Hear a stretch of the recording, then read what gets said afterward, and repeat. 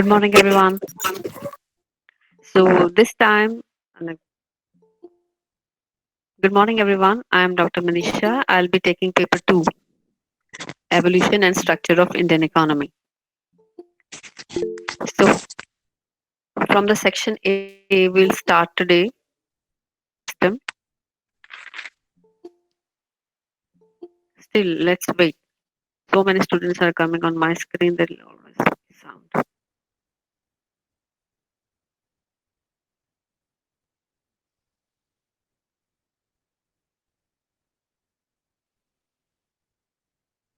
In the last 10 minutes of class, if you want to ask anything, you may, but one by one.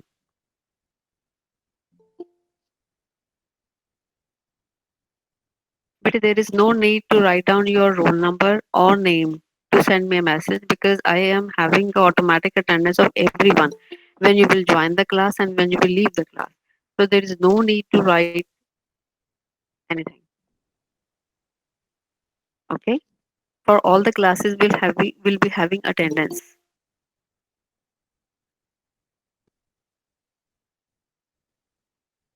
Okay, but at this time there will be slight change in the distribution of marks. Every time there was marks for the attendance. Punjabi ਵਿੱਚ ਵੀ ਬੋਲਣਾ ਇੱਕ message ਲਿਖਿਆ ਹੈ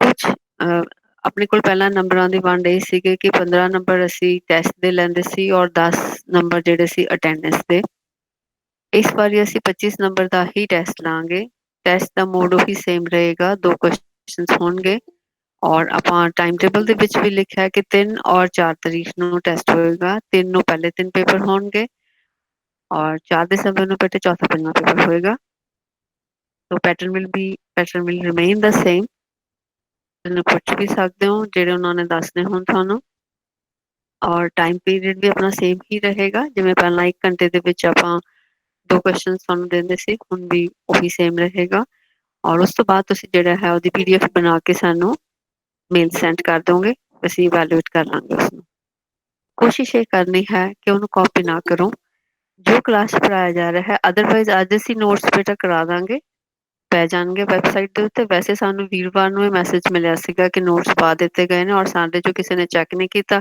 ਅਸੀਂ ਇਹ ਸਾਰੇ process 'ਚ ਲੱਗੇ ਰਹਿ ਗਏ so I have come to know from one student ਕਿ ਲੈਸਨਸ ਨਹੀਂ ਪਏ ਪਰ ਅੱਜ ਹੋਪਫੁਲੀ 11 ਵਜੇ ਤੱਕ ਜਿਹੜਾ ਹੈ ਲੈਸਨਸ ਪੈ ਜਾਣਗੇ ਓਕੇ ਕੋਸ਼ਿਸ਼ ਇਹ ਕਰਨੀ ਹੈ ਕਿ ਕਾਪੀ ਕਰਕੇ ਨਹੀਂ ਪੇਪਰ ਦੇਣਾ ਆਪਣੇ ਆਪ ਕਰ ਲੈਣਾ ਸਾਨੂੰ ਇੰਨਾ ਪਤਾ ਹੋਏਗਾ ਕਿ ਤੁਸੀਂ ਕਿੰਨਾ ਕੁ ਆਪਣੇ ਆਪ ਲਿਖਿਆ ਕਿੰਨਾ ਕੁ ਕਾਪੀ ਕੀਤਾ ਹੋਊਗਾ ਕੋਸ਼ਿਸ਼ ਕਰਾਂਗੇ ਕਿ ਅੱਛੇ ਮਾਰਕਸ ਦਈਏ ਹਾਲਾਤਾਂ ਨੂੰ ਦੇਖਦੇ ਹੋਏ ਸੋ ਇਟਸ ਅ ਰਿਕੁਐਸਟ ਬਾਕੀ ਤੁਹਾਡੀ ਮਰਜ਼ੀ ਹੈ ਜਿੱਦਾਂ ਤੁਹਾਡਾ ਜ਼ਮੀਰ ਕਹੇ ਉਸ ਤਰ੍ਹਾਂ ਕਰ ਲੈਣਾ let's start with the syllabus ਉਸ ਤੋਂ ਬਾਅਦ ਬੇਟੇ ਜਦੋਂ ਅਖੀਰੀ 10 ਮਿੰਟਸ ਰਹਿ ਜਾਣ ਕੁਝ ਵੀ ਪੁੱਛਣਾ ਹੋਏ ਪੁੱਛਣਾ but one by one otherwise ego ਬਹੁਤ ਜ਼ਿਆਦਾ ਹੋ ਜਾਏਗਾ so will start with the land tenure system ਇਸ ਵਾਰੀ ਜਿਹੜਾ ਆਪਣਾ ਸਿਲੇਬਸ ਇੰਡੀਅਨ ਇਕਨੋਮੀ ਦਾ ਹੈ ਉਹ ਦੋ ਸੈਕਸ਼ਨਸ ਦੇ ਵਿੱਚ ਵੰਡਿਆ ਹੋਇਆ ਹੈ ਸਿਲੇਬਸ ਸਾਰਿਆਂ ਨੇ ਵੈਬਸਾਈਟ ਤੋਂ ਦੇਖ ਲਿੱਤਾ ਹੋਣਾ ਜੇ ਸਾਡੀ ਵੈਬਸਾਈਟ ਤੇ ਸਿਲੇਬਸ ਨਹੀਂ ਆ ਰਿਹਾ ਡਿਸਟੈਂਸ ਐਜੂਕੇਸ਼ਨ ਵਾਲੀ ਤੇ ਨਹੀਂ ਆ ਰਿਹਾ ਬੇਟਾ ਤਾਂ ਇਕਨੋਮਿਕਸ ਵਾਲੀ ਵੈਬਸਾਈਟ ਤੇ ਸਿਲੇਬਸ ਆ ਰਿਹਾ ਹੋਏਗਾ ਠੀਕ ਹੈ ਜੀ ਤਾਂ ਸਾਡਾ ਨਹੀਂ ਹੋਏਗਾ ਤੁਸੀਂ ਉੱਥੋਂ ਦੇਖੋਗੇ ਸਿਲੇਬਸ ਆਪਣਾ ਸੇਮ ਹੀ ਰਹਿੰਦਾ ਹੈ ਰੈਗੂਲਰ ਦਾ ਵੀ ਸਾਡਾ ਵੀ ਤੇ ਪ੍ਰਾਈਵੇਟ ਕੈਂਡੀਡੇਟਸ ਦਾ ਵੀ ਫਰਸਟ ਜਿਹੜਾ ਉਹਦੇ ਵਿੱਚ ਸੈਕਸ਼ਨ ਹੈ ਨਾ ਉਹ ਤੁਸੀਂ ਦੇਖੋਗੇ ਤਾਂ ਉਹਦੇ ਚ ਬ੍ਰਿਟਿਸ਼ ਟਾਈਮ ਪੀਰੀਅਡ ਵਾਲਾ ਜਿਹੜਾ ਹੈ ਉਹ ਜ਼ਿਆਦਾ ਹੈ ਸੋ ਪਹਿਲੇ ਕਾਫੀ ਸਾਰੇ ਜਿਹੜੇ ਟੌਪਿਕਸ ਹੈ ਉਹ ਬ੍ਰਿਟਿਸ਼ ਟਾਈਮ ਪੀਰੀਅਡ ਦੇ ਬ੍ਰਿਟਿਸ਼ ਰਜੀਮ ਦੇ ਨੇ ਕਿ ਉਸ ਟਾਈਮ ਸਾਡੀ ਇਕਨੋਮੀ ਤੇ ਕੀ ਇੰਪੈਕਟ ਪਿਆ ਸੀਗਾ ਪੋਜ਼ਿਟਿਵ ਨੈਗੇਟਿਵ ਸਾਰੇ ਇੰਪੈਕਟਸ ਦੇ ਨਾਲ ਜਿਹੜਾ ਹੈ ਟੌਪਿਕਸ ਬਣਦੇ ਨੇ ਉਸ ਤੋਂ ਬਾਅਦ ਕੁਝ ਜਿਹੜਾ ਹੈ ਆਫਟਰ ਇੰਡੀਪੈਂਡੈਂਸ ਵਾਲਾ ਆਜ਼ਾਦੀ ਤੋਂ ਬਾਅਦ ਵਾਲਾ ਜਿਹੜਾ ਹੈ ਟੌਪਿਕਸ ਹੋਣਗੇ ਸੈਕਸ਼ਨ ਵੀ ਬਹੁਤ ਆਸਾਨ ਹੈ ਸਾਡਾ ਉਹਦੇ ਵਿੱਚ ਕੁਝ ਟੌਪਿਕ ਜਿਹੜੇ ਨੇ ਉਹ ਐਗਰੀਕਲਚਰ ਦੇ ਨੇ ਕੁਝ ਟੌਪਿਕ ਇੰਡਸਟਰੀ ਦੇ ਨੇ the four topics there are from agriculture ਜੋ ਆਪਾਂ MA 1 ਦੇ ਵਿੱਚ ਪੜ੍ਹ ਚੁੱਕੇ ਹਾਂ ਉਹ ਵਾਲੇ ਨੇ ਤੇ ਦੋ ਤਿੰਨ ਟੌਪਿਕ ਜਿਹੜੇ ਹੈ ਇੰਡਸਟਰੀ ਦੇ ਨੇ ਬਟ ਵੈਰੀ ਈਜ਼ੀ ਓਵਰਆਲ ਕੁੱਲ ਮਿਲਾ ਕੇ ਜਿਹੜਾ ਇੰਡੀਅਨ ਇਕਨੋਮੀ ਦਾ ਸਿਲੇਬਸ ਹੈ ਕਾਫੀ ਆਸਾਨ ਹੈ ਜੇ ਉਹਨੂੰ ਆਪਾਂ ਅੱਛੇ ਤਰੀਕੇ ਦੇ ਨਾਲ ਕਰ ਲਾਂਗੇ ਤਾਂ will be getting good marks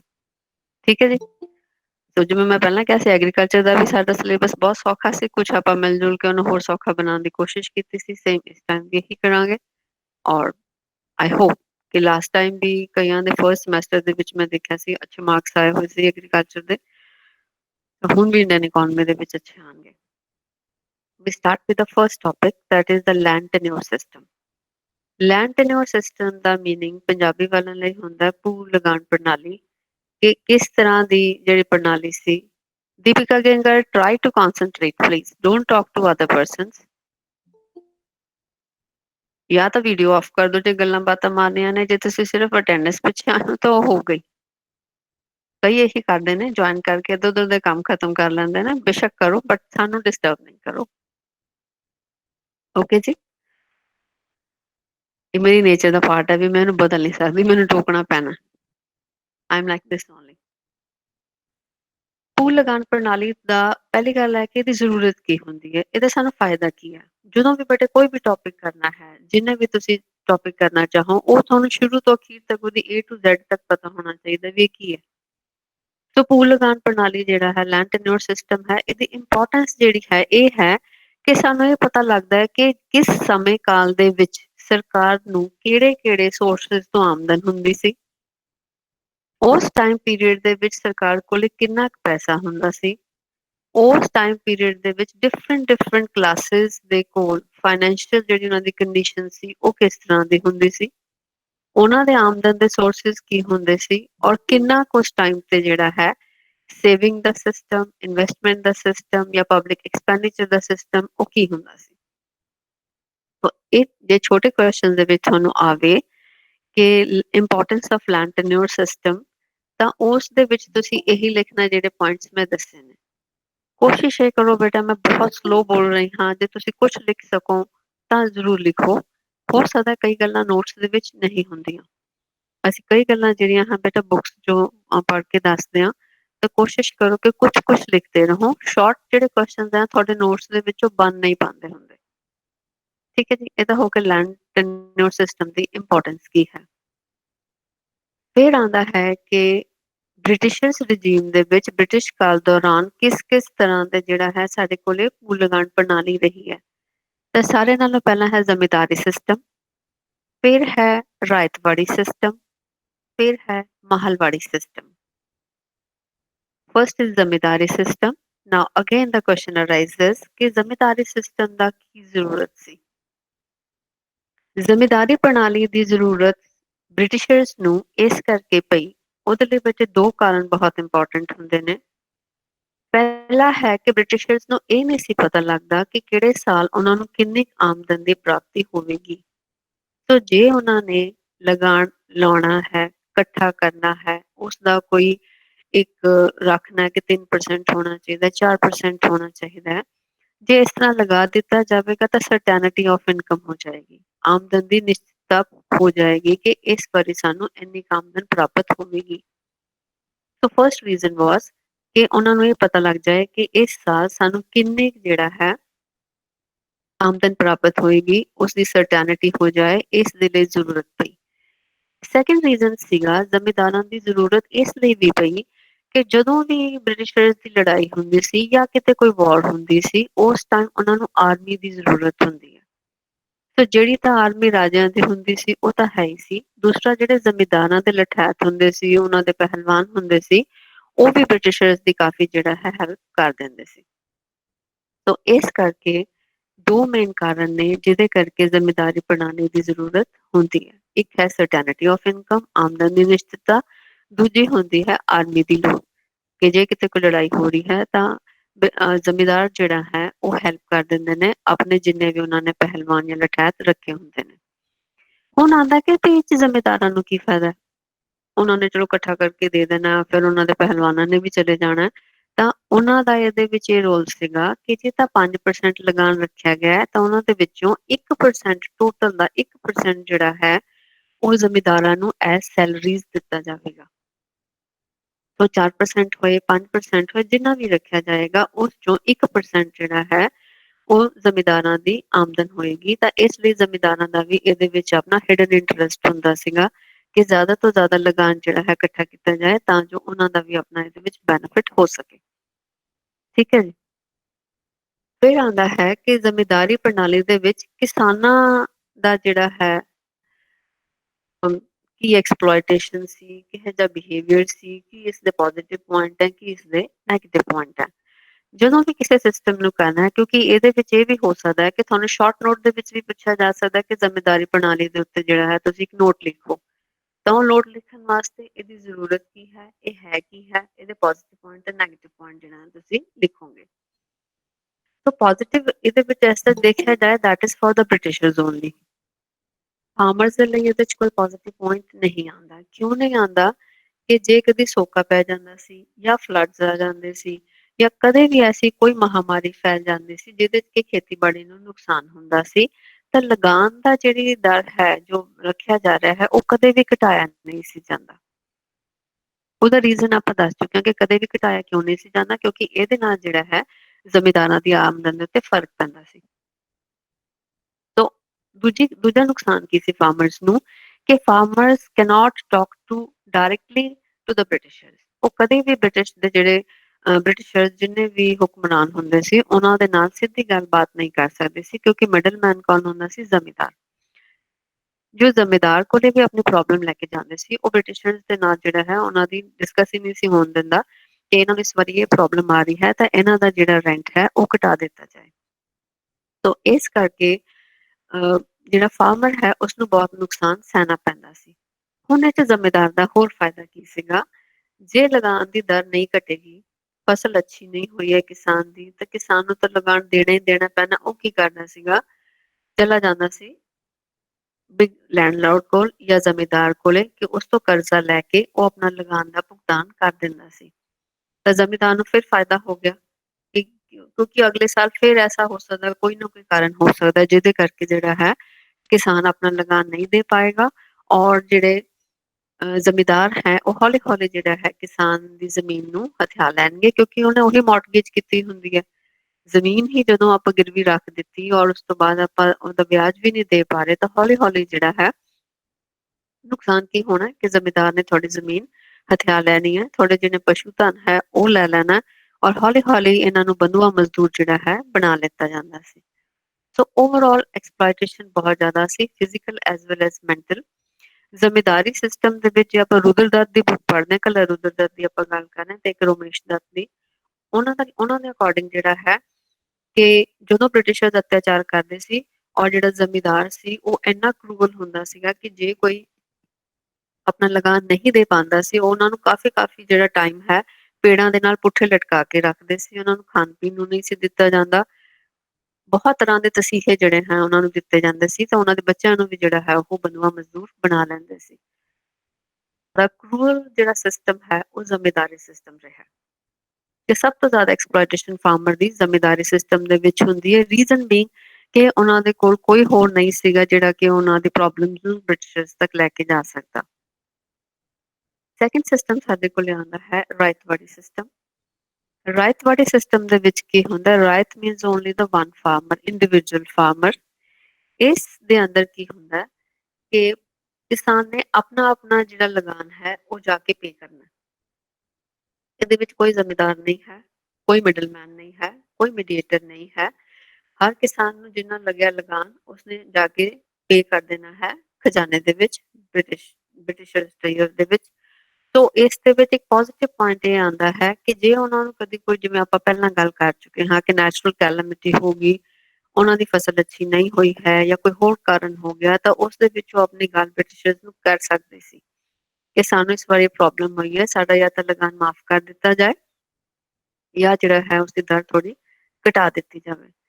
ਔਰ ਰਾਇਤ ਦੇ ਵਿੱਚ ਇੱਕ ਫਾਇਦਾ ਇਹ ਵੀ ਸੀਗਾ ਕਿ ਜੇ ਕੋਈ ਕਿਸਾਨ ਆਪਣਾ ਲਗਾਨ ਨਹੀਂ ਦੇ ਪਾ ਰਿਹਾ ਤਾਂ ਦੂਸਰਾ ਕਿਸਾਨ ਉਸਦੀ ਹੈਲਪ ਕਰ ਦਿੰਦਾ ਸੀ। ਪਰ ਇਸ ਦੇ ਵਿੱਚ ਵੀ ਓਵਰਆਲ ਜਿਹੜਾ ਹੈ ਇੰਡੈਟਡਨੈਸ ਪ੍ਰੀਵੇਲ ਕਰਦੀ ਹੈ, ਕਿਉਂਕਿ ਜੇ ਤੁਸੀਂ ਲਗਾਨ ਨਹੀਂ ਦੇ ਪਾ ਰਹੇ ਹੋ ਤਾਂ ਉਸ ਟਾਈਮ ਤੁਸੀਂ ਫਿਰ ਕਿਸੇ ਬਿਗ ਲੈਂਡਲॉर्ड ਕੋਲ ਜਾਓਗੇ, ਫਿਰ ਕਿਸੇ ਵੱਡੇ ਫਾਰਮਰ ਕੋਲ ਜਾਓਗੇ ਜਾਂ ਜ਼ਮੀਂਦਾਰ ਕੋਲੇ ਜਾਓਗੇ, ਤਾਂ ਉਸਦੇ ਕੋਲੋਂ ਤੁਸੀਂ ਪੈਸਾ ਲੈ ਕੇ ਆਓਗੇ ਤੇ ਆਪਣਾ ਲਗਾਨ ਦੀ ਜਿਹੜੀ ਹੈ ਪੇਮੈਂਟ ਕਰੋਗੇ।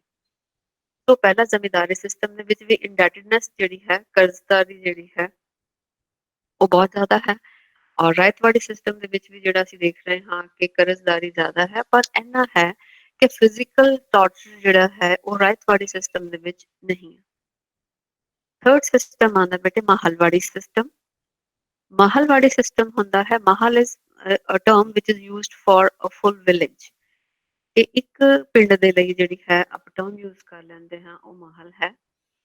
ਹੁਣ ਹੈ ਕਿ ਮਾਹਲਵਾੜੀ ਸਿਸਟਮ ਜਿਹੜਾ ਹੈ ਉਹ ਕਿਵੇਂ ਸ਼ੁਰੂ ਹੋਇਆ।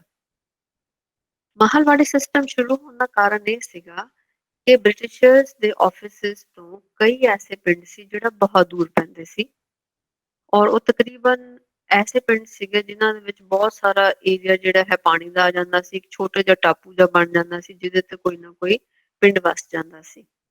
ਉਸ ਦੇ ਉੱਤੇ ਕੋਈ ਵੀ ਜਿਹੜਾ ਐਡਮਿਨਿਸਟ੍ਰੇਟਰ ਹੈ, ਇਵੈਲੂਏਟਰ ਹੈ, ਜਿਸਨੇ ਪਤਾ ਕਰਨਾ ਸੀਗਾ ਕਿ ਪੂਰੇ ਪਿੰਡ ਤੇ ਕਿੰਨਾ ਕੁ ਲਗਾਨ ਲਾਣਾ ਚਾਹੀਦਾ ਹੈ ਜਾਂ ਫਾਰਮਰਸ ਤੇ ਕਿੰਨਾ ਲਗਾਨ ਲਾਣਾ ਚਾਹੀਦਾ, ਉਹ ਪਹੁੰਚਦਾ ਹੀ ਨਹੀਂ ਸੀ।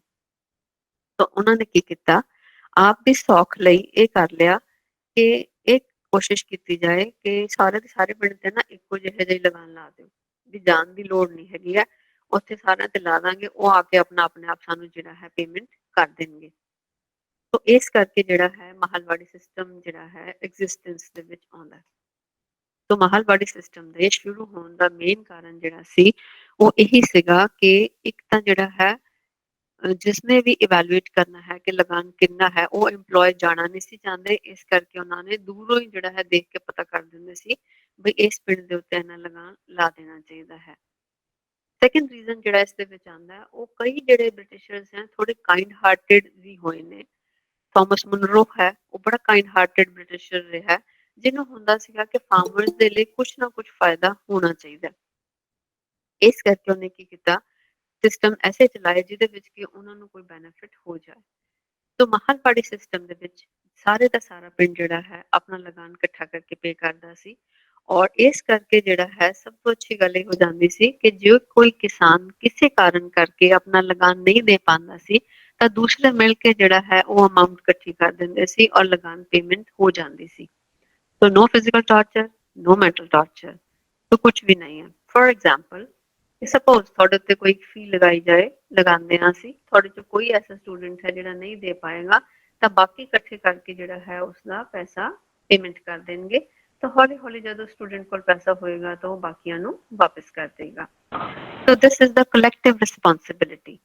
ਇਹ ਮਾਹਲਵਾੜੀ ਸਿਸਟਮ ਦੇ ਵਿੱਚ ਜਿਹੜੀ ਸਭ ਤੋਂ ਅੱਛੀ ਗੱਲ ਆਉਂਦੀ ਹੈ ਉਹ ਹੈ ਕਲੈਕਟਿਵ ਰਿਸਪੌਂਸਿਬਿਲਿਟੀ, ਕਿ ਭਾਈਚਾਰਾ ਜਿਹੜਾ ਹੈ, ਕੋਆਪਰੇਸ਼ਨ ਜਿਹੜਾ ਹੈ, ਕੋਆਰਡੀਨੇਸ਼ਨ ਜਿਹੜਾ ਹੈ, ਇਹ ਸਭ ਤੋਂ ਜ਼ਿਆਦਾ ਇਸ ਹੀ ਸਿਸਟਮ ਦੇ ਵਿੱਚ ਦੇਖਿਆ ਜਾਂਦਾ ਹੈ। ਔਰ ਇਹ ਸਿਸਟਮ ਹੈ ਜਿਸ ਦੇ ਵਿੱਚ ਕਿਸਾਨਾਂ ਦੇ ਉੱਤੇ ਕਿਸੇ ਵੀ ਤਰ੍ਹਾਂ ਦਾ ਸਟ੍ਰੈਸ ਜਿਹੜਾ ਹੈ ਉਹ ਪਾਇਆ ਨਹੀਂ ਜਾਂਦਾ। ਕਿਸਾਨ ਆਪਣੀ ਜਿਹੜੀ ਹੈ ਪੂਰੀ ਦੀ ਪੂਰੀ they have a direct link with the Britishers. ਜੇ ਉਹਨਾਂ ਨੂੰ ਕੋਈ ਪ੍ਰੋਬਲਮ ਹੁੰਦੀ ਸੀ ਤਾਂ ਉਹ ਜਾ ਕੇ ਆਪਣੀ ਗੱਲ ਕਰ ਲੈਂਦੇ ਸੀ।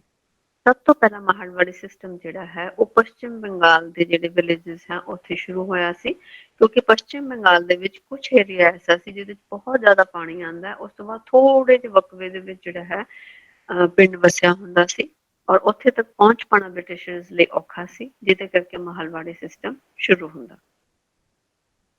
Now if the question comes to you, ਇਹ ਤਾਂ ਤਿੰਨਾਂ ਦੇ ਉੱਤੇ ਜੇ ਨੋਟ ਲਿਖਣਾ ਆ ਗਿਆ ਤੁਸੀਂ ਬੜੇ ਆਰਾਮ ਨਾਲ ਲਿਖ ਲਓਗੇ, ਠੀਕ ਹੈ। ਹੁਣ ਜੇ ਕੁਐਸਚਨ ਇਹ ਪੁੱਛਿਆ ਜਾਵੇ ਕਿ explain the land tenure system in India and comparatively tell us or comparatively analyze which system was the best one, ਠੀਕ ਹੈ ਜੀ। ਜਦੋਂ ਆਪਾਂ ਲਾਸਟ ਵਿੱਚ 5 ਮਿੰਟ ਔਨ ਕਰਾਂਗੇ ਸਪੀਕਰ, ਉਦੋਂ ਤੁਹਾਨੂੰ ਪੁੱਛਾਂਗੇ ਤੇ ਫਿਰ ਇਸ ਨੂੰ ਕੰਕਲੂਡ ਕਰ ਲਾਂਗੇ, ਠੀਕ ਹੈ ਬੇਟਾ। ਔਰ ਜੇ ਹੁਣ ਕਰਨਾ ਚਾਹੁੰਦੇ ਹੋ, ਦੱਸਣਾ ਚਾਹੁੰਦੇ ਹੋ ਤਾਂ ਕੋਈ ਵੀ ਜਿਹੜਾ ਹੈ ਔਨ ਕਰਕੇ ਇਸ ਦਾ ਆਨਸਰ ਦੇ ਦਿਓ ਜਾਂ ਐਂਡ ਵਿੱਚ ਹੀ ਠੀਕ ਹੈ। ਆਈ ਥਿੰਕ ਓਕੇ, ਬਾਅਦ ਦੇ ਵਿੱਚ ਕਰਦੇ ਹਾਂ। ਸੈਕੰਡ ਟੌਪਿਕ ਜਿਹੜਾ ਹੈ ਬੇਟਾ ਉਹ ਹੈ ਆਪਣਾ ਕਮਰਸ਼ਲਾਈਜੇਸ਼ਨ ਆਫ ਐਗਰੀਕਲਚਰ। ਇਹ ਫਰਸਟ ਟੌਪਿਕ ਸੀ, ਵੈਰੀ ਇੰਪੋਰਟੈਂਟ ਟੌਪਿਕ, ਜਿਸ ਤੇ ਕੁਐਸਚਨ ਜਿਹੜਾ ਹੈ ਆ ਸਕਦਾ ਹੈ। ਦੂਸਰਾ ਕੁਐਸਚਨ ਜਿਹੜਾ ਹੈ that is the commercialisation of agriculture, ਖੇਤੀਬਾੜੀ ਦਾ ਵਪਾਰੀਕਰਨ। ਕਿ ਬ੍ਰਿਟਿਸ਼ਰਸ ਦੇ ਟਾਈਮ ਦੇ ਵਿੱਚ ਖੇਤੀਬਾੜੀ ਦਾ ਵਪਾਰੀਕਰਨ ਕਿਸ ਤਰੀਕੇ ਦੇ ਨਾਲ ਹੁੰਦਾ। ਪਹਿਲਾਂ ਆਪਾਂ ਸਾਰਿਆਂ ਨੂੰ ਪਤਾ ਹੈ ਕਿ ਜਿੰਨੇ ਵੀ ਸਾਡੇ ਪਿੰਡ ਸੀਗੇ ਉਹ ਸੈਲਫ ਸਫੀਸ਼ੀਐਂਟ ਪਿੰਡ ਸੀ, ਉਹ ਕਿਸੇ ਵੀ ਚੀਜ਼ ਤੇ ਕਿਸੇ ਦੇ ਉੱਤੇ ਨਿਰਭਰ ਨਹੀਂ ਕਰਦੇ ਸੀ। ਰੀਜ਼ਨ ਬੀਇੰਗ ਦੇयर ਵਾਸ ਅ ਬਾਰਟਰ ਸਿਸਟਮ, ਵਸ ਵਟਾਂਦਰਾ ਸਿਸਟਮ ਜਿਹੜਾ ਹੈ ਉਹ ਚੱਲਦਾ ਸੀ। ਕਿਸੇ ਨੇ ਕੁਛ ਚੀਜ਼ ਬਣਾਈ, ਕਿਸੇ ਦੂਸਰੇ ਨੂੰ ਦੇ ਦਿੱਤੀ, ਦੂਸਰੇ ਨੇ ਪਹਿਲੇ ਨੂੰ ਦੇ ਦਿੱਤੀ, ਸੋ ਐਵੇਂ ਕਰਕੇ ਗੁਡਸ ਐਂਡ ਸਰਵਿਸਿਜ਼ ਦੇ ਨਾਲ ਐਕਸਚੇਂਜ ਕਰਦੇ ਹੋਏ ਜਿਹੜਾ ਹੈ ਇਹ ਸਿਸਟਮ ਚੱਲਦਾ ਰਹਿੰਦਾ ਸੀ। ਹੌਲੀ ਹੌਲੀ ਜਦੋਂ ਬ੍ਰਿਟਿਸ਼ਰਸ ਨੇ ਦੇਖਿਆ ਕਿ ਉਹਦੇ ਰॉ ਮਟੀਰੀਅਲ ਬੜਾ ਸਸਤਾ ਹੈ, ਉਹਨਾਂ ਨੇ ਰॉ ਮਟੀਰੀਅਲ ਨੂੰ ਜ਼ਿਆਦਾ ਤੋਂ ਜ਼ਿਆਦਾ ਲੈਣਾ ਸੀਗਾ। ਇਸ ਕਰਕੇ ਉਹਨਾਂ ਨੇ ਜਿਹੜਾ ਹੈ ਕੋਸ਼ਿਸ਼ ਕੀਤੀ ਕਿ ਉਹਦੇ ਜਿਹੜਾ ਸੈਲਫ ਸਫੀਸ਼ੀਐਂਸੀ ਵਾਲਾ ਸਿਸਟਮ ਹੈ ਉਸਨੂੰ ਤੋੜ ਕੇ ਇਹਨਾਂ ਨੂੰ ਫੂਡ ਕ੍ਰੌਪਸ ਤੋਂ ਕੈਸ਼ ਕ੍ਰੌਪਸ ਉਗਾਉਣ ਲਈ ਜਿਹੜਾ ਹੈ ਪ੍ਰੇਰਿਤ ਕੀਤਾ ਜਾਏ, ਤਾਂ ਜੋ ਸਾਨੂੰ ਜਿਹੜੀ ਰॉ ਮਟੀਰੀਅਲ ਦੀ ਪ੍ਰੋਬਲਮ ਹੈ ਉਹ ਖਤਮ ਹੋ ਜਾਏ। ਹੁਣ ਉਸਦੇ ਕੁਝ ਹੋਰ ਕਾਰਨ ਵੀ ਰਹੇ ਨੇ। ਪਹਿਲਾ ਜਿਹੜਾ ਰੀਜ਼ਨ ਹੈ ਬੇਟੇ, ਜਿਹੜਾ ਇਹ ਆਪਾਂ ਇਹ ਵਾਲਾ ਟੌਪਿਕ ਕਰ ਰਹੇ ਹਾਂ ਤੇ ਇਸ ਦਾ ਅਗਲੇ ਵਾਲਾ ਟੌਪਿਕ ਹੈ ਕਿ ਮਾਰਕੀਟ ਇਕੋਨਮੀ ਦੀ ਐਮਰਜੈਂਸ ਕਿਸ ਤਰ੍ਹਾਂ ਹੁੰਦੀ ਹੈ, ਮੰਡੀ ਜਿਹੜੀ ਪ੍ਰਣਾਲੀ ਹੈ ਉਹ ਕਿਵੇਂ ਸ਼ੁਰੂ ਹੁੰਦੀ ਹੈ। ਉਹ ਦੋਨੋਂ ਸਾਈਮਲਟੇਨੀਅਸਲੀ ਸੇਮ ਹੀ ਚੱਲਦੇ ਨੇ। ਕਮਰਸ਼ੀਅਲਾਈਜੇਸ਼ਨ ਆਫ ਐਗਰੀਕਲਚਰ ਦਾ ਵੀ ਉਹੀ ਆਲਮੋਸਟ ਜਵਾਬ ਹੋਏਗਾ ਜਿਹੜਾ ਕਿ ਅਗਲਾ ਜਿਹੜਾ ਟੌਪਿਕ ਸਾਡਾ ਹੈ, emergence of monetary economy in India at the time of British regime. Same he answer ਚੱਲੇਗਾ। ਸੋ ਕੋਸ਼ਿਸ਼ ਕਰਨਾ ਕਿ ਪੁਆਇੰਟਸ ਨੂੰ ਜਿਹੜਾ ਹੈ ਥੋੜਾ ਨੋਟ ਡਾਊਨ ਕਰ ਲਓ ਤੁਸੀਂ, ਬਾਕੀ ਲੈਸਨਸ ਦੇ ਵਿੱਚ ਵੀ ਹੋਏਗਾ। ਠੀਕ ਹੈ ਜੀ। ਫਰਸਟ ਜਿਹੜਾ ਰੀਜ਼ਨ ਹੈ that is the industrial revolution. ਕਿ ਇੰਗਲੈਂਡ ਦੇ ਵਿੱਚ ਇੰਡਸਟਰੀਅਲ ਰੈਵੋਲੂਸ਼ਨ ਆਇਆ। ਰੈਵੋਲੂਸ਼ਨ ਦਾ ਮੀਨਿੰਗ ਹੈ ਕਿ ਪਹਿਲਾਂ ਤੁਸੀਂ ਕੁਝ ਕੁਆਂਟੀਟੀ ਪ੍ਰੋਡਿਊਸ ਕਰੋ ਨੇ, ਜਦੋਂ ਬਲਕ ਦੇ ਵਿੱਚ ਬਹੁਤ ਜ਼ਿਆਦਾ ਪ੍ਰੋਡਿਊਸ ਹੋਣੀ ਸ਼ੁਰੂ ਹੋ ਜਾਂਦੀ ਹੈ ਉਹਨੂੰ ਆਪਾਂ ਕਹਿ ਦਿੰਦੇ ਹਾਂ ਅੰਦੋਲਨ। ਤਾਂ ਇੰਡਸਟਰੀ ਦੇ ਵਿੱਚ ਅੰਦੋਲਨ ਆਇਆ ਸੀ, ਮੈਕਨਾਈਜੇਸ਼ਨ ਬਹੁਤ ਹੋ ਗਈ ਸੀ ਇੰਗਲੈਂਡ ਦੇ ਅੰਦਰ। ਤਾਂ ਹੁਣ ਜੇ ਬਲਕ ਦੇ ਵਿੱਚ ਚੀਜ਼ਾਂ ਪ੍ਰੋਡਿਊਸ ਕਰਨੀਆਂ ਹੈ ਤਾਂ ਸਾਨੂੰ ਬਲਕ ਦੇ ਵਿੱਚ ਹੀ ਰॉ ਮਟੀਰੀਅਲ ਵੀ ਚਾਹੀਦਾ ਹੋਏਗਾ। ਤਾਂ ਇਸ ਕਰਕੇ ਇੰਗਲੈਂਡ ਨੂੰ ਲੱਗਿਆ ਕਿ ਸਾਨੂੰ ਕਿੱਥੋਂ ਜਿਹੜਾ ਹੈ ਜ਼ਿਆਦਾ ਤੋਂ ਜ਼ਿਆਦਾ ਰॉ ਮਟੀਰੀਅਲ ਮਿਲ ਸਕਦਾ ਹੈ। ਉਹਨਾਂ ਨੇ ਆਪਣੀ ਕਲੋਨੀਜ਼ ਵੱਲ ਦੇਖਣਾ ਸ਼ੁਰੂ ਕੀਤਾ। ਕਲੋਨੀਜ਼ ਉਹਨਾਂ ਦੀਆਂ ਕਿੱਥੇ ਸੀਗੀਆਂ? ਅਫਰੀਕਾ ਤੇ ਏਸ਼ੀਆ। ਤਾਂ ਇੰਡੀਆ ਜਿਹੜਾ ਹੈ ਉਹਨਾਂ ਨੂੰ ਲੱਗਿਆ ਕਿ ਇਹ ਜ਼ਿਆਦਾ ਅੱਛਾ ਹੈ, ਉਹਦੇ ਖੇਤੀਬਾੜੀ ਪ੍ਰਧਾਨ ਹੈ, ਵੈਸੇ ਵੀ ਦੇਸ਼ ਹੈ, ਤਾਂ ਸਾਨੂੰ ਜਿਹੜਾ ਰॉ ਮਟੀਰੀਅਲ ਹੈ ਫॉर ਪ੍ਰੋਡਕਸ਼ਨ ਲਾਈਕ ਜਿਵੇਂ ਕਾਟਨ ਹੈ ਆਰਾਮ ਦੇ ਨਾਲ ਇੱਥੋਂ ਮਿਲ ਸਕਦੀ ਹੈ। ਤਾਂ ਇਸ ਕਰਕੇ ਉਹਨਾਂ ਨੇ ਕਿਸਾਨਾਂ ਨੂੰ ਜਿਹੜਾ ਹੈ ਕਾਟਨ ਉਗਾਉਣ ਦੇ ਲਈ ਪ੍ਰੇਰਿਤ ਕੀਤਾ। ਠੀਕ ਹੈ। ਹੁਣ ਜਿਵੇਂ ਮੈਂ ਤੁਹਾਨੂੰ ਕਿਹਾ ਕਿ ਦੋ ਜਿਹੜੇ ਟੌਪਿਕਸ ਹੈ ਉਹਨਾਂ ਦਾ ਆਂਸਰ ਆਲਮੋਸਟ ਸੇਮ ਰਹੇਗਾ। ਕਿਵੇਂ ਸੇਮ ਹੋ ਗਿਆ? ਕਿ ਜਦੋਂ ਆਪਾਂ ਨੇ ਕਿਸੇ ਨੂੰ ਪ੍ਰੇਰਿਤ ਕਰਨਾ ਤਾਂ ਉਹਨੂੰ ਕੁਝ ਫਾਇਦਾ ਵੀ ਤਾਂ ਦਿਖਾਣਾ ਹੋਏਗਾ ਨਾ। ਉਸਨੂੰ ਕੁਝ ਪੈਸਾ ਦੇਵਾਂਗੇ, ਉਹਨੂੰ ਪੈਸੇ ਦੀ ਅਸੀਂ ਲੈ ਕੇ ਆਵਾਂਗੇ ਮਾਰਕੀਟ ਦੇ ਬੰਦੇ, ਤਾਂ ਸਾਡੇ ਕੋਲ ਕੀ ਹੋ ਗਿਆ? ਮੋਨੇਟਰੀ ਇਕੋਨਮੀ ਹੋ ਗਈ। ਪਹਿਲਾਂ ਸਾਡਾ ਬਾਰਟਰ ਸਿਸਟਮ ਹੈ, ਹੁਣ ਸਾਡੀ ਮੋਨੇਟਰੀ ਸਿਸਟਮ ਹੈ। ਤੇ ਹੁਣ ਅਸੀਂ ਉਹਨਾਂ ਤੋਂ ਚੀਜ਼ ਦੇ ਬਦਲੇ ਚੀਜ਼ ਤਾਂ ਨਹੀਂ ਲੈ ਰਹੇ ਹਾਂ, ਅਸੀਂ ਚੀਜ਼ ਦੇ ਬਦਲੇ ਉਹਨਾਂ ਨੂੰ ਪੈਸਾ ਦੇ ਰਹੇ ਹਾਂ। ਠੀਕ ਹੈ। ਜੋ ਮੋਨੇਟਰੀ ਇਕੋਨਮੀ ਦਾ ਆਗਾਜ਼ ਹੋ ਜਾਂਦਾ ਜਦੋਂ ਅਸੀਂ ਰॉ ਮਟੀਰੀਅਲ ਪ੍ਰੋਡਿਊਸ ਕਰਵਾਉਣਾ ਸ਼ੁਰੂ ਕਰਦੇ ਹਾਂ। ਸੈਕਿੰਡ ਰੀਜ਼ਨ ਆਉਂਦਾ ਬੇਟਾ ਓਪਨਿੰਗ ਆਫ ਸੁਏਜ਼ ਕੈਨਾਲ। ਸੁਏਜ਼ ਕੈਨਾਲ ਜਿਹੜੀ ਹੈ ਖੁੱਲ ਗਈ। ਤਾਂ ਸੁਏਜ਼ ਕੈਨਾਲ ਖੁੱਲਣ ਦੇ ਨਾਲ ਜਿਹੜਾ ਕਿ ਇੰਡੀਆ ਤੋਂ ਇੰਗਲੈਂਡ ਤੱਕ ਦਾ ਡਿਸਟੈਂਸ ਸੀਗਾ ਉਹ ਕਾਫੀ ਘੱਟ ਗਿਆ। ਹੁਣ ਕੋਈ ਘੁੰਮ ਕੇ ਨਹੀਂ ਸੀ ਜਾਣਾ ਪੈਂਦਾ, ਸਿੱਧਾ ਜਿਹੜਾ ਹੈ ਇੰਗਲੈਂਡ ਤੱਕ ਜਿਹੜਾ ਹੈ ਜਾ ਸਕਦੇ ਸੀ, ਜਿਹਦੇ ਕਰਕੇ ਜਿਹੜਾ ਟ੍ਰੇਡ ਹੈ ਉਹ ਜ਼ਿਆਦਾ ਫਲਰਿਸ਼ ਹੁੰਦਾ ਹੈ ਇੰਡੀਆ ਤੇ ਇੰਗਲੈਂਡ ਦੇ ਵਿੱਚ। ਹੁਣ ਇੰਗਲੈਂਡ ਨੇ ਹੋਰ ਕੋਸ਼ਿਸ਼ ਕੀਤੀ ਕਿ ਜ਼ਿਆਦਾ ਤੋਂ ਜ਼ਿਆਦਾ ਜਿਹੜਾ ਹੈ ਉਹਦੇ ਚੀਜ਼ਾਂ ਦਾ ਉਤਪਾਦਨ ਕੀਤਾ ਜਾਏ ਤੇ ਆਪਣੇ ਉੱਥੇ ਲੈ ਕੇ ਜਾਇਆ ਜਾਏ। ਤਾਂ ਫਿਰ ਉਹਨਾਂ ਨੇ ਕੋਸ਼ਿਸ਼ ਕੀਤੀ ਕਿ ਉਹਦੇ ਇੰਡੀਗੋ ਜਿਹੜਾ ਉਤਪਾਦਨ ਹੈ, ਨੀਲ ਦੀ ਖੇਤੀ ਜਿਹੜੀ ਹੈ ਉਹ ਕੀਤੀ ਜਾਏ, ਕਿਉਂਕਿ ਉਹਨਾਂ ਨੂੰ ਨੀਲ ਉੱਥੇ ਚਾਹੀਦਾ ਸੀ। ਤਾਂ ਨੀਲ ਨੂੰ ਪ੍ਰੋਡਿਊਸ ਕਰਨ ਲਈ ਜਿਹੜਾ ਹੈ ਉਹਨਾਂ ਨੇ ਜ਼ਿਮੀਂਦਾਰਾਂ ਨੂੰ ਬੜੀ ਹੈਲਪ ਕੀਤੀ ਕਿ ਕਿਸਾਨਾਂ ਨੂੰ ਜਿਹੜਾ ਹੈ ਪ੍ਰੇਰਿਤ ਕਰੋ, ਪ੍ਰੈਸ਼ਰਾਈਜ਼ ਕਰੋ। ਪਹਿਲਾਂ ਮੋਟੀਵੇਟ ਨਹੀਂ ਕਰੋ, ਪ੍ਰੈਸ਼ਰਾਈਜ਼ ਵੀ ਕਰੋ ਕਿ ਜ਼ਿਆਦਾ ਤੋਂ ਜ਼ਿਆਦਾ ਜਿਹੜਾ ਹੈ ਨੀਲ ਦੀ ਖੇਤੀ ਕਰਨ ਤਾਂ ਜੋ ਉਹਨਾਂ ਨੂੰ ਫਾਇਦਾ ਹੋਵੇ। ਹਾਲਾਂਕਿ ਨੀਲ ਦੀ ਖੇਤੀ ਦਾ ਇੱਕ ਸਭ ਤੋਂ ਬੜਾ ਨੁਕਸਾਨ ਇਹ ਹੁੰਦਾ ਕਿ ਜਿਹੜੀ ਜ਼ਮੀਨ ਹੈ ਤੁਹਾਡੀ ਬੰਜਰ ਹੋ ਜਾਂਦੀ ਹੈ, ਉਹ ਤੋਂ ਬਾਅਦ ਤੁਸੀਂ ਉੱਥੇ ਕੁਝ ਉਤਪਾਦਨ ਨਹੀਂ ਕਰ ਸਕਦੇ ਹੋ। ਨੀਲ ਦੀ ਖੇਤੀ ਜਿਹੜੀ ਹੈ ਸ਼ੁਰੂ ਹੁੰਦੀ ਹੈ ਫਿਰ ਪੱਛਮੀ ਬੰਗਾਲ ਦੇ ਵਿੱਚ। ਪੱਛਮੀ ਬੰਗਾਲ ਦੇ ਵਿੱਚ ਜੇ ਤੁਸੀਂ ਦੇਖੋ ਤਾਂ ਸਭ ਤੋਂ ਜ਼ਿਆਦਾ ਫੈਮਨ ਆਉਂਦੇ ਨੇ, ਸਭ ਤੋਂ ਜ਼ਿਆਦਾ ਅਕਾਲ ਜੇ ਆਪਾਂ ਦੇਖੀਏ ਤਾਂ ਉਹ ਬੰਗਾਲ ਦੇ ਵਿੱਚ ਆਉਂਦੇ ਨੇ। ਉਹਦਾ ਕਾਰਨ ਇੱਕ ਇਹੀ ਰਹਿੰਦਾ ਹੈ ਕਿ ਨੀਲ ਦੀ ਖੇਤੀ ਕਰਕੇ ਉਹਨਾਂ ਦੀ ਜ਼ਮੀਨ ਜਿਹੜੀ ਹੈ ਫਰਟਾਈਲ ਨਹੀਂ ਰਹੀ, ਉਪਜਾਊ ਨਹੀਂ ਰਹੀ। ਉੱਥੇ ਕੁਛ ਜਿਹੜਾ ਹੈ ਫੂਡ ਗ੍ਰੇਨਸ ਵਗੈਰਾ ਉਤਪਾਦਨ ਨਹੀਂ ਹੋਏ, ਜਿਹਦੇ ਕਰਕੇ ਜਿਹੜਾ ਹੈ ਇਹ ਨੁਕਸਾਨ ਉਹਨਾਂ ਨੂੰ ਅਕਾਲ ਜਿਹੜੇ ਹੈ ਉੱਥੇ ਜ਼ਿਆਦਾ ਆਉਂਦੇ ਨੇ। ਤੀਸਰਾ ਬੇਟੇ ਜਿਹੜਾ ਹੈ ਉਹ ਆਉਂਦਾ ਹੈ ਅਮਰੀਕਨ ਸਿਵਲ ਵਾਰਸ। ਅਮਰੀਕਨ ਸਿਵਲ ਵਾਰਸ ਦਾ ਮੀਨਿੰਗ ਹੈ, ਸਿਵਲ ਵਾਰ ਦਾ ਮੀਨਿੰਗ ਹੁੰਦਾ ਹੈ ਅ ਵਾਰ ਵਿਦਨ ਦਾ ਕੰਟਰੀ। ਇਹ ਜਿਹੜੀ ਦੇਸ਼ ਦੇ ਵਿੱਚ ਹੀ ਵਾਰ ਹੁੰਦੀ ਹੈ ਉਹਨੂੰ ਆਪਾਂ ਸਿਵਲ ਵਾਰ ਕਹਿੰਦੇ ਹਾਂ। ਅਮਰੀਕਾ ਦੇ ਵਿੱਚ ਪ੍ਰੋਬਲਮ ਹੁੰਦੀ ਸੀ ਕਿ ਹਰ ਥੋੜੀ ਦੇਰ ਬਾਅਦ ਹੀ ਉਹਨਾਂ ਦੀ ਕੁਛ ਨਾ ਕੁਛ ਜਿਹੜੀਆਂ ਆਪਣੀ ਰਾਜ ਸੀਗੇ ਆਪਸ ਦੇ ਵਿੱਚ ਲੜਾਈ ਜਿਹੜੀ ਹੈ ਉਹ ਸ਼ੁਰੂ ਕਰ ਦਿੰਦੇ ਸੀ। ਜਦੋਂ ਅਮਰੀਕਾ ਦੇ ਵਿੱਚ ਐਸੀਆਂ ਸਿਵਲ ਵਾਰਸ ਹੁੰਦੀਆਂ ਸੀਗੀਆਂ, ਅਮਰੀਕਾ ਤੋਂ ਸਭ ਤੋਂ ਜ਼ਿਆਦਾ ਇੰਗਲੈਂਡ ਜਿਹੜਾ ਹੈ ਉਹ ਕਾਟਨ ਲੈਂਦਾ ਸੀ। ਸੋ ਜੇ ਉੱਥੇ ਲੜਾਈਆਂ ਹੋਣੀਆਂ ਸ਼ੁਰੂ ਹੋ ਜਾਂਦੀਆਂ ਤਾਂ ਓਬਵੀਅਸਲੀ ਜਿਹੜਾ ਉੱਥੋਂ ਕਾਟਨ ਦਾ ਐਕਸਪੋਰਟ ਹੈ ਇੰਗਲੈਂਡ ਨੂੰ, ਉਹਦੇ ਵਿੱਚ ਜਿਹੜੀਆਂ ਆਬਸਟੀਕਲਸ ਆ ਜਾਂਦੀਆਂ ਸੀ। ਹੁਣ ਇੰਗਲੈਂਡ ਦੇ ਵਿੱਚ ਇੰਡਸਟਰੀਅਲ ਰੈਵੋਲੂਸ਼ਨ ਹੋਇਆ ਵਾ, ਉਹਨਾਂ ਨੂੰ ਰॉ ਮਟੀਰੀਅਲ ਨਾ ਮਿਲੇ, ਕਾਟਨ ਨਾ ਮਿਲੇ ਤਾਂ ਉਹਨਾਂ ਦਾ ਤਾਂ ਨੁਕਸਾਨ ਹੁੰਦਾ। ਤਾਂ ਇਸ ਲਈ ਵੀ ਜਿਹੜਾ ਹੈ ਉਹਨਾਂ ਨੇ they have tried to find out ਕਿ ਹੋਰ ਅਸੀਂ ਜਿਹੜੀਆਂ ਹੈ ਲੋਕੇਸ਼ਨਸ ਦੇਖੇ ਜਿੱਥੋਂ ਸਾਨੂੰ ਕਾਟਨ ਆਰਾਮ ਦੇ ਨਾਲ ਮਿਲ ਸਕੇ। ਤੋ ਅਮਰੀਕਾ ਸਿਵਲ ਵਾਰ ਵੀ ਜਿਹੜਾ ਹੈ ਇੱਕ ਮੇਨ ਕਾਰਨ ਰਹਿੰਦਾ ਹੈ। ਚੌਥਾ ਰੀਜ਼ਨ ਜਿਹੜਾ ਹੁੰਦਾ ਸ਼ਿਪਿੰਗ ਇੰਡਸਟਰੀ। ਸ਼ਿਪਿੰਗ ਇੰਡਸਟਰੀ ਇਸ ਟਾਈਮ ਦੇ ਵਿੱਚ ਕੀ ਸੀ, ਬਹੁਤ ਜ਼ਿਆਦਾ ਮਤਲਬ ਜਿਹੜਾ ਸ਼ਿਪਸ ਹੈ ਉਹ ਬਣਨੇ ਸ਼ੁਰੂ ਹੋਏ, ਕਿਉਂਕਿ ਇੱਕ ਤਾਂ ਰੈਵੋਲੂਸ਼ਨ ਹੋ ਚੁੱਕਿਆ ਸੀ। ਦੂਸਰਾ ਇਹ ਸੀਗਾ ਕਿ ਜੇ ਰੈਵੋਲੂਸ਼ਨ ਹੋਇਆ ਉੱਥੇ ਬਣਿਆ ਮਾਲ ਵੀ ਤਾਂ ਹੋਰ ਜਗ੍ਹਾ ਤੇ ਲੈ ਕੇ ਜਾਣਾ ਹੈ, ਤਾਂ ਹੀ ਫਾਇਦਾ ਹੋਏਗਾ ਨਾ, ਨਹੀਂ ਇੰਗਲੈਂਡ ਦੇ ਵਿੱਚ ਕਿਤੇ ਸਾਰੇ ਮਾਲ ਦੀ ਖਪਤ ਹੋ ਜਾਣੀ ਸੀ। ਸੋ ਇਸ ਕਰਕੇ ਉਹਨਾਂ ਨੇ ਵੀ they have tried to find out ਕਿ ਕੋਈ ਐਸੇ ਜਿਹੜੇ ਸਿਸਟਮਸ ਹੋਣ ਜਿਨ੍ਹਾਂ ਨਾਲ ਅਸੀਂ ਬਾਕੀ ਦੇਸ਼ਾਂ ਦੇ ਵਿੱਚ ਜਿਹੜਾ ਹੈ ਆਪਣਾ ਸਮਾਨ ਲੈ ਕੇ ਜਾ ਸਕੀਏ। ਤਾਂ ਸ਼ਿਪਸ ਪਹਿਲਾਂ ਵੀ ਹੁੰਦੇ ਸੀ, ਹੁਣ ਜਿਹੜਾ ਹੈ ਸ਼ਿਪਸ ਜਿਹੜੇ ਨੇ ਕਿਉਂਕਿ ਸਟੀਮ ਇੰਜਨ ਸਾਰਾ ਕੁਝ ਹੋ ਚੁੱਕਿਆ ਸੀ, ਤਾਂ ਜਿਹੜੇ ਜ਼ਿਆਦਾ ਹੈ ਸ਼ਿਪਸ ਹੈ ਉਹ ਟ੍ਰੇਡ ਦੇ ਵਿੱਚ ਆਏ। ਤੇ ਜਦੋਂ ਸ਼ਿਪ ਟ੍ਰੇਡ ਦੇ ਵਿੱਚ ਜ਼ਿਆਦਾ ਆਉਂਦੇ ਨੇ ਤਾਂ ਜਿਹੜਾ ਬਹੁਤ ਭਾਰੀ ਮਾਲ ਹੁੰਦਾ ਉਹ ਬੜੇ ਆਸਾਨੀ ਨਾਲ ਇੱਕ ਜਗ੍ਹਾ ਤੋਂ ਦੂਜੀ ਜਗ੍ਹਾ ਜਾ ਸਕਦਾ ਹੈ। ਦੂਸਰਾ ਹੈ ਕਿ ਸੁਏਜ਼ ਕੈਨਾਲ ਓਪਨ ਹੋ ਚੁੱਕੀ ਹੈ, ਤਾਂ ਹੁਣ ਐਸਾ ਜਿਹੜਾ ਪੈਰਿਸ਼ੇਬਲ ਗੁੱਡਸ ਹੈ ਜਿਹੜੀਆਂ 2-3 ਦਿਨ ਦੇ ਵਿੱਚ ਖਰਾਬ ਹੋ ਸਕਦੀਆਂ ਨੇ, ਉਹ ਵੀ ਜਿਹੜਾ ਹੈ ਹੁਣ ਕਿਉਂਕਿ ਜਿਹੜੇ ਸ਼ਿਪਸ ਹੈ ਉਹ ਥੋੜੇ ਐਡਵਾਂਸ ਹੋ ਗਏ, ਉਹਨਾਂ ਦੇ ਵਿੱਚ ਫ੍ਰੀਜ਼ਰ ਜਿਹੜੇ ਹੈ ਉਹ ਲੱਗੇ ਜਾਣੇ ਸ਼ੁਰੂ ਹੋ ਗਏ, ਜਿਹਦੇ ਕਰਕੇ ਜਿਹੜੀ ਪੈਰਿਸ਼ੇਬਲ ਕਮੋਡਿਟੀ ਸੀਗੀਆਂ, ਮੀਟ ਹੈ, ਆਇਲਸ ਹੈ, ਘੀ ਹੈ, ਬਟਰ ਹੈ, ਉਹ ਬੜੇ ਆਰਾਮ ਨਾਲ ਇੱਕ ਜਗ੍ਹਾ ਤੋਂ ਦੂਸਰੀ ਜਗ੍ਹਾ ਜਾ ਸਕਦਾ ਸੀ। ਤੋ ਜਦੋਂ ਹੁਣ ਆਪਾਂ ਐਗਰੀਕਲਚਰ ਦੀ ਗੱਲ ਕਰ ਰਹੇ ਹਾਂ, ਨਾਓ ਵੀ ਆਰ ਟਾਕਿੰਗ, ਪਹਿਲਾਂ ਆਪਾਂ ਕਾਟਨ ਦੀ ਗੱਲ ਕਰ ਲਈ, ਨੀਲ ਦੀ ਖੇਤੀ ਦੀ ਗੱਲ ਕਰ ਲਈ, ਜਾਂ ਆਪਾਂ ਚਾਹ ਦੀ ਗੱਲ ਵੀ ਨਾਲ ਕਰ ਸਕਦੇ ਹਾਂ। ਤਾਂ ਹੁਣ ਕੀ ਹੋ ਗਿਆ, ਆਪਾਂ ਡੇਅਰੀ ਪ੍ਰੋਡਕਟਸ ਦੀ ਗੱਲ ਕਰ ਰਹੇ ਹਾਂ ਕਿ ਸ਼ਿਪਿੰਗ ਇੰਡਸਟਰੀ ਦੇ ਨਾਲ ਫਾਇਦਾ ਕੀ ਹੋਇਆ ਕਿ ਡੇਅਰੀ ਪ੍ਰੋਡਕਟ ਜਿਹੜਾ ਹੈ ਇੱਕ ਜਗ੍ਹਾ ਤੋਂ ਦੂਜੀ ਜਗ੍ਹਾ ਬੜੇ ਆਸਾਨੀ ਨਾਲ ਜਾ ਸਕਦੇ ਸੀ। ਤਾਂ ਹੁਣ ਸਾਡੀ ਡੇਅਰੀ ਵੀ ਜਿਹੜੀ ਹੈ ਉਹ ਹੌਲੀ ਹੌਲੀ ਡਿਵੈਲਪ ਹੁੰਦੀ ਹੈ with the emergence of the shipping industry। ਫਿਰ ਆਉਂਦਾ ਹੈ ਬੇਟੇ ਸਾਡੇ ਆਪਣੇ ਕੰਟਰੀ ਦੇ ਵਿੱਚ ਰੇਲਵੇਜ਼ ਦੀ ਡਿਵੈਲਪਮੈਂਟ। ਸਾਡਾ ਆਪਣਾ ਜਿਹੜਾ ਟਰਾਂਸਪੋਰਟੇਸ਼ਨ ਸਿਸਟਮ ਹੈ ਉਹ ਕਾਫੀ ਸਟਰੋਂਗ ਹੋਇਆ, ਸਾਡੀ ਰੋਡਸ ਵੀ ਡਿਵੈਲਪ ਹੋਈਆਂ, ਸਾਡਾ ਰੇਲਵੇਜ਼ ਵੀ ਡਿਵੈਲਪ ਹੋਇਆ। ਤੋ ਉਹਦੇ ਨਾਲ ਕੀ ਹੈ ਕਿ ਪਹਿਲਾਂ ਪਹਿਲਾਂ ਸਿਰਫ ਉਹਨਾਂ ਹੀ ਏਰੀਆਜ਼ ਦੇ ਵਿੱਚੋਂ ਰॉ ਮਟੀਰੀਅਲ ਲੈ ਲਿਆ ਜਾ ਰਿਹਾ ਸੀ ਜਿਹੜਾ ਕਿ ਬਿਲਕੁਲ ਨੇੜੇ ਸੀਗਾ, ਸ਼ਹਿਰਾਂ ਮਤਲਬ ਸ਼ਹਿਰਾਂ ਦੇ ਨੇੜੇ ਨੇੜੇ ਜਿਹੜੇ ਪਿੰਡ ਹੁੰਦੇ ਸੀ ਉਹਨਾਂ ਤੋਂ ਲੈ ਲੈਂਦੇ ਸੀ। ਹੁਣ ਜਿਵੇਂ ਆਪਣੇ ਕੋਲ ਰੇਲਵੇਜ਼ ਆ ਗਈ, ਜੇ ਰੇਲਵੇਜ਼ ਹੈ ਤਾਂ ਓਬਵੀਅਸਲੀ ਆਪਾਂ ਰਿਮੋਟ ਏਰੀਆਜ਼ ਤੋਂ ਵੀ ਸਮਾਨ ਲੈ ਸਕਦੇ ਹਾਂ, ਉੱਥੋਂ ਵੀ ਅਸੀਂ ਜਿਹੜਾ ਆਪਣਾ ਰॉ ਮਟੀਰੀਅਲ ਹੈ ਉਹ ਲੈ ਕੇ ਆ ਸਕਦੇ ਹਾਂ।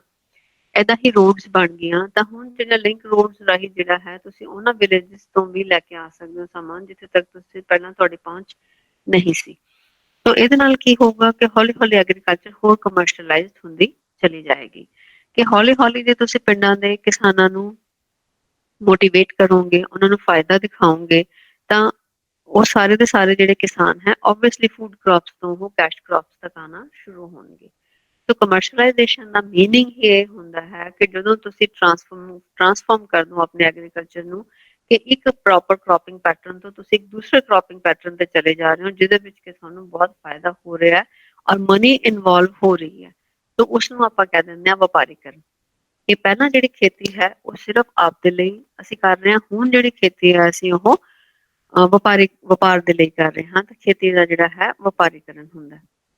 ਇਸ ਦੇ ਨਾਲ ਹੀ ਜਿਹੜਾ ਆਪਾਂ ਕੁਝ ਹੋਰ ਪੁਆਇੰਟਸ ਇਹ ਲੈਂਦੇ ਹਾਂ ਕਿ ਪਹਿਲਾਂ ਜਿਹੜਾ ਹੁੰਦਾ ਸੀਗਾ ਜਿੰਨੇ ਵੀ ਕਿਸਾਨ ਹੁੰਦੇ ਸੀਗੇ ਉਹ ਆਪਦੀ ਜ਼ਮੀਨ ਨੂੰ ਪਹਿਲਾਂ ਕੀ ਚਾਹੇ ਹੁਣ ਵੀ ਆਪਾਂ ਲਾ ਲਓ ਉਹ ਮਾਂ ਦਾ ਦਰਜਾ ਦਿੰਦੇ ਸੀ। ਪਰ ਜਿਸ ਤਰ੍ਹਾਂ ਆਪਾਂ 3 ਪ੍ਰਣਾਲੀਆਂ ਦੀ ਗੱਲ ਕੀਤੀ, ਮਤਲਬ ਇਹ ਜਿਹੜਾ ਪੁਆਇੰਟ ਹੈ ਤੁਸੀਂ ਇਹਨੂੰ ਲੈਂਡ ਟੈਨਿਓਰ ਸਿਸਟਮ ਕਰਕੇ ਲਿਖੋਗੇ। Will start this point with the land tenure system. ਕਿ ਲੈਂਡ ਟੈਨਿਓਰ ਸਿਸਟਮ ਦੇ ਵਿੱਚ ਇਹ ਹੋਇਆ ਕਿ ਜਿਉਂ ਲਗਾਨ ਦੇ ਭੁਗਤਾਨ ਦੇ ਲਈ ਬਹੁਤ ਸਾਰਿਆਂ ਨੂੰ ਜਿਹੜੇ ਕਿਸਾਨ ਸੀ ਉਹਨਾਂ ਨੂੰ ਆਪਣੀ ਜ਼ਮੀਨ ਗਹਿਣੇ ਰੱਖਣੀ ਪਈ, ਮੌਰਗੇਜ ਕਰਨੀ ਪਈ, ਉਹਨੂੰ ਛੁਡਾ ਨਹੀਂ ਸਕੇ, ਤਾਂ ਜਿਹੜੀ ਲੈਂਡ ਹੈ ਉਹ ਕੀ ਬਣ ਗਈ, ਕਮੋਡਿਟੀ। ਕਿਤੇ ਲੈਂਡ ਜਿਹੜੀ ਹੈ ਇੱਕ ਸੀਕ੍ਰੇਟ ਐਂਟੀਟੀ ਆਪਾਂ ਮੰਨ ਲਓ ਕਿ ਹੈ ਸੀ, ਹੁਣ ਉਹ ਜਿਹੜੀ ਹੈ ਇੱਕ ਗੁੱਡ ਬਣ ਗਈ ਹੈ, ਕਮੋਡਿਟੀ ਬਣ ਗਈ ਹੈ ਕਿ ਉਹਦਾ ਸੇਲ ਐਂਡ ਪਰਚੇਜ਼ ਹੋ ਰਿਹਾ। ਸੋ ਉਹਦੇ ਨਾਲ ਵੀ ਜਿਹੜਾ ਸੀ ਬਹੁਤ ਸਾਰੇ ਜਿਹੜੇ ਕਿਸਾਨ ਸੀਗੇ ਉਹ ਸਿਰਫ ਖੇਤੀਬਾੜੀ ਮਜ਼ਦੂਰ ਬਣ ਕੇ ਰਹਿ ਗਏ ਸੀ। ਤੋ ਜਦੋਂ ਖੇਤੀਬਾੜੀ ਮਜ਼ਦੂਰ ਬਣੇ ਤਾਂ ਇਹਦਾ ਮਤਲਬ ਹੈ ਲੇਬਰ ਕੀ ਹੋ ਗਿਆ, ਲੇਬਰ ਵੀ also acting as a commodity, land as a commodity and labour as a commodity. ਤੋ ਦੋਨੋਂ ਹੀ ਕਮੋਡਿਟੀ ਬਣ ਜਾਂਦੀਆਂ ਸੀ। ਜਦੋਂ ਦੋਨੋਂ ਕਮੋਡਿਟੀ ਬਣ ਜਾਂਦੀਆਂ ਨੇ ਤਾਂ ਪਹਿਲਾਂ ਤਾਂ ਅਸੀਂ ਲੇਬਰ ਅਸੀਂ ਦੇਖ ਹੀ ਨਹੀਂ ਰਹੇ ਸੀ, ਹੁਣ ਅਸੀਂ ਤਾਂ ਲੇਬਰ ਵੀ ਐਮਰਜੈਂਸ ਦੇ ਵਿੱਚ ਆਉਂਦੀ ਹੈ ਤਾਂ ਬ੍ਰਿਟਿਸ਼ਰਸ ਨੂੰ ਲੱਗਦਾ ਵੀ ਉਹਦੇ ਕੋਲ ਰॉ ਮਟੀਰੀਅਲ ਕਿਉਂ ਲੈਣਾ, ਉਹਦੇ ਤਾਂ ਲੇਬਰ ਵੀ ਸਸਤੀ ਹੈ, why not to produce the commodities over here only। ਵੀ ਅਸੀਂ ਰॉ ਮਟੀਰੀਅਲ ਉੱਥੇ ਲੈ ਕੇ ਜਾ ਰਹੇ ਹਾਂ, ਉੱਥੇ ਜਾ ਕੇ ਗੁੱਡਸ ਪ੍ਰੋਡਿਊਸ ਕਰ ਰਹੇ ਹਾਂ, ਕਿਉਂ ਨਾ ਆਪਾਂ ਇੱਥੇ ਜਿਹੜਾ ਹੈ ਚੀਜ਼ਾਂ ਨੂੰ ਪ੍ਰੋਡਿਊਸ ਕਰਨਾ ਸ਼ੁਰੂ ਕरें, ਸਾਡੀ ਕਾਸਟ ਜਿਹੜੀ ਹੈ ਉਹ ਹੋਰ ਵੀ ਘੱਟ ਜਾਏਗੀ, ਕਾਸਟ ਆਫ ਪ੍ਰੋਡਕਸ਼ਨ ਹੋਰ ਡਿਕਰੀਜ਼ ਹੋਏਗੀ। ਤੋ ਜਿਹੜੇ ਕਿਸਾਨ ਜਿਹੜੇ ਆਪਣੀ ਜ਼ਮੀਨ ਗਹਿਣੇ ਧਰ ਚੁੱਕੇ ਸੀ, ਉਹਨਾਂ ਕੋਲੇ ਕੁਛ ਹੁਣ ਹੋਰ ਹੈ ਨਹੀਂ ਸੀ, ਕਰਜ਼ੇ ਦੇ ਵਿੱਚੋਂ ਬਹੁਤ ਡੁੱਬੇ ਹੋਏ ਸੀ, ਸੋ ਉਹਨਾਂ ਨੇ ਕੀ ਕੀਤਾ, ਲੇਬਰ ਬਣਨਾ ਹੌਲੀ ਹੌਲੀ ਸਵੀਕਾਰ ਕਰ ਲਿਆ। ਹੁਣ ਜਦੋਂ ਲੇਬਰ ਬਣ ਗਏ ਤਾਂ ਹੁਣ ਲੇਬਰ ਨੂੰ ਯੂਟਿਲਾਈਜ਼ ਵੀ ਤਾਂ ਕਿਤੇ ਕਰਨਾ ਸੀਗਾ, ਤਾਂ ਉਹਦੇ ਵਿੱਚ ਕੀ ਹੋਇਆ, ਇਹਨਾਂ ਨੇ ਟੈਕਸਟਾਈਲ ਇੰਡਸਟਰੀ ਸਭ ਤੋਂ ਪਹਿਲਾਂ ਸ਼ੁਰੂ ਕੀਤੀ। ਸੋ ਜਦੋਂ ਬ੍ਰਿਟਿਸ਼ਰਸ ਨੇ ਟੈਕਸਟਾਈਲ ਇੰਡਸਟਰੀ ਸ਼ੁਰੂ ਕੀਤੀ, ਸੋ ਪਹਿਲਾਂ ਤਾਂ ਸਿਰਫ ਆਪਾਂ ਇੰਗਲੈਂਡ ਦੇ ਵਿੱਚ ਹੀ ਜਿਹੜਾ ਸੀ ਸਾਰਾ ਸਮਾਨ ਲੈ ਕੇ ਜਾ ਰਹੇ ਸੀ, ਹੁਣ ਜਿਹੜਾ ਹੈ ਉਰੇ ਪ੍ਰੋਡਿਊਸ ਕਰਨ ਲਈ ਵੀ ਜਿਹੜਾ ਸਾਨੂੰ ਰॉ ਮਟੀਰੀਅਲ ਚਾਹੀਦਾ ਸੀਗਾ, ਤਾਂ ਫਿਰ ਜਿਹੜਾ ਹੈ ਹੋਰ ਜ਼ਿਆਦਾ ਕੋਸ਼ਿਸ਼ ਕੀਤੀ ਗਈ ਕਿ ਸਾਡੇ ਕਿਸਾਨ ਜਿਹੜਾ ਹੈ ਜ਼ਿਆਦਾ ਤੋਂ ਜ਼ਿਆਦਾ ਜਿਹੜਾ ਹੈ ਰॉ ਮਟੀਰੀਅਲ ਇੱਥੇ ਪ੍ਰੋਡਿਊਸ ਕਰਕੇ ਦੇ ਦੇਣ। ਟੈਕਸਟਾਈਲ ਇੰਡਸਟਰੀ ਤੋਂ ਬਾਅਦ ਬਟ ਸ਼ੂਗਰ ਇੰਡਸਟਰੀ ਬਣੀ, ਤਾਂ ਫਿਰ ਗੰਨਾ ਜਿਹੜਾ ਹੈ ਉਹਦਾ ਜ਼ਿਆਦਾ ਤੋਂ ਜ਼ਿਆਦਾ ਉਤਪਾਦਨ ਸ਼ੁਰੂ ਹੋਇਆ। ਦੈਨ ਰਬੜ ਇੰਡਸਟਰੀ ਜਿਹੜੀ ਹੈ ਆਈ, ਤਾਂ ਰਬੜ ਪਲਾਂਟ ਦਾ ਸ਼ੁਰੂ ਹੋਇਆ। ਇੰਡੀਗੋ ਆਪਾਂ ਪਹਿਲਾਂ ਹੀ ਦੱਸ ਚੁੱਕੇ ਹਾਂ। ਤੋ ਜਦੋਂ ਐਸੀ ਇੰਡਸਟਰੀ ਔਰ ਟੈਕਸਟਾਈਲ ਇੰਡਸਟਰੀ ਤਾਂ ਬਹੁਤ ਜ਼ਿਆਦਾ ਜਗ੍ਹਾ ਦੇ ਵਿੱਚ ਲਾਉਣੀ ਸ਼ੁਰੂ ਕੀਤੀ, ਪੂਨੇ ਦੇ ਵਿੱਚ, ਬੰਬੇ ਦੇ ਵਿੱਚ, ਬੰਗਾਲ ਦੇ ਵਿੱਚ। ਸੋ ਟੈਕਸਟਾਈਲ ਇੰਡਸਟਰੀ ਆਪਾਂ ਜਿੰਨੇ ਵੀ ਦੇਖਦੇ ਹਾਂ, ਸਭ ਤੋਂ ਪਹਿਲੀਆਂ ਜਿਹੜੀਆਂ ਹੈ ਉਹ ਬ੍ਰਿਟਿਸ਼ਰਸ ਦੇ ਟਾਈਮ ਦੀਆਂ ਹੀ ਸ਼ੁਰੂ ਕਰਾਈਆਂ ਹੋਈਆਂ ਨੇ। ਸੋ these were some of the reasons ਜਿਹਦੇ ਕਰਕੇ ਆਪਾਂ ਦੱਸਦੇ ਹਾਂ ਕਿ ਖੇਤੀਬਾੜੀ ਦਾ ਵਪਾਰੀਕਰਨ ਕਿਉਂ ਹੋਇਆ। ਹੁਣ ਇਸੇ ਨੂੰ ਜੇ ਇਹੀ ਸਾਰੇ ਪੁਆਇੰਟਸ ਨੂੰ ਆਪਾਂ ਮਾਰਕੀਟ ਇਕੋਨਮੀ ਦੇ ਨਾਲ ਦੇਖਣਾ, ਜੋੜ ਕੇ ਦੇਖਣਾ ਹੈ, ਤਾਂ ਉਹਨਾਂ ਦੇ ਵਿੱਚ ਕੀ ਹੈ, ਇੱਕ ਆਪਾਂ ਸ਼ੁਰੂ ਚ ਪਹਿਲਾਂ ਦੱਸ ਚੁੱਕੇ ਹਾਂ ਕਿ ਜੇ ਕਿਸਾਨਾਂ ਨੂੰ ਆਪਾਂ ਮੋਟੀਵੇਟ ਕਰਾਉਣਾ ਹੈ, ਤਾਂ ਆਪਾਂ ਉਹਨਾਂ ਨੂੰ ਕੋਈ ਨਾ ਕੋਈ ਐਸਾ ਚੀਜ਼ ਦੇਵਾਂਗੇ ਜਿਹਦੇ ਨਾਲ ਉਹ ਪ੍ਰੇਰਿਤ ਹੋਣਗੇ, ਕੁਛ ਪ੍ਰੋਡਿਊਸ ਕਰਨਾ ਸ਼ੁਰੂ ਕਰਨਗੇ, ਕਿਉਂਕਿ ਅਸੀਂ ਚਾਹੁੰਦੇ ਹਾਂ ਕਿ ਸਾਡੇ ਲਈ ਪ੍ਰੋਡਿਊਸ ਕਰਨ। ਤਾਂ ਅਸੀਂ ਪ੍ਰਾਈਸ ਨੂੰ ਲੈ ਆਏ ਮਾਰਕੀਟ ਦੇ ਅੰਦਰ। ਜਦੋਂ ਕੀਮਤ ਕਿਸੇ ਚੀਜ਼ ਦੀ ਹੋਗੀ ਤਾਂ ਹੁਣ ਕੀਮਤ ਦਾ ਭੁਗਤਾਨ ਵੀ ਕਿਸੇ ਤਰ੍ਹਾਂ ਹੋਣਾ। ਤੋਂ ਪਹਿਲਾਂ ਜਦ ਆਪਾਂ ਬਾਰਟਰ ਸਿਸਟਮ ਦੀ ਗੱਲ ਕਰ ਰਹੇ ਸੀ, ਬਾਰਟਰ ਸਿਸਟਮ ਦੇ ਕੁਝ ਦੋਸ਼ ਵੀ ਸੀਗੇ। ਉਹ ਦੋਸ਼ ਸੀਗਾ, ਸਭ ਤੋਂ ਪਹਿਲਾਂ ਸੀ ਇੰਡੀਵਿਜ਼ਿਬਿਲਿਟੀ, ਕਿ ਤੁਸੀਂ ਹਰ ਚੀਜ਼ ਨੂੰ ਡਿਵਾਈਡ ਨਹੀਂ ਕਰ ਸਕਦੇ। ਸਪੋਜ਼ ਕਿਸੇ ਦੇ ਕੋਲ ਗਾਵਾਂ ਨੇ, ਜੇ ਉਸਨੇ ਸਿਰਫ ਇੱਕ ਬੋਰੀ ਕਣਕ ਲੈਣੀ ਹੈ ਤਾਂ ਇੱਕ ਗਾਂ ਤਾਂ ਉਹ ਕਿਸੇ ਨੂੰ ਨਹੀਂ ਦੇ ਦੂਗਾ ਇੱਕ ਬੋਰੀ ਦੇ ਬਦਲੇ। ਠੀਕ ਹੈ ਨਾ, ਵੈਲਿਊ ਆਫ ਗੁੱਡਸ ਤਾਂ ਹੁੰਦੀ ਵੀ ਹੈ, ਕਿਸੇ ਚੀਜ਼ ਦੀ ਜ਼ਿਆਦਾ ਹੈ, ਕਿਸੇ ਦੀ ਘੱਟ ਹੈ। ਹੁਣ ਘੱਟ ਚੀਜ਼ ਦੇ ਅਸੀਂ ਵੱਧ ਨਹੀਂ ਦੇ ਸਕਦੇ, ਔਰ ਗਾਂ ਜਾਂ ਮੱਝ ਜਾਂ ਬੱਕਰੀ ਉਹਦੇ ਟੁਕੜੇ ਵੀ ਨਹੀਂ ਕਰਕੇ ਦੇ ਸਕਦੇ। ਮਤਲਬ ਫਰਸਟ ਪ੍ਰੋਬਲਮ ਜਿਹੜੀ ਸੀਗੀ ਇੰਡੀਵਿਜ਼ਿਬਿਲਿਟੀ ਦੀ, ਕਿ ਬਾਰਟਰ ਸਿਸਟਮ ਦੇ ਵਿੱਚ ਅਸੀਂ ਚੀਜ਼ਾਂ ਨੂੰ ਵੰਡ ਨਹੀਂ ਸੀ ਸਕਦੇ। ਸੋ ਚੀਜ਼ਾਂ ਕਿਉਂਕਿ ਵੰਡ ਨਹੀਂ ਸਕਦੇ ਸੀ, ਇਸ ਲਈ ਸਾਨੂੰ ਇੱਕ ਮੀਡੀਅਮ ਆਫ ਐਕਸਚੇਂਜ ਦੀ ਜ਼ਰੂਰਤ ਪੈਂਦੀ ਹੈ, ਕਿ ਉਹ ਕਿਹੜਾ ਮਾਧਿਅਮ ਹੋਣਾ ਚਾਹੀਦਾ ਜਿਸ ਦੇ ਨਾਲ ਅਸੀਂ ਚੀਜ਼ਾਂ ਨੂੰ ਆਪਸ ਦੇ ਵਿੱਚ ਜਿਨ੍ਹਾਂ ਦਾ ਵਟਾਂਦਰਾ ਕਰ ਸਕੀਏ। ਤਾਂ ਮਨੀ ਜਿਹੜਾ ਹੈ ਹੋਂਦ ਦੇ ਵਿੱਚ ਆਉਂਦੀ ਹੈ। ਸੋ ਮੋਨੇਟਰੀ ਸਿਸਟਮ ਦਾ ਜਾਂ ਮੋਨੇਟਰੀ ਇਕੋਨੋਮੀ ਹੋਣ ਦਾ at the time of Britishers main ਕਾਰਨ ਸੀਗਾ ਕਿ ਬਾਰਟਰ ਸਿਸਟਮ ਅੱਗੇ ਚੱਲ ਨਹੀਂ ਸੀ ਸਕਦਾ।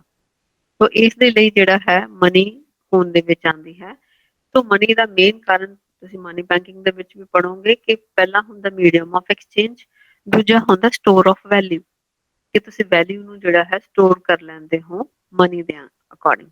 ਠੀਕ ਹੈ ਜੀ। ਫਿਰ ਜਦੋਂ ਮਨੀ ਹੋਂਦ ਦੇ ਵਿੱਚ ਆਉਂਦੀ ਹੈ ਤਾਂ ਉਹਦੇ ਬਹੁਤ ਬਹੁਤ ਸਾਰੀਆਂ ਅਲੱਗ-ਅਲੱਗ ਕਿਸਮਾਂ ਦੀ ਮਨੀ ਆਏਗੀ। ਉਹ ਇੰਟਰਨੈਸ਼ਨਲ ਦੇ ਵਿੱਚ ਤੁਸੀਂ ਬ੍ਰਿਟਨ ਵੁਡ ਸਿਸਟਮ ਦੇ ਵਿੱਚ ਪੜ੍ਹ ਲਓਗੇ, ਉਹਨੂੰ ਆਪਾਂ ਜ਼ਿਆਦਾ ਡਿਟੇਲਸ ਨਹੀਂ ਜਾਵਾਂਗੇ ਉਸਦੀ।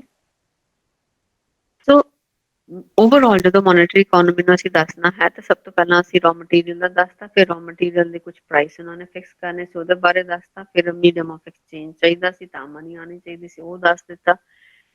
ਅਸੀਂ ਸਟੋਰ ਆਫ ਵੈਲਿਊ ਦੱਸ ਦਿੱਤਾ, ਕਿਉਂਕਿ ਕੋਈ ਚੀਜ਼ ਤੁਸੀਂ ਹੁਣ ਪ੍ਰੋਡਿਊਸ ਕਰਕੇ ਰੱਖ ਰਹੇ ਹੋ, ਉਸਨੂੰ ਤੁਸੀਂ ਥੋੜੀ ਦੇਰ ਬਾਅਦ ਵੇਚਣਾ ਚਾਹੁੰਦੇ ਹੋ, ਹਾਲੇ ਤੁਸੀਂ ਨਹੀਂ ਦੇਣਾ ਚਾਹੁੰਦੇ ਹੋ, ਉਹਦੀ ਜਿਹੜੀ ਹੈ ਵੈਲਿਊ ਆ ਗਈ। ਇਹ ਵੈਲਿਊ ਜਿਹੜਾ ਸਟੋਰ ਆਫ ਵੈਲਿਊ ਦੀ ਅਸੀਂ ਗੱਲ ਕਰ ਰਹੇ, ਇਹ ਸਿਰਫ ਇਸੇ ਲਈ ਜ਼ਰੂਰੀ ਨਹੀਂ ਸੀਗੀ ਕਿ ਉਹਨਾਂ ਨੇ ਸਾਡੀਆਂ ਚੀਜ਼ਾਂ ਲੈਣੀਆਂ ਸੀ, ਉਹਨਾਂ ਨੇ ਆ ਕੇ ਆਪ ਵੀ ਚੀਜ਼ਾਂ ਵੀ ਸਾਡੇ ਕੋਲੇ ਵੇਚਣੀਆਂ ਸੀਗੀਆਂ, ਇਹਦੇ ਕਰਕੇ ਉਹਨਾਂ ਨੂੰ ਪੈਸਾ ਚਾਹੀਦਾ ਸੀ ਕਿ ਜੇ ਅਸੀਂ ਆਪਣੀ ਚੀਜ਼ਾਂ ਵੇਚਾਂਗੇ, ਅਸੀਂ ਉਹਦੇ ਬਦਲੇ ਨਾਲ ਤਾਂ ਕਣਕ ਥੋੜੀ ਨਾ ਲੈਣੀ, ਚੌਲ ਥੋੜੀ ਨਾ ਲੈਣੇ, ਵੀ ਸਾਨੂੰ ਕੋਈ ਮੁਦਰਾ ਮਿਲਣੀ ਚਾਹੀਦੀ ਹੈ, ਸਾਨੂੰ ਪੈਸੇ ਮਿਲਣੇ ਚਾਹੀਦੇ। ਇਹਦੇ ਲਈ ਵੀ ਜਿਹੜਾ ਹੈ ਮੋਨੇਟਰੀ ਇਕੋਨੋਮੀ ਸ਼ੁਰੂ ਹੁੰਦੀ ਹੈ। ਬਾਕੀ ਜਿੰਨੇ ਪੁਆਇੰਟ ਆਪਾਂ ਅਮਰੀਕਨ ਸਿਵਲ ਵਾਰ ਦਾ ਕਰ ਲਿਆ, ਜਾਂ ਸੁਏਜ਼ ਕੈਨਾਲ ਦਾ ਕਰ ਲਿਆ, ਜਾਂ ਸਾਡਾ ਜਿਹੜਾ ਰੋਡਵੇਜ਼ ਸਿਸਟਮ ਹੈ, ਰੇਲਵੇ ਸਿਸਟਮ ਹੈ, ਉਸਨੂੰ ਸ਼ੁਰੂ ਕਰਨ ਦਾ ਕਰ ਲਿਆ, ਉਹ ਸਾਰੇ ਪੁਆਇੰਟਸ ਜਿਹੜੇ ਨੇ ਇਸ ਦੇ ਆਂਸਰ ਦੇ ਵਿੱਚ ਐਸ ਸੱਚ ਹੀ ਆਉਂਦੇ ਚਲੇ ਜਾਣਗੇ। ਜੇ ਹੁਣ ਆਪਾਂ ਰੇਲਵੇਜ਼ ਦੀ ਗੱਲ ਕਰਦੇ ਹਾਂ, ਤਾਂ ਰੇਲਵੇ ਆਪਣੇ ਆਪ ਡਿਵੈਲਪ ਨਹੀਂ ਹੋ ਰਹੀ। ਰੇਲਵੇ ਨੂੰ ਡਿਵੈਲਪ ਕਰਨ ਲਈ ਵੀ ਮਨੀ ਦੀ ਜ਼ਰੂਰਤ ਹੈ, ਔਰ ਉਹ ਮਨੀ ਸਾਨੂੰ ਕਿੱਥੋਂ ਲੈਣੀ ਪੈ ਰਹੀ ਹੈ? ਉਹ ਕਿਉਂਕਿ ਸਾਡੀ ਗਵਰਨਮੈਂਟ ਦੇ ਕੋਲ ਇੱਕ ਤਾਂ ਇਹ ਗੱਲ ਬੱਚੇ ਯਾਦ ਰੱਖਣਾ ਕਿ ਚਾਹੇ ਰੋਡਵੇਜ਼ ਡਿਵੈਲਪ ਹੋਇਆ, ਚਾਹੇ ਰੇਲਵੇ ਡਿਵੈਲਪ ਹੋਈ, ਚਾਹੇ ਸਾਡੀ ਟੈਕਸਟਾਈਲ ਇੰਡਸਟਰੀ ਬਣੀ, ਚਾਹੇ ਸ਼ੂਗਰ ਇੰਡਸਟਰੀ ਬਣੀ, ਚਾਹੇ ਸੀਮੈਂਟ ਇੰਡਸਟਰੀ ਬਣੀ, ਚਾਹੇ ਪੇਪਰ ਇੰਡਸਟਰੀ ਬਣੀ, ਕਿੰਨੀਆਂ ਵੀ ਇੰਡਸਟਰੀਆਂ ਬਣੀਆਂ, ਉਹ ਕਿਹਦੇ ਸਿਰ ਤੇ ਬਣੀਆਂ ਸੀ? ਇੰਡੀਅਨ ਗਵਰਨਮੈਂਟ ਦੇ ਸਿਰ ਤੇ। ਉਹ ਤੇ ਬ੍ਰਿਟਿਸ਼ਰਸ ਦਾ ਕੋਈ ਮਤਲਬ ਨਹੀਂ, ਉਹਨਾਂ ਨੇ ਪੈਸੇ ਜਿਹੜਾ ਹੈ ਉਸ ਦੇ ਅੰਦਰ ਲਾਏ ਹੋਏ ਸੀ।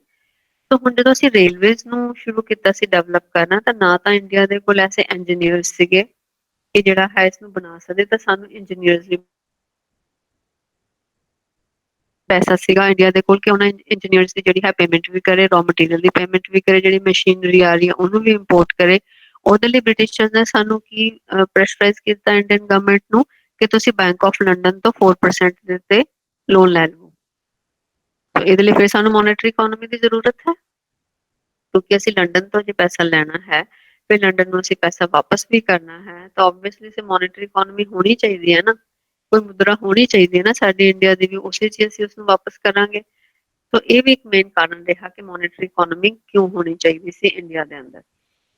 ਤਾਂ ਜਦੋਂ ਰੇਲਵੇਜ਼ ਡਿਵੈਲਪ ਹੁੰਦੀ ਹੈ ਤਾਂ ਬਹੁਤ ਜ਼ਿਆਦਾ ਕਰਜ਼ਾ ਜਿਹੜਾ ਹੈ ਇੰਡੀਅਨ ਗਵਰਨਮੈਂਟ ਦੇ ਉੱਤੇ ਬੈਂਕ ਆਫ ਲੰਡਨ ਦਾ ਹੁੰਦਾ ਹੈ।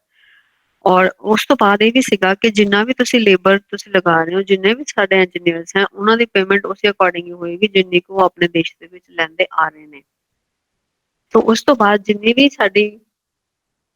ਸਾਡੇ ਉਸ ਟਾਈਮ ਦੇ ਰਾਜੇ ਸੀਗੇ, ਹੌਲੀ ਹੌਲੀ ਉਹਨਾਂ ਨੇ ਬ੍ਰਿਟਿਸ਼ਰ ਦੀ ਹਕੂਮਤ ਜਿਹੜੀ ਹੈ ਅਪਣਾ ਲਿੱਤੀ ਸੀ, ਤਾਂ ਉਸ ਟਾਈਮ ਵੀ ਜਿੰਨਾ ਵੀ ਉਹਨਾਂ ਦੀ ਆਰਮੀ ਸੀ, ਬ੍ਰਿਟਿਸ਼ਰਸ ਦੀ ਆਰਮੀ ਸੀ, ਉਸ ਦੇ ਵਿੱਚ ਵੀ ਜਿਹੜੀ ਪੇਮੈਂਟ ਹੈ ਉਹਨਾਂ ਨੂੰ ਕਰਨੀ ਹੁੰਦੀ ਸੀ। ਤਾਂ ਇਹਦੇ ਲਈ ਵੀ ਜਿਹੜਾ ਹੈ ਮਨੀ ਦੀ ਜ਼ਰੂਰਤ ਸੀ। ਇਹ ਵੀ ਜਿਹੜਾ ਇੱਕ ਕਾਰਨ ਰਿਹਾ ਕਿ ਮੋਨੇਟਰੀ ਇਕੋਨੋਮੀ ਹੌਲੀ ਹੌਲੀ ਹੋਣ ਦੇ ਵਿੱਚ ਆਉਂਦੀ ਹੈ। ਤੋ ਜਿਹੜੇ ਕਾਰਨ ਆਪਾਂ ਬੇਟੇ ਕੀਤੇ ਆ ਉਹ 'ਚ ਇੱਕ ਦੋ ਜਿਹੜੇ ਹੈ ਐਡ ਕਰਕੇ ਅਸੀਂ ਇਹ ਸਾਰੇ ਨੂੰ ਐਕਸਪਲੇਨ ਕਰਦੇ ਹਾਂ। ਜਦੋਂ ਲੈਂਡ ਟੈਨਿਓਰ ਸਿਸਟਮ ਦੀ ਤੁਸੀਂ ਗੱਲ ਕਰਦੇ ਹੋ, ਉਸ ਟਾਈਮ ਵੀ ਜਿਹੜਾ ਹੈ ਮਨੀ ਦੀ ਜ਼ਰੂਰਤ ਹੈ। ਇਹਦੇ ਲਗਾਨ ਦਾ ਭੁਗਤਾਨ ਕਰਨਾ ਹੈ ਤਾਂ ਤੁਸੀਂ ਵਸਤਾਂ ਦੇ ਵਿੱਚ ਤਾਂ ਨਹੀਂ ਆ ਕੇ ਕਰੋਗੇ ਨਾ, ਗੁਡਸ ਦੇ ਵਿੱਚ ਨਹੀਂ ਕਰੋਗੇ, ਸਰਵਿਸਿਜ਼ ਦੇ ਵਿੱਚ ਨਹੀਂ ਕਰੋਗੇ, ਤੁਹਾਨੂੰ ਪੇਮੈਂਟ ਕਰਨੀ ਪਏਗੀ ਇਨ ਕੈਸ਼। ਤਾਂ ਕੈਸ਼ ਦੀ ਜ਼ਰੂਰਤ ਹੈ। ਜੇ ਕੈਸ਼ ਆ ਰਿਹਾ ਹੈ ਕਿਸੇ ਵੀ ਜਗ੍ਹਾ ਤਾਂ ਅਸੀਂ ਕਹਾਂਗੇ ਕਿ ਮੋਨੇਟਰੀ ਇਕੋਨੋਮੀ ਆ ਗਈ। ਹੁਣ ਮੋਨੇਟਰੀ ਇਕੋਨੋਮੀ ਦੀ ਇੰਪੋਰਟੈਂਸ ਜਿਹੜੀ ਇਸ ਟਾਈਮ ਹੈ ਉਹ ਸਿਰਫ ਹੈਗੀ ਹੈ ਬ੍ਰਿਟਿਸ਼ਰਸ ਵਾਸਤੇ, ਇੰਡੀਆ ਵਾਸਤੇ, ਇੰਡੀਆ ਦੇ ਲੋਕਾਂ ਵਾਸਤੇ, ਇੰਡੀਅਨ ਗਵਰਨਮੈਂਟ ਵਾਸਤੇ ਕਿਤੇ ਨਹੀਂ ਹੈ। ਠੀਕ ਹੈ ਨਾ, ਉਹ ਤਾਂ ਪਹਿਲਾਂ ਵੀ ਰਹਿ ਰਹੇ ਸੀ, ਪਹਿਲਾਂ ਵੀ ਸੈਲਫ ਸਫੀਸ਼ੀਐਂਸੀ ਸੀ, ਪਹਿਲਾਂ ਵੀ ਸਾਡੀ ਇਕੋਨੋਮੀ ਚਾਹੇ ਕਲੋਜ਼ਡ ਸੀ ਬਟ ਐਸ ਸੱਚ ਕਰਜ਼ੇਦਾਰੀ ਹੋ ਗਈ ਜਾਂ ਫੈਮਿਨ ਹੋ ਗਿਆ ਜਾਂ ਲੋਕਾਂ ਦੀ ਮੌਤ ਹੋ ਗਈ, ਐਸਾ ਕੁਝ ਨਹੀਂ ਹੋ ਰਿਹਾ ਸੀ। ਤੋ ਇਹ ਜਿੰਨੀ ਵੀ ਆਪਾਂ ਮੋਨੇਟਰੀ ਇਕੋਨੋਮੀ ਦੀ ਗੱਲ ਕਰੀਏ, ਜਿੰਨਾ ਵੀ ਆਪਾਂ ਕਮਰਸ਼ੀਅਲਾਈਜੇਸ਼ਨ ਆਫ ਐਗਰੀਕਲਚਰ ਦੀ ਗੱਲ ਕਰੀਏ, ਉਸ ਦਾ ਜ਼ਿਆਦਾ ਜਿਹੜਾ ਬੈਨੀਫਿਟ ਹੈ ਉਹ ਬ੍ਰਿਟਿਸ਼ਰਸ ਨੂੰ ਮਿਲਿਆ, ਦੂਸਰਿਆਂ ਨੂੰ ਇਸ ਦਾ ਫਾਇਦਾ ਜਾਂ ਇੰਡੀਆ ਨੂੰ ਜਿਹੜਾ ਹੈ, ਇੰਡੀਅਨ ਪੀਪਲ ਨੂੰ ਉਸਦਾ ਫਾਇਦਾ ਜਿਹੜਾ ਹੈ ਇੰਨਾ ਨਹੀਂ ਹੋਇਆ। ਠੀਕ ਹੈ ਜੀ। ਅਗੇਨ ਵਨ ਆਫ ਹੁਣ ਇਹਨਾਂ ਜਿਹੜੇ ਦੋਨੋਂ ਟੌਪਿਕਸ ਬੇਟਾ ਆਪਾਂ ਕੀਤੇ ਨੇ ਉਸਦੇ ਕਾਰਨ ਮੈਂ ਤੁਹਾਨੂੰ ਦੱਸਿਆ ਹੈ ਇੱਕੋ ਹੀ ਰਹਿੰਦੇ ਨੇ, ਇਹ ਸੇਮ ਕਾਰਨ ਹੋਣਗੇ, ਸੇਮ ਹੀ ਤਰ੍ਹਾਂ ਉਹਦੀ ਐਕਸਪਲੇਨੇਸ਼ਨ ਰਹੇਗੀ। ਚਾਹੇ ਤੁਹਾਨੂੰ ਕਮਰਸ਼ੀਅਲਾਈਜੇਸ਼ਨ ਆਫ ਐਗਰੀਕਲਚਰ ਆ ਜਾਏ, ਉਹਦੇ ਵਿੱਚ ਵੀ ਤੁਸੀਂ ਪੈਸੇ ਦੀ ਮਹੱਤਤਾ ਬਾਰੇ ਲਿਖਦੇ ਰਹੋ ਜਾਂ ਕਿਉਂ ਮਨੀ ਦੀ ਜ਼ਰੂਰਤ ਸੀ ਉਹਦੇ ਬਾਰੇ ਲਿਖਦੇ ਰਹੋ ਤਾਂ ਵੀ ਉਹ ਠੀਕ ਹੈ। ਪਰ ਜਦੋਂ ਕਮਰਸ਼ੀਅਲਾਈਜੇਸ਼ਨ ਆਫ ਐਗਰੀਕਲਚਰ ਹੋ ਜਾਂਦੀ ਹੈ, ਆਪਾਂ ਰॉ ਮਟੀਰੀਅਲ ਨੂੰ ਬਾਹਰ ਭੇਜਣਾ ਸ਼ੁਰੂ ਕਰ ਦਿੰਦੇ ਹਾਂ, ਤਾਂ ਉਹ ਵਪਾਰ ਹੋ ਗਿਆ। ਤੇ ਜਦੋਂ ਆਪਾਂ goods and services the import export ਕਰ ਰਹੇ ਹਾਂ, ਉਹ 'ਚ ਮਨੀ ਇਨਵੋਲਵ ਹੋ ਗਈ ਹੈ, ਤਾਂ ਉਹ ਵਪਾਰੀਕਰਨ ਹੋ ਗਿਆ। ਤੋ ਖੇਤੀਬਾੜੀ ਦਾ ਵਪਾਰੀਕਰਨ ਇਹਨਾਂ ਵੇ ਇੱਕ ਕਾਰਨ ਹੈ ਮੋਨੇਟਰੀ ਇਕੋਨੋਮੀ ਦਾ। ਮਤਲਬ ਹੁਣ ਜੇ ਤੁਸੀਂ ਦੋਨਾਂ ਦੇ ਵਿੱਚ ਦੇਖੋ, ਕੌਜ਼ ਐਂਡ ਇਫੈਕਟ ਰਿਲੇਸ਼ਨਸ਼ਿਪ ਦੋਨੋਂ ਸਾਈਡ ਤੋਂ ਹੈ।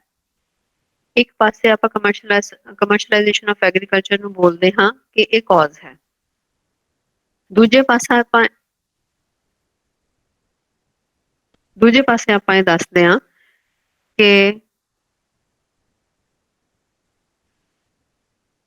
ਜਿਹੜਾ ਇੰਪੈਕਟ ਹੈ ਉਹ ਮੋਨੇਟਰੀ ਇਕੋਨੋਮੀ ਦੇ ਉੱਤੇ ਪੈ ਰਿਹਾ। ਜੇ ਆਪਾਂ ਮੋਨੇਟਰੀ ਇਕੋਨੋਮੀ ਨੂੰ ਦੇਖੀਏ ਕਿ ਮੋਨੇਟਰੀ ਇਕੋਨੋਮੀ ਜਿਹੜੀ ਹੈ ਉਹ ਕੌਜ਼ ਹੈ, ਤਾਂ ਉਹਦਾ ਇੰਪੈਕਟ ਕੀ ਹੈ? Commercialisation of agriculture. So in both way ਦੋਨੋਂ ਕੌਜ਼ ਵੀ हैं और दोनों इफेक्ट भी हैं। तो ਜਦੋਂ ਆਪ ਪੁੱਛਿਆ ਜਾਏ ਕਿ ਕੌਜ਼ ਐਂਡ ਇਫੈਕਟ ਰਿਲੇਸ਼ਨਸ਼ਿਪ ਕੀ ਹੈ ਕਮਰਸ਼ੀਅਲਾਈਜੇਸ਼ਨ ਆਫ ਐਗਰੀਕਲਚਰ ਔਰ ਮੋਨੇਟਰੀ ਇਕੋਨੋਮੀ ਦਾ, ਤਾਂ ਸਾਡਾ ਕੰਕਲੂਡਿੰਗ ਜਿਹੜਾ ਪੈਰਾਗ੍ਰਾਫ ਹੋਏਗਾ ਉਸ ਦੇ ਵਿੱਚ ਅਸੀਂ ਲਿਖਾਂਗੇ ਕਿ ਜੇ ਕਮਰਸ਼ੀਅਲਾਈਜੇਸ਼ਨ ਆਫ ਐਗਰੀਕਲਚਰ ਹੁੰਦੀ ਹੈ ਤਾਂ ਉਸ ਦਾ ਇੰਪੈਕਟ ਹੋਊਗਾ ਕਿ ਇਕੋਨੋਮੀ ਦੇ ਵਿੱਚ ਮਨੀ ਆ ਜਾਏਗੀ।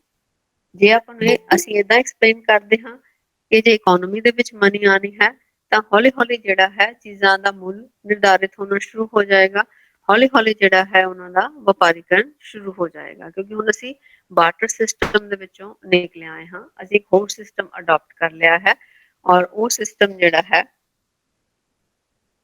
ਮੋਨੇਟਰੀ ਸਿਸਟਮ ਹੈ, ਤਾਂ ਮੋਨੇਟਰੀ ਇਕੋਨੋਮੀ ਹੋ ਜਾਂਦੀ ਹੈ। ਨਾਓ ਇਹਨਾਂ ਦੇ ਵਿੱਚੋਂ ਬੱਚੇ ਕੋਈ ਵੀ ਤੁਸੀਂ ਕੁਐਸਚਨ ਪੁੱਛਣਾ ਚਾਹੋ ਪੁੱਛ ਸਕਦੇ ਹੋ, ਬਟ ਵਨ ਬਾय वन। और कोशिश करना कि ਜਿਹੜਾ 15 ਮਿੰਟ ਲਈ ਜੁਆਇਨ ਕਰਦੇ ਹੋ ਫਿਰ ਛੋੜ ਰਹੇ ਹੋ, ਫਿਰ ਜੁਆਇਨ ਕਰ ਰਹੇ ਹੋ ਫਿਰ ਛੋੜ ਰਹੇ ਹੋ, ਵੀ ਇਹ ਤੁਸੀਂ ਨਾ ਕਰੋ।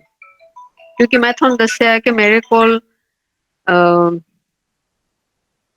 ਸਾਰਾ ਰਿਕਾਰਡ ਆ ਰਿਹਾ ਹੈ ਕਿ ਕੌਣ ਕਿੰਨੇ ਵਜੇ ਆ ਰਿਹਾ, ਕੌਣ ਕਿੰਨੇ ਵਜੇ ਜਾ ਰਿਹਾ। ਕੋਸ਼ਿਸ਼ ਕਰੋ, ਜੋ 5 ਦਿਨ ਲਈ ਕਲਾਸਿਸ ਹੈ ਪਲੀਜ਼ ਅੱਛੀ ਤਰ੍ਹਾਂ ਨਾਲ ਲਗਾ ਲਓ। ਅਸੀਂ ਇੱਥੋਂ ਕਲਾਸ ਦੇ ਵਿੱਚ ਵੀ ਤੁਹਾਨੂੰ ਬਾਰ-ਬਾਰ ਇਹਦਾ ਅੰਦਰ ਆਉਣ ਬਣ ਜਾਣ ਤਾਂ ਨਹੀਂ ਦਿੰਦੇ ਸੀਗੇ ਨਾ।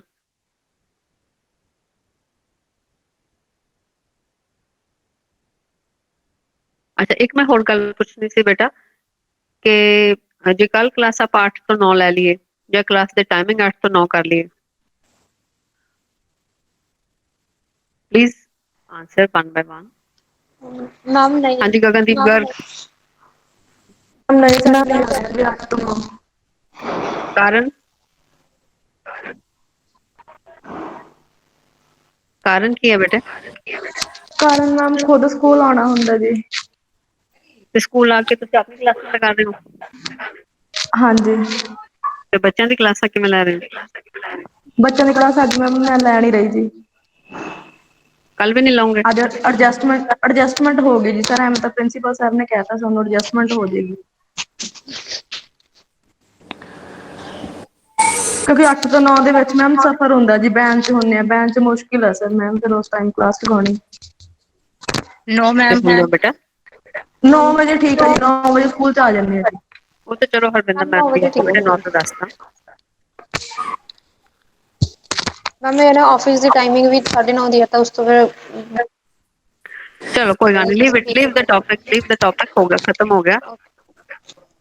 ਇੱਕ ਇੱਕ ਕਰਕੇ ਪੁੱਛਣਾ ਹੈ, ਜਿਹੜੇ ਟੌਪਿਕਸ ਆਪਾਂ ਕੀਤੇ ਆ ਉਹਦੇ ਤੇ ਤੁਸੀਂ ਪੁੱਛ ਸਕਦੇ ਹੋ।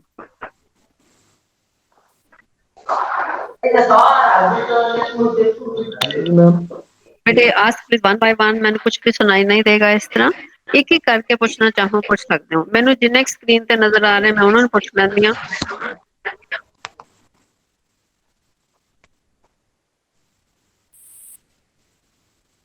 हाँ जी संदीप कौर।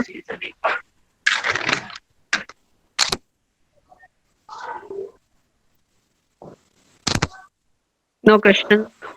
जयदीप अमितोष सिंह। ओके बलजीत कौर। बलजीत कौर अनम्यूट करो बेटे। No ma'am. Okay Pradeep Kaur. Ma'am shipping industry थोड़ा रिपीट कर दो प्लीज। शिपिंग इंडस्ट्री इदां सी बेटे, ਜਦੋਂ ब्रिटिश ਆਪਾਂ इंडस्ट्रियल रेवोल्यूशन, बेटे बाकी बंद करो please. Puneet Kaur, Baljeet Kaur, Anil Gupta please mute. ਹਾਂ ਬੇਟੇ ਸ਼ਿਪਿੰਗ ਇੰਡਸਟਰੀ ਦੇ ਵਿੱਚ ਇਹ ਸੀਗਾ ਕਿ ਜਦੋਂ ਆਪਾਂ ਇੰਡਸਟਰੀਅਲ ਰੈਵੋਲੂਸ਼ਨ ਦੀ ਗੱਲ ਕਰਦੇ ਹਾਂ ਨਾ, ਤਾਂ ਹੌਲੀ ਹੌਲੀ ਉੱਥੇ ਹੋਰ ਇੰਡਸਟਰੀਜ਼ ਵੀ ਤਾਂ ਨਾਲ ਦੇ ਨਾਲ ਲੱਗਣਗੀਆਂ ਹੀ ਨਾ, ਕਿ ਜਦੋਂ ਉਹਨਾਂ ਦੇ ਕੋਲ ਬਲਕ ਦੇ ਵਿੱਚ ਉਹ ਪ੍ਰੋਡਿਊਸ ਕਰਨਗੇ ਤਾਂ ਹੁਣ ਜਿਹੜਾ ਪ੍ਰੋਡਿਊਸ ਹੋ ਗਿਆ ਉਹਨੂੰ ਕਿਤੇ ਵੇਚਣ ਵੀ ਤਾਂ ਜਾਣਗੇ ਨਾ, ਮਾਰਕੀਟ ਵੀ ਤਾਂ ਲੱਭਣਗੇ। ਉਹ ਮਾਰਕੀਟ ਸਮੁੰਦਰ ਪਾਰ ਜੇ ਹੈਗੀ ਆ ਤਾਂ ਓਬਵੀਅਸਲੀ ਜਿਹੜਾ ਸ਼ਿਪਿੰਗ ਉਹਨਾਂ ਨੂੰ ਲੱਗੂਗਾ ਕਿ ਹੁਣ ਸਾਡੇ ਕੋਲੇ ਪੈਸਾ ਹੋ ਗਿਆ। ਤਾਂ ਪਹਿਲਾਂ ਇੱਕ ਇੰਡਸਟਰੀ ਸੀਗੀ, ਸੌਰੀ ਇੱਕ ਕੰਪਨੀ ਸੀਗੀ, ਇਸ ਇੰਡਸਟਰੀ ਦੇ ਵਿੱਚ ਹੌਲੀ ਹੌਲੀ ਹੋਰ ਫਰਮਸ ਆ ਗਈਆਂ। ਜਦੋਂ ਹੋਰ ਫਰਮਸ ਆਈਆਂ ਤਾਂ ਕੰਪੀਟੀਸ਼ਨ ਵੀ ਵਧੂਗਾ ਬੱਚੇ, ਪੈਸੇ ਦੇ ਵਿੱਚ ਵੀ ਸਾਨੂੰ ਬਾਕੀਆਂ ਨੂੰ ਫਾਇਦਾ ਹੋ ਜਾਏਗਾ। ਤਾਂ ਸ਼ਿਪਿੰਗ ਇੰਡਸਟਰੀ ਇਸ ਕਰਕੇ ਆਉਂਦੀ ਹੈ ਕਿਉਂਕਿ ਇੰਡਸਟਰੀਅਲ ਰੈਵੋਲੂਸ਼ਨ ਹੁੰਦਾ। ठीक है ma'am. So industrial revolution is the main reason for shipping industry. Okay ma'am. Any other question बच्चे? Puneet Kaur. Ma'am water system ਦਾ ਦੱਸਿਓ, ਥੋੜਾ ਜਿਹਾ ਦੱਸ ਦਿਓ ਜੀ। ਵਾਟਰ ਸਿਸਟਮ ਹੁੰਦਾ ਬੇਟੇ ਚੀਜ਼ਾਂ ਬਦਲੇ ਚੀਜ਼ਾਂ ਦਾ ਵਟਾਂਦਰਾ। ਸਪੋਜ਼ ਤੁਸੀਂ ਕਣਕ ਉਗਾ ਰਹੇ ਹੋ, ਮੈਂ ਚੌਲ ਉਗਾਏ ਨੇ। ਬਾਕੀ ਅਨਿਲ ਗੁਪਤਾ ਪਲੀਜ਼ ਮਿਊਟ। ਅਨਿਲ ਗੁਪਤਾ ਹਾਂਜੀ। ਆਪਣੇ ਬੜੇ ਇਸ ਤਰ੍ਹਾਂ ਕਿ ਜਦੋਂ ਆਪਾਂ ਇੱਕ ਚੀਜ਼ ਤੁਸੀਂ ਉਗਾ ਰਹੇ ਹੋ, ਇੱਕ ਮੈਂ ਉਗਾ ਰਹੀ ਤੇ ਆਪਾਂ ਬਦਲ ਲਿਆ ਵੀ ਅੱਧਾ ਬੋਰੀ ਮੈਂ ਤੁਹਾਨੂੰ ਦੇ ਦਿੱਤੀ ਚੌਲਾਂ ਦੀ, ਤੁਸੀਂ ਮੈਨੂੰ ਕਣਕ ਦੇ ਦਿੱਤੀ। ਦਿਸ ਇਜ਼ ਇਹ ਦੂਜੀ ਗੱਲ ਹੈ ਕਿ ਤੁਸੀਂ ਕੋਈ ਚੀਜ਼ ਉਗਾ ਰਹੇ ਹੋ, ਮੈਂ ਕਾਰਪੈਂਟਰ ਹਾਂ ਸਪੋਜ਼, ਤਾਂ ਤੁਸੀਂ ਮੇਰੇ ਤੋਂ ਕੋਈ ਤਖਤ ਬਣਵਾ ਲਿਆ, ਕੋਈ ਕੁਰਸੀ, ਕੋਈ ਮੇਜ਼ ਬਣਵਾ ਲਿਆ, ਉਹਦੇ ਬਦਲੇ ਤੁਸੀਂ ਮੈਨੂੰ ਕਣਕ ਦੇ ਦਿੱਤੀ। This is barter system. So goods and services ਦਾ ਜਿਹੜਾ ਐਕਸਚੇਂਜ ਹੈ ਵਿਦ ਗੁਡਸ ਐਂਡ ਸਰਵਿਸਿਜ਼, ਉਹਨੂੰ ਆਪਾਂ ਕਹਿ ਦਿੰਦੇ ਹਾਂ ਬਾਰਟਰ ਸਿਸਟਮ, ਵਸਤ ਥੈਂਕ ਯੂ ਮੈਮ। ਵਟਾਂਦਰਾ ਸਿਸਟਮ। ਹਾਂਜੀ ਗੁਰੀ ਤੇ ਹੋਰ ਕਿੱਥੇ ਘੁੰਮੇ ਆਏ ਹੋ ਬੰਦ ਕਰਕੇ? Unmute unmute. ਹਾਂਜੀ, ਇਹ ਜਿਹੜਾ ਬੰਦ ਕਰਕੇ ਚੱਲ ਜਾਂਦੇ ਹੋ ਨਾ, ਬਾਕੀ ਸ਼ਾਇਦ ਨੋਟ ਨਾ ਕਰਨ। ਮੈਂ ਤੁਹਾਨੂੰ ਕਿਹਾ, ਮੈਂ ਤੁਹਾਨੂੰ ਤੁਹਾਡਾ ਨਾ ਜੁਆਇਨਿੰਗ ਟਾਈਮ ਔਰ ਲੀਵਿੰਗ ਟਾਈਮ WhatsApp ਕਰਾਂਗੀ, ਪਤਾ ਲੱਗ ਜਾਏਗਾ। ਕਲਾਸ ਦਾ ਮਤਲਬ ਇਹ it should be class, we should be disciplined. ਏਦਾਂ ਨਹੀਂ ਕਰੋ। ਹਾਂਜੀ, ਐਨੀਬਡੀ ਐਲਸ? ਦੇਖ ਮੈਨੂੰ ਸਾਰੇ ਰਹੇ, ਮੈਨੂੰ ਮੈਂ ਕਿਹਾ ਅਗਲੀ ਕਲਾਸ ਦਾ ਵੀ ਟਾਈਮ ਹੋ ਰਿਹਾ, ਮੈਂ ਇੱਕ ਨਾਮ ਬੋਲਣ ਦੀ ਜਗ੍ਹਾ ਬਲਜੀਤ ਕੌਰ ਪਲੀਜ਼ ਬੇਟਾ। ਹਾਂਜੀ ma'am market economy and commercialisation of agriculture ਦੇ ਵਿੱਚ ਜਿਹੜਾ ਤੁਸੀਂ ਐਂਡ ਦੇ ਵਿੱਚ ਦੱਸਿਆ, ਉਹਨੂੰ ਇੱਕ ਵਾਰ ਰਿਪੀਟ ਕਰੋਗੇ? ਉਹ ਬੇਟੇ ਇਹ ਦੱਸਿਆ ਮੈਂ ਕਿ ਜੇ ਸਪੋਜ਼ ਤੁਹਾਨੂੰ ਕੁਐਸਚਨ ਇਹ ਪੁੱਛਿਆ ਗਿਆ ਕਿ ਕਾਜ਼ ਐਂਡ ਇਫੈਕਟ ਰਿਲੇਸ਼ਨਸ਼ਿਪ ਜਿਹੜਾ ਹੈ ਉਹ ਕਿਵੇਂ ਹੈ ਨਾ, ਕਾਜ਼ ਐਂਡ ਇਫੈਕਟ ਰਿਲੇਸ਼ਨਸ਼ਿਪ ਆਪਸ ਚ ਕਿਵੇਂ ਹੈ। ਹੁਣ ਜੇ ਆਪਾਂ ਇਹਨੂੰ ਦੇਖੀਏ, ਇੱਕ ਪਾਸੇ ਆਪਾਂ ਕਹਿ ਦਿੰਦੇ ਹਾਂ ਕਿ ਜਿਹੜਾ ਕਾਜ਼ ਹੈ ਉਹ ਕਮਰਸ਼ਲਾਈਜੇਸ਼ਨ ਆਫ ਐਗਰੀਕਲਚਰ, ਜਿਹੜਾ ਕਿ ਖੇਤੀਬਾੜੀ ਦੇ ਵਿੱਚ ਵਪਾਰੀਕਰਨ ਇੱਕ ਕਾਰਨ ਜੇ ਲਈਏ, ਕਾਰਨ ਵਜੋਂ ਅਸੀਂ ਲਈਏ ਤਾਂ ਉਸਦਾ ਇੰਪੈਕਟ ਕੀ ਹੋ ਗਿਆ ਕਿ ਕਿਸਾਨਾਂ ਨੂੰ ਦੇਣ ਲਈ ਫਿਰ ਪੈਸੇ ਚਾਹੀਦੇ ਆ, ਫਿਰ ਮਨੀ ਚਾਹੀਦੇ ਆ, ਤਾਂ ਹੌਲੀ ਹੌਲੀ ਜਿਹੜਾ ਹੈ ਪਰਿਣਾਮ ਸਰੂਪ ਹੋਂਦ ਦੇ ਵਿੱਚ ਆਏਗੀ। ਠੀਕ ਹੈ, ਕਾਜ਼ ਕੀ ਹੋ ਗਿਆ ਕਮਰਸ਼ਲਾਈਜੇਸ਼ਨ ਆਫ ਐਗਰੀਕਲਚਰ, ਐਂਡ ਉਹਦਾ ਇਫੈਕਟ ਕੀ ਹੋ ਗਿਆ ਮੋਨਿਟਰੀ ਇਕੋਨੋਮੀ। ਦੂਜੇ ਪਾਸੇ ਜੇ ਕਹੀਏ ਕਿ ਮਨੀ ਬਾਰਟਰ ਸਿਸਟਮ ਦੀ ਜਗ੍ਹਾ ਲੈ ਗਈ, ਕਿ ਪਹਿਲਾਂ ਵਸਤ ਵਟਾਂਦਰਾ ਪ੍ਰਣਾਲੀ ਹੈ, ਹੁਣ ਮੌਦਰਿਕ ਪ੍ਰਣਾਲੀ ਆ ਗਈ ਹੈ, ਤਾਂ ਜੇ ਮੁਦਰਾ ਆਈ ਹੈ ਤਾਂ ਚੀਜ਼ਾਂ ਨੂੰ ਤੁਸੀਂ ਵੇਚ ਖਰੀਦ ਦੇ ਲਈ ਤੁਹਾਨੂੰ ਇੱਕ ਮੀਡੀਅਮ ਆਫ ਐਕਸਚੇਂਜ ਜਿਹੜਾ ਸੀ ਉਹ ਚਾਹੀਦਾ। ਤਾਂ ਹੁਣ ਜੇ ਪੈਸਾ ਆ ਗਿਆ ਤਾਂ ਤੁਸੀਂ ਕਿਸਾਨਾਂ ਨੂੰ ਉਹ ਪੈਸਾ ਦਿਖਾ ਕੇ, ਮਨੀ ਦਿਖਾ ਕੇ ਜਿਹੜਾ ਹੈ ਪ੍ਰੇਰਿਤ ਕਰ ਸਕਦੇ ਹੋ ਵੀ ਉਹ ਕੈਸ਼ ਕ੍ਰੌਪਸ ਨੂੰ ਜ਼ਿਆਦਾ ਉਗਾਉਣਾ ਸ਼ੁਰੂ ਕਰਨ ਤੇ ਉਹਨਾਂ ਨੂੰ ਵੇਚਣਾ ਸ਼ੁਰੂ ਕਰਨ। ਜਿਹੜਾ ਪਹਿਲਾਂ ਸਿਰਫ ਉਹ ਆਪ ਦੀ ਜ਼ਰੂਰਤ ਦੇ ਲਈ ਉਗਾ ਰਹੇ ਸੀ, ਹੁਣ ਉਹ ਦੂਸਰਿਆਂ ਦੀ ਜ਼ਰੂਰਤ ਦੇ ਲਈ ਵੀ ਔਰ ਮਤਲਬ ਪੈਸੇ ਦੇ ਰਾਹੀਂ ਉਹਨੂੰ ਵੇਚ ਖਰੀਦ ਸਕਣ। ਜਦੋਂ ਮੁਦਰਾ ਆਏਗੀ ਤਾਂ ਕਮਰਸ਼ਲਾਈਜੇਸ਼ਨ ਹੋਏਗੀ ਐਗਰੀਕਲਚਰ ਦੀ। ਜੇ ਦੂਜੇ ਪਾਸੇ ਅਸੀਂ ਦੇਖੀਏ ਕਿ ਖੇਤੀ ਦਾ ਜੇ ਵਪਾਰੀਕਰਨ ਹੋਇਆ ਤਾਂ ਹੌਲੀ ਹੌਲੀ ਮੁਦਰਾ ਜਿਹੜੀ ਹੈ ਹੋਂਦ ਦੇ ਵਿੱਚ ਆਣੀ ਸ਼ੁਰੂ ਹੋ ਗਈ ਹੈ। ਹਾਂਜੀ ਬੇਟੇ, ਸਮਝ ਆਇਆ ਸਭ ਨੂੰ ਕਿ ਕੁਛ ਨਹੀਂ ਸਮਝ ਆਇਆ? ਨਹੀਂ ਮੈਮ, ਬਾਕੀ ਆਲ ਕਲੀਅਰ ਹੈ, ਥੈਂਕ ਯੂ। ਮੈਂ ਸਾਰਿਆਂ ਨੂੰ ਹੀ ਪੁੱਛਿਆ, ਹੱਥ ਹੀ ਹਿਲਾ ਦਿਓ ਸਮਝ ਆ ਹਾਂਜੀ ਗਈ ਹਾਂਜੀ ਹੈ। ਮੈਮ, ਕਲੀਅਰ ਹੈ, ਕਲੀਅਰ ਹੈ ਜੀ। Yes ma'am. ਆਪਾਂ ਵੇਟ ਕਰਦੇ ਹਾਂ ਅਨੀਤਾ ਮੈਮ ਜੁਆਇਨ ਕਰ ਲੈਣ, ਫਿਰ ਅਨੀਤਾ ਮੈਮ ਜੁਆਇਨ ਕਰਨਗੇ। ਉਹ ਬੋਲਣਾ ਨਹੀਂ, ਬੋਲਣਾ ਨਹੀਂ, ਬੋਲਣਾ ਨਹੀਂ, ਸਾਇਲੈਂਸ ਸਾਇਲੈਂਸ ਸਾਇਲੈਂਸ। ਤੁਹਾਡੇ ਬੋਲਣ ਨਾਲੋਂ ਜ਼ਿਆਦਾ ਰੌਲਾ ਪੈ ਜਾਂਦਾ ਭਾਈ, ਮੇਰੇ ਕੰਨ ਫਟ ਜਾਣਗੇ। ਪਾਓ ਜੈਦੀਪ, ਸਮਾਈਲ ਕਰ ਲਿਆ ਕਰਦੇ ਆ। ਅਰੇ ਸੀਰੀਅਸ ਹੈ, ਦੇਸ਼ ਦੀ ਸਾਰੀ ਪ੍ਰੋਬਲਮ ਸਾਡੇ ਸਿਰ ਤੇ ਹੀ ਨਹੀਂ ਪਈ ਹੋਈ। ਮੈਮ ਹਾਂਜੀ ਹਾਂਜੀ ਹਾਂਜੀ ਮੈਮ, ਨੋਟ ਵਗੈਰਾ ਤੇ ਨੋਟਸ ਪਹੁੰਚਣ ਦਿਓ, ਕਲਾਸ ਵਾਲੇ ਘਰੋਂ ਲੈ ਰਹੇ ਆ, ਯੂਨੀਵਰਸਿਟੀ ਪਹੁੰਚੇ ਉੱਥੇ ਜਾ ਕੇ ਦੇਖੀਏ ਕਿ ਨੋਟਸ ਪਏ ਕਿਉਂ ਨਹੀਂ। ਸਾਨੂੰ ਬੇਟਾ ਉਹਨਾਂ ਨੇ ਵੀਰਵਾਰ ਨੂੰ ਕਹਿ ਦਿੱਤਾ ਸੀਗਾ, ਅਸੀਂ ਨੋਟਸ ਦਿੱਤੇ ਨੂੰ 2 ਮਹੀਨੇ ਹੋਏ ਤੇ ਹਰਵਿੰਦਰ ਮੈਮ ਹੋ ਸਕਦਾ ਜਾ ਕੇ ਟਰਾਈ ਕਰ ਵੀ ਚੁੱਕੇ ਹੋਣ। ਮੈਂ ਜਾ ਕੇ ਮੈਨੂੰ ਲੱਗਣਗੇ 11:30 ਤੱਕ ਮੈਂ ਪਹੁੰਚੂਗੀ, ਬਟ ਫਿਰ ਅਸੀਂ ਅਨੀਤਾ ਮੈਮ ਵਾਲੀ ਕਲਾਸ ਜਾਂ ਉਸ ਤੋਂ ਬਾਅਦ ਜਿਹੜੀ 2 ਕਲਾਸਾਂ ਉਹਦੇ ਵਿੱਚ ਤੁਹਾਨੂੰ ਮੈਸੇਜ ਕਨਵੇ ਕਰਾਂਗੇ। Okay ma'am, means ma'am parcel ਹੀ ਹੋ ਜਾਣਗੇ ਫਿਰ ਉਹ ਤਾਂ? ਨਹੀਂ ਪਾਰਸਲ ਨਹੀਂ ਹੋਣਾ ਬੇਟਾ, ਜਸਟ ਹੋਲਡ ਔਨ ਪਲੀਜ਼ ਬੇਟਾ, ਮਿਊਟ ਮਿਊਟ ਮਿਊਟ। ਮੈਂ ਇਹ ਗੱਲ ਕਰਨੀ ਭੁੱਲ ਗਈ ਹਾਂ, ਬੜੇ ਚਰਨਜੀਤ ਤੇ ਸੰਦੀਪ ਕੌਰ ਪਲੀਜ਼ ਮਿਊਟ ਕਰੋ। ਸੰਦੀਪ ਕੌਰ ਮਿਊਟ ਕਰੋ। ਨੋਟਸ ਬੇਟੇ ਆਨਲਾਈਨ ਮਿਲਣਗੇ ਸਾਡੇ ਕੋਲ ਕੁਝ ਕੁ ਸੈੱਟ, 4-5 ਸੈੱਟ ਜਿਹੜੇ ਹੈ, ਕਿਉਂਕਿ ਇਸ ਵਾਰ ਲੈਸਨ ਛਪੇ ਨਹੀਂ ਹੈ ਹਲੇ, ਸੋ ਇਸ ਕਰਕੇ ਲੈਸਨ ਛਪਣ ਨਾ ਕਰਕੇ ਕਿਉਂਕਿ ਐਸਾ ਸਿਸਟਮ ਹੀ ਨਹੀਂ ਆਇਆ ਨਾ ਕਿ ਸਾਰਾ ਕੁਝ ਹੋ ਸਕਦਾ, ਤਾਂ ਪੁਰਾਣੇ ਪਿਛਲੇ ਸੈਸ਼ਨ ਦੇ 4-5 ਸੈੱਟ ਹੈ, ਕਿਸੇ ਨੂੰ ਚਾਹੀਦਾ ਹੋਏ ਤਾਂ ਤੁਸੀਂ ਫੋਟੋਕਾਪੀ ਕਰਾ ਸਕਦੇ ਹੋ। ਅਦਰਵਾਈਜ਼ ਸਾਰੇ ਦੇ ਸਾਰੇ ਲੈਸਨ ਆਨਲਾਈਨ ਹੋਣੇ ਪੈ ਜਾਣਗੇ 12 ਸਾਢੇ 12 ਤੱਕ। ਓਕੇ ਮੈਮ, ਜਿਵੇਂ ਹੁਣ ਫੋਟੋ ਕਾਪੀ ਕਰਵਾਉਣੀ ਹੈ ਫਿਰ ਮੈਮ ਉਹ ਮਤਲਬ ਇੱਥੋਂ ਲੈ ਕੇ ਜਾ ਸਕਦੇ ਹਾਂ? ਹਾਂਜੀ ਹਾਂਜੀ ਬੇਟੇ। Okay ma'am, thank you ma'am. ਹਾਂਜੀ, any other question? No ma'am. ਇੱਕ ਮਿੰਟ ਬੇਟੇ ਵੇਟ ਕਰੋ, ਜਾਣਾ ਨਹੀਂ ਹੈ। Excuse me ma'am. ਹਾਂਜੀ ਮੈਮ ਸਾਈਟ ਤੇ ਪਾਉਣਗੇ ਨੋਟਸ ਅੱਜ? ਬੇਟੇ ਮੈਂ ਕਿਹਾ ਨਾ ਸੀ ਅਗਲੀ ਕਲਾਸ ਤੱਕ ਤੁਹਾਨੂੰ ਦੱਸ ਦਾਂਗੇ, ਯੂਨੀਵਰਸਿਟੀ ਪਹੁੰਚਣ ਦੋ, ਜਾ ਕੇ ਦੇਖਣ ਦੋ ਸਟੇਟਸ ਕੀ ਹੈ, ਫਿਰ ਦੱਸਾਂਗੇ ਨਾ ਰਾਜੇ। ਮੈਮ ਇੱਕ ਕੁਐਸਚਨ ਹੋ ਸੀ ਮੈਮ, ਜਿਹੜੇ ਤੁਸੀਂ ਟੌਪਿਕ ਕਰਾਉਂਦੇ ਹੋ ਪਲੀਜ਼ ਉਹ ਥੋੜਾ ਜਿਹਾ ਰਿਟਨ ਦੇ ਵਿੱਚ ਐਜ ਏ ਗਰੁੱਪ ਦੇ ਵਿੱਚ ਪਾ ਦਿਆ ਕਰੋਗੇ ਕਿ ਆਪਦੇ ਟੌਪਿਕ ਡਿਸਕਸ ਕੀਤੇ ਸੀ ਅੱਜ। ਬੇਟੇ ਸਿਰਫ ਜਦੋਂ ਮੈਂ ਨੇਮ ਨੇਮ ਬੋਲਿਆ ਲੈਣ। ਤਾਂ ਮੈਮ ਥੋੜਾ ਨੈਟਵਰਕ ਇਸ਼ੂ ਹੋ ਰਿਹਾ ਸੀ, ਵਿੱਚ ਆਵਾਜ਼ ਨਾ ਕੱਟ ਆਫ ਹੋ ਰਹੀ ਸੀ ਮੇਰੇ ਏਰੀਏ ਕਦੀ। कोई गल नहीं बेटा, पा लांगे, डोंट वरी। ठीक है ma'am, thank you ma'am. 1 minute ਲਈ चुप होना बेटा, मैं फोन अटेंड करना नीता मैम दा, मैं फिर तुहाडे नाल जुड़दी हां।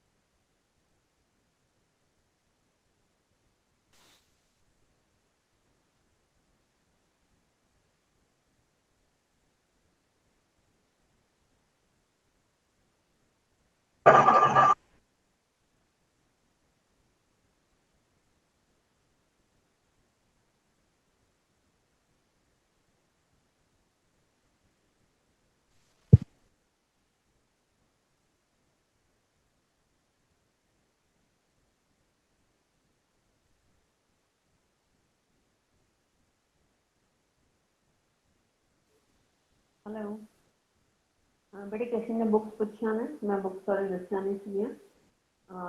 बुक्स इंडियन इकोनॉमी दे इंग्लिश मीडियम वालों ने बहुत सारिया ने, एज यूजल जिवें हमेशा ही हुंदा। ਜਿਹੜੀ बुक है रुद्रदत्त एंड सुंदरम की है, अच्छी है इंडियन इकोनॉमी के लिए। एन अग्रवाल की बुक है इंडियन इकोनॉमी की, वो अच्छी है।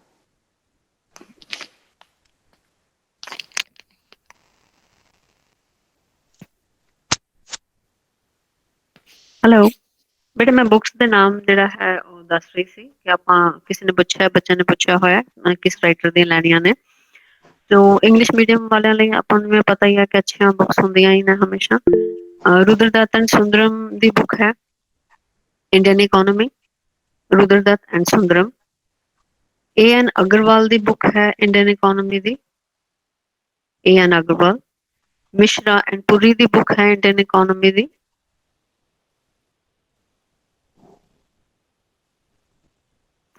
P.K. ਧਰ ਦੀ ਬੁੱਕ ਹੈ ਇੰਡੀਅਨ ਇਕੋਨਮੀ ਦੀ। ਇਹਨਾਂ ਦਾ ਨਾਮ ਇੰਡੀਅਨ ਇਕੋਨਮੀ ਹੈ ਜੀ ਸਾਰਿਆਂ ਦੀ ਬੁੱਕਸ ਦਾ, ਬਸ ਆਥਰ ਡਿਫਰੈਂਟ ਹੈ। ਠੀਕ ਹੈ, ਬਟ ਜਿਹੜਾ ਇਕਨੋਮਿਕ ਹਿਸਟਰੀ ਵਾਲਾ ਪਾਰਟ ਹੈ ਜਿਹੜਾ ਆਪਾਂ ਹੁਣ ਕਰ ਰਹੇ ਹਾਂ, ਉਹਦੀ ਰੋਮੇਸ਼ ਦੱਤ ਦੀ ਬੁੱਕ ਹੈ। ਅਵੇਲੇਬਿਲਿਟੀ ਉਹਦੀ ਥੋੜੀ ਘੱਟ ਹੋਏਗੀ, ਨੋਟਸ ਦੇ ਵਿੱਚ ਇਹ ਕਾਫੀ ਅੱਛਾ ਦਿੱਤਾ ਹੋਇਆ। ਜਿਹੜੀਆਂ ਇੰਡੀਅਨ ਇਕੋਨਮੀ ਦੀਆਂ ਤੁਸੀਂ ਬੁੱਕਸ ਜਿਹੜੇ ਮੈਂ ਬਾਕੀ ਲਿਖਾਈਆਂ ਜਿਹੜੀਆਂ ਤੁਸੀਂ ਪੜ੍ਹੋਗੇ, ਉਹਦੇ ਵਿੱਚ ਵੀ ਜਿਹੜਾ ਹੈ ਕਾਫੀ ਪੋਰਸ਼ਨ ਇਹਦਾ ਆਇਆ ਹੋਇਆ ਹੈ। ਠੀਕ ਹੈ ਜੀ। ਮੈਮ ਪੰਜਾਬੀ ਮੀਡੀਅਮ ਵੀ ਮੈਮ ਇਹੀ ਨੇ ਜੀ? ਨਹੀਂ, ਬਟ ਪੰਜਾਬੀ ਮੀਡੀਅਮ ਦੇ ਵਿੱਚ ਮੇਰੇ ਖਿਆਲ ਕੋਈ ਐਚ.ਸੀ. ਸ਼ਰਮਾ ਦੀ ਬੁੱਕ ਹੈ ਜਿਹੜਾ ਬੱਚੇ ਪੜ੍ਹਦੇ ਨੇ। ਇਹ ਠੀਕ ਹੈ ਸਾਰੀਆਂ ਇੰਗਲਿਸ਼ ਮੀਡੀਅਮ ਦੀ ਬੁੱਕਸ ਹਨ ਬੱਚੇ। Okay ma'am. ਔਰ ਨੋਟਸ ਦੇ ਵਿੱਚ ਜਿਹੜਾ ਹੈ ਸਾਰਾ ਕੁਝ ਆਪਣੇ ਲਿਖਿਆ ਹੋਇਆ। ਪੰਜਾਬੀ ਮੀਡੀਅਮ ਵਾਲਿਆਂ ਨੂੰ ਸਹੂਲਤ ਰਹੇਗੀ। ਜੇ ਕਿਸੇ ਨੂੰ ਨਵੇਂ ਮੀਡੀਅਮ ਦਾ ਨਹੀਂ ਮਿਲ ਰਿਹਾ ਹੈ, ਕੋਈ ਬੁੱਕ ਨਹੀਂ ਮਿਲੀ, ਸਪੋਜ਼ ਨਵੇਂ ਐਡੀਸ਼ਨ ਦੀ ਨਹੀਂ ਮਿਲ ਰਹੀ ਜਾਂ ਤੁਸੀਂ ਮਾਰਕੀਟ ਨਹੀਂ ਜਾ ਪਾ ਰਹੇ ਹੋ, ਤਾਂ ਉਸ ਦੇ ਵਿੱਚ ਕੀ ਹੈ ਕਿ ਤੁਸੀਂ ਜਿਹੜਾ ਡਾਟਾ ਹੈ ਉਸਨੂੰ ਇਕਨੋਮਿਕ ਸਰਵੇ ਜਾਂ ਕੋਈ ਵੀ ਇੰਟਰਨੈਟ ਤੋਂ ਖੋਲ ਕੇ ਨਵਾਂ ਅਪਲੋਡ ਕਰ ਸਕਦੇ ਹੋ, ਆਪਣੇ ਜਿਹੜੇ ਟੇਬਲ ਹੈ ਉਹਨਾਂ ਦੇ ਵਿੱਚ ਕਰ ਪਾਓਗੇ। ਤੋ ਜਿੰਨਾ ਵੀ ਤੁਹਾਨੂੰ ਨਵੇਂ ਐਡੀਸ਼ਨ ਦੀ ਬੁੱਕ ਮਿਲਦੀ, ਕੋਈ ਪੁਰਾਣੀ ਮਿਲ ਜਾਂਦੀ ਹੈ ਜਾਂ ਜੋ ਮਾਰਕੀਟ ਵਿੱਚ ਤੁਸੀਂ ਨਹੀਂ ਜਾ ਸਕਦੇ ਹੋ, ਤਾਂ ਤੁਸੀਂ ਲੇਟੈਸਟ ਜਿਹੜਾ ਡਾਟਾ ਹੈ ਉਹਦੇ ਵਿੱਚ ਉਸਨੂੰ ਪਾ ਕੇ ਅਪਡੇਟ ਕਰ ਸਕਦੇ ਹੋ। ਠੀਕ ਓਕੇ ਹੈ ਮੈਮ। ਜੀ। नेक्स्ट मैम इन तीनों बुक हाँ जी बेटा। मैम इन हाँ जी। तीनों बुक्स में से अलग थोड़ा थोड़ा सिलेबस है कि नहीं नहीं एक नहीं ही बेटे, सारा सारा एक ही में ही सारा बच्चे, कोई भी ले लो जो आपको जिसका language you feel comfortable with, कोई भी ले सकते हो आप। Thank you ma'am. ओके बेटे, bye. Hello ma'am, I am leaving. Okay, good morning, okay student. Ma'am. Good morning, ma'am. Good morning, ma'am. Good morning, ma'am. Good morning, beta. I'm Anita Gill. Good morning ma'am. Money and banking the class ਲਵਾਂਗੀ। Money and banking ਦੀ ਤੁਹਾਡੀ class ਲਵਾਂਗੀ ਮੈਂ। ਸ਼ੁਰੂ ਅਸੀਂ ਕਰਾਂਗੇ। Most of you are Punjabi medium? Yes, ma'am. Punjabi medium ਵਿੱਚ Yes, ma'am. Yes, ma'am.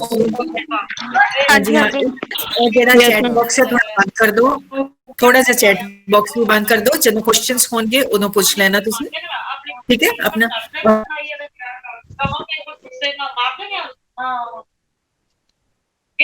ਦੀ ਆਵਾਜ਼ ਆ ਰਹੀ ਹੈ, ਸੰਦੀਪ ਕੌਰ ਦੇ ਬੋਲਣ ਦੀ ਆਵਾਜ਼ ਆ ਰਹੀ ਹੈ। Please mute your. And money and banking ਵਿੱਚ ਕਿਤਾਬ ਜਿਹੜੀ ਹੈ Punjabi medium, I don't think you will be able to find any book, ਪਰ ਇਹ ਮਨੀ ਐਂਡ ਬੈਂਕਿੰਗ ਦੀ ਖਾਸੀਅਤ ਹੈ ਕਿ ਤੁਹਾਨੂੰ ਜਿਹੜੀ ਵੀ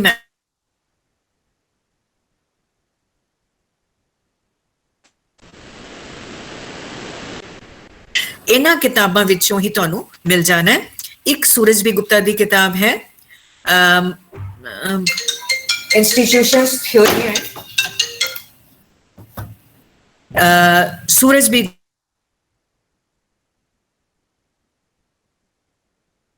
ਲਕਟ ਦੀ ਕਿਤਾਬ ਤੋਂ ਕਰਾਵਾਂਗੀ। ਡੁਡਲੇ ਜੀ Ma'am, your voice not complete. am I not audible? No, ma'am. No. No, ma'am.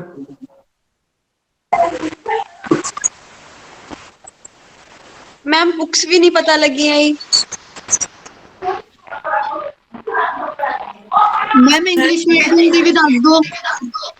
English medium ਵਿੱਚ ਵੀ ਹੈ, ਜਿਹੜੀ ਤੁਹਾਡੀ ਮੈਕਰੋ ਇਕਨੋਮਿਕਸ ਦੀ ਕਿਤਾਬਾਂ ਹੈ, ਇੰਡੀਅਨ ਇਕੋਨਮੀ ਦੀਆਂ ਹਨ, ਉਹਨਾਂ ਤੋਂ ਤੁਸੀਂ ਪੜ੍ਹ ਸਕਦੇ ਹੋ ਮੋਸਟਲੀ। ਨਹੀਂ ਤਾਂ ਸੂਰਜ ਬੀ ਗੁਪਤਾ ਦੀ ਕਿਤਾਬ ਹੈ money institutions theory and practice, ਉਹ ਪੜ੍ਹ ਸਕਦੇ ਹੋ। ਵਿੱਚ ਹਰ ਕਿਤਾਬ ਟੌਪਿਕ ਦੇ ਨਾਲ ਜਿਹੜੀਆਂ ਕਿਤਾਬਾਂ ਹਨ ਉਹ ਮੈਂ ਤੁਹਾਨੂੰ ਦੱਸਦੀਆਂ ਰਵਾਂਗੀ। ਜਿਵੇਂ ਅੱਜ ਦਾ ਲੈਕਚਰ ਜਿਹੜਾ ਮੈਂ ਕਹਿ ਰਹੀ ਹਾਂ, ਡੁਡਲੇ ਜੀ ਲਕਟ ਦੀ ਕਿਤਾਬ ਤੋਂ ਹੈ। ਤੁਹਾਡੇ ਲੈਸਨ ਵਿੱਚ ਵੀ ਉਸੇ ਤਰ੍ਹਾਂ ਦਿੱਤਿਆ ਹੋਇਆ ਹੈ। ਇਹ ਭਾਵੇਂ ਇੰਗਲਿਸ਼ ਆਥਰਸ ਦੀ ਕਿਤਾਬ ਹੈ, but they are very easy, ਸੋ ਤੁਹਾਨੂੰ ਘਬਰਾਉਣ ਦੀ ਲੋੜ ਨਹੀਂ ਹੈ।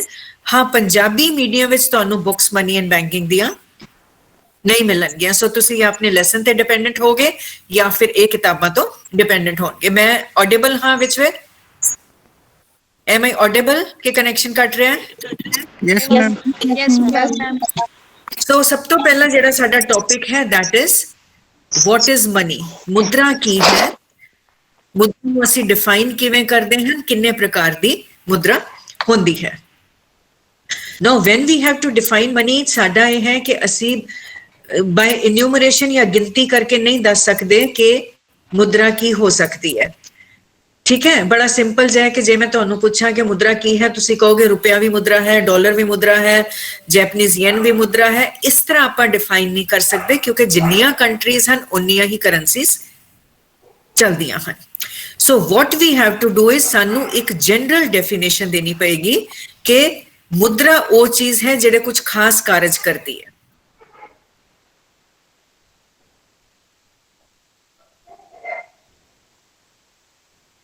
Will have to find out if we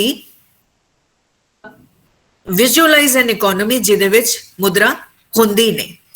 ਇਹਨੂੰ ਆਪਾਂ ਇੱਕ ਬਾਰਟਰ ਇਕਨੋਮੀ ਕਹਿ ਲੈਂਦੇ ਆ। ਮੁਦਰਾ ਵਸਤੂ ਦਾ ਵਸਤੂ ਨਾਲ ਜਿਹੜਾ ਐਕਸਚੇਂਜ ਹੁੰਦਾ ਹੈ ਉਹਨੂੰ ਬਾਰਟਰ ਇਕਨੋਮੀ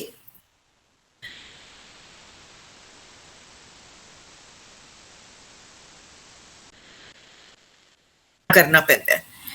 ਕਿਹੜੀਆਂ ਮੁਸ਼ਕਿਲਾਂ ਹਨ? ਸਭ ਤੋਂ ਪਹਿਲਾਂ ਸਾਨੂੰ ਮੁਸ਼ਕਿਲ ਆਉਂਦੀ ਹੈ lack of double coincidence of wants.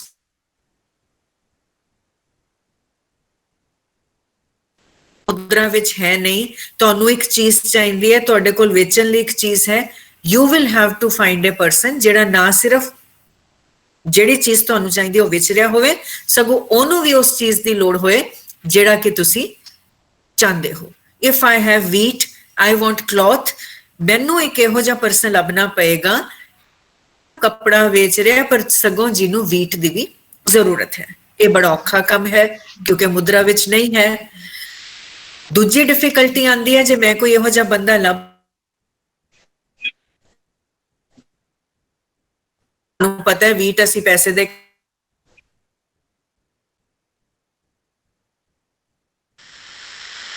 ਵਿੱਚ ਇਹ ਨਹੀਂ ਹੁੰਦਾ। Another problem. ਤੀਸਰੀ ਪ੍ਰੋਬਲਮ ਕੀ ਆਂਦੀ ਹੈ? ਇੰਡੀਵਿਜ਼ਿਬਿਲਿਟੀ ਆਫ ਕਮੋਡਿਟੀਜ਼।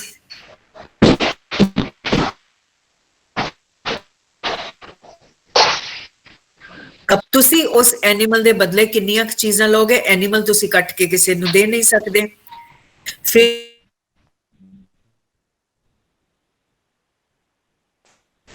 ਸਕਦੇ ਖਰਾਬ ਹੋ ਜਾਏਗੀ। ਜੇਕਰ ਲਿਵਿੰਗ ਬੀਇੰਗ ਕੋਈ ਕੈਟਲ ਵਗੈਰਾ ਐਨੀਮਲ ਤੁਹਾਡੀ ਵੈਲਥ ਦੇ ਰੂਪ ਵਿੱਚ ਹੈ, ਉਹ ਬੁਰਾ ਹੋ ਕੇ ਉਹਨੇ ਖਤਮ ਹੋ ਜਾਣਾ। ਸੋ ਇਹ ਜਿਹੜੀਆਂ ਮੁਸ਼ਕਿਲਾਂ ਆਉਂਦੀਆਂ ਇਹ ਸਾਨੂੰ ਦੱਸਦੀ ਹੈ ਕਿ ਕੁਝ ਇਹੋ ਜਿਹੀ ਚੀਜ਼ ਮਨੀ ਨੂੰ ਹੋਣਾ ਚਾਹੀਦਾ ਹੈ ਜਿਹੜੀ ਇਹਨਾਂ ਸਾਰੀ ਮੁਸ਼ਕਿਲਾਂ ਨੂੰ ਹੱਲ ਕਰੇ। So many should B something which should perform 4 functions. 4 functions ਕਿਹੜੀ ਹੈ? Money should be a medium of exchange.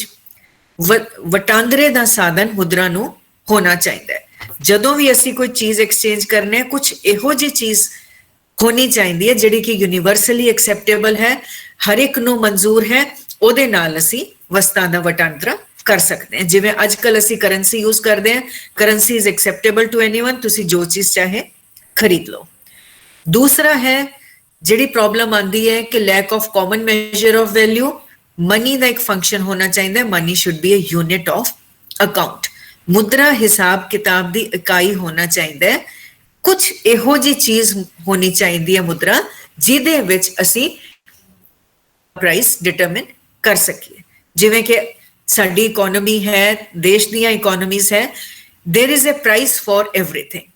Wheat ਇੰਨੇ ਰੁਪਏ ਕਿਲੋ, ਕਲੌਥ ਇੰਨੇ ਰੁਪਏ ਮੀਟਰ, ਹਰ ਚੀਜ਼ ਦਾ ਇੱਕ ਕੀਮਤ ਹੈ। So many should B something ਜਿਹੜੀ ਕਿ ਨਾ ਸਿਰਫ ਵਟਾ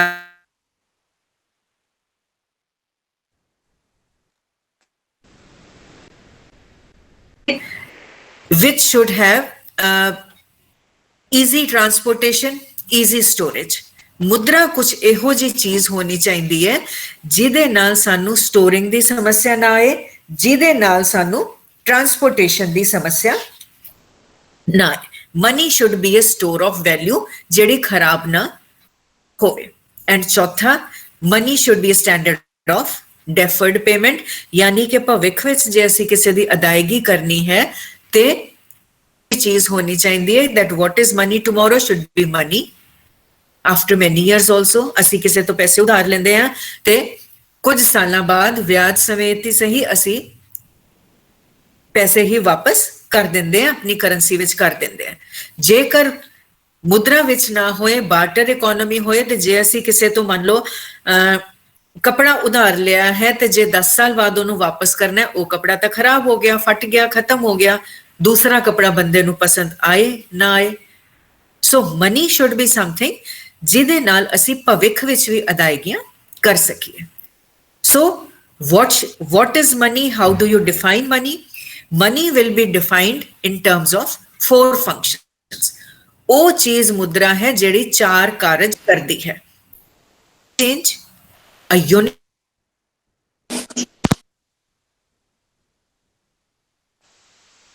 ਤੇ ਇਹ ਫੰਕਸ਼ਨਸ ਅਸੀਂ ਮੁਦਰਾ ਦੇ ਕਿਵੇਂ ਲੱਭੇ?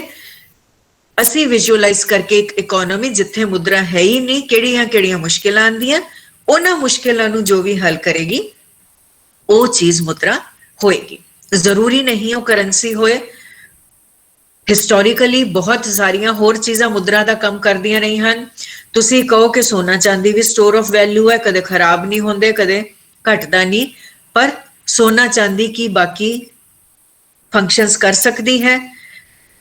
It is not easily divisible. ਮੰਨ ਮੀਡੀਅਮ ਆਫ ਐਕਸਚੇਂਜ, ਜੇਕਰ ਤੁਸੀਂ ਥੋੜੀ ਜਿਹੀ ਚੀਜ਼ ਲੈਣੀ ਹੈ, ਤੁਸੀਂ ਸੋਨੇ ਦਾ ਕਿੰਨਾ ਕੁ ਟੁਕੜਾ ਦੋਗੇ?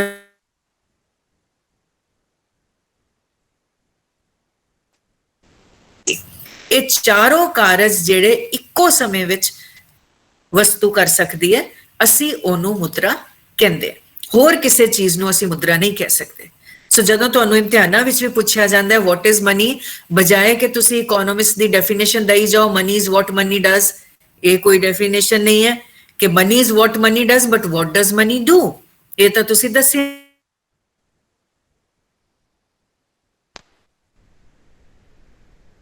ਦੇਣੀ ਹੈ। ਤੁਸੀਂ ਇਹਦੇ ਫੰਕਸ਼ਨਸ ਦੇ ਰੂਪ ਵਿੱਚ ਦੇਣੇ ਹੈ ਕਿ ਜੋ ਵੀ ਚੀਜ਼ ਇਹ 4 ਕਾਰਜ ਕਰੇਗੀ ਉਹ ਮੁਦਰਾ कहलाएगी। मेरी आवाज लगातार आ रही है कि कट हो रही है? आवाज आ रही है? मैम कट हो रही है। मैम कट हो रही है। बहुत कट हो रही है। बहुत आवाज कट हो रही है। हाँ जी मैम बहुत कट हो रही है। Let me try if I can do it, क्योंकि ऑफिस विच मेरा ख्याल है नेटवर्क ठीक नहीं है। Let me try, can I join it on my phone? मैं अपने फोन तो ज्वाइन करके देखती हूँ meeting, if this is possible.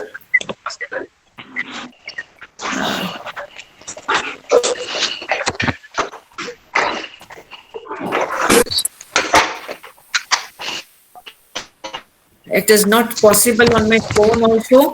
हुन आवाज आ रही है मेरी कि नहीं आ रही? Yes, ma'am. यस बीच बीच आवाज कट रही है। I understand. कल तो मैं कोशिश करूंगी मैं अपने मोबाइल तो ही क्लास लेना ताकि नेटवर्क आंदा रहे।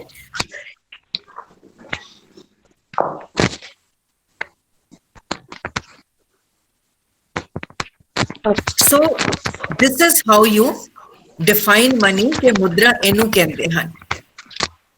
ਇੱਕ ਜਿਹੜੀ ਪ੍ਰੋਬਲਮ ਮੋਸਟਲੀ ਸਟੂਡੈਂਟਸ ਕਰਦੇ ਹਨ ਉਹ ਹੈਗੀ ਹੈ that they define money in terms of what we call supply of money। ਜਦੋਂ ਵੀ ਮੁਦਰਾ ਦੀ ਪੁੱਛੀ ਜਾਂਦੀ ਹੈ ਕਿ ਮੁਦਰਾ ਕੀ ਚੀਜ਼ ਹੈ, ਉਦੋਂ ਤੁਸੀਂ ਲਿਖ ਦਿੰਦੇ ਹੋ money is M1, M2, M3, M4। ਇਹ ਸਪਲਾਈ ਆਫ ਮਨੀ ਹੈ, ਇਹ ਮੁਦਰਾ ਨਹੀਂ ਹੈ। ਮੁਦਰਾ ਦੀ ਮਾਤਰਾ ਕਿੰਨੀ ਹੈ ਇਹਦੇ ਨਾਲ ਅਸੀਂ ਮੈਜ਼ਰ ਕਰਦੇ ਹਾਂ, ਜਿਵੇਂ ਕਿ ਮੈਕਰੋ ਇਕਨੋਮਿਕਸ ਵਿੱਚ ਤੁਸੀਂ ਕਰਦੇ ਹੋ, ਬਟ ਯੂ ਵਿਲ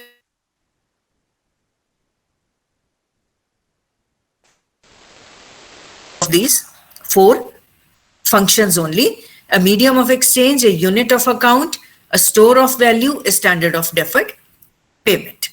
ठीक है। ਅੱਗੇ ਆਂਦਾ ਹੈ kinds of money। ਮੁਦਰਾ ਦੇ ਕਿੰਨੇ ਪ੍ਰਕਾਰ ਹਨ?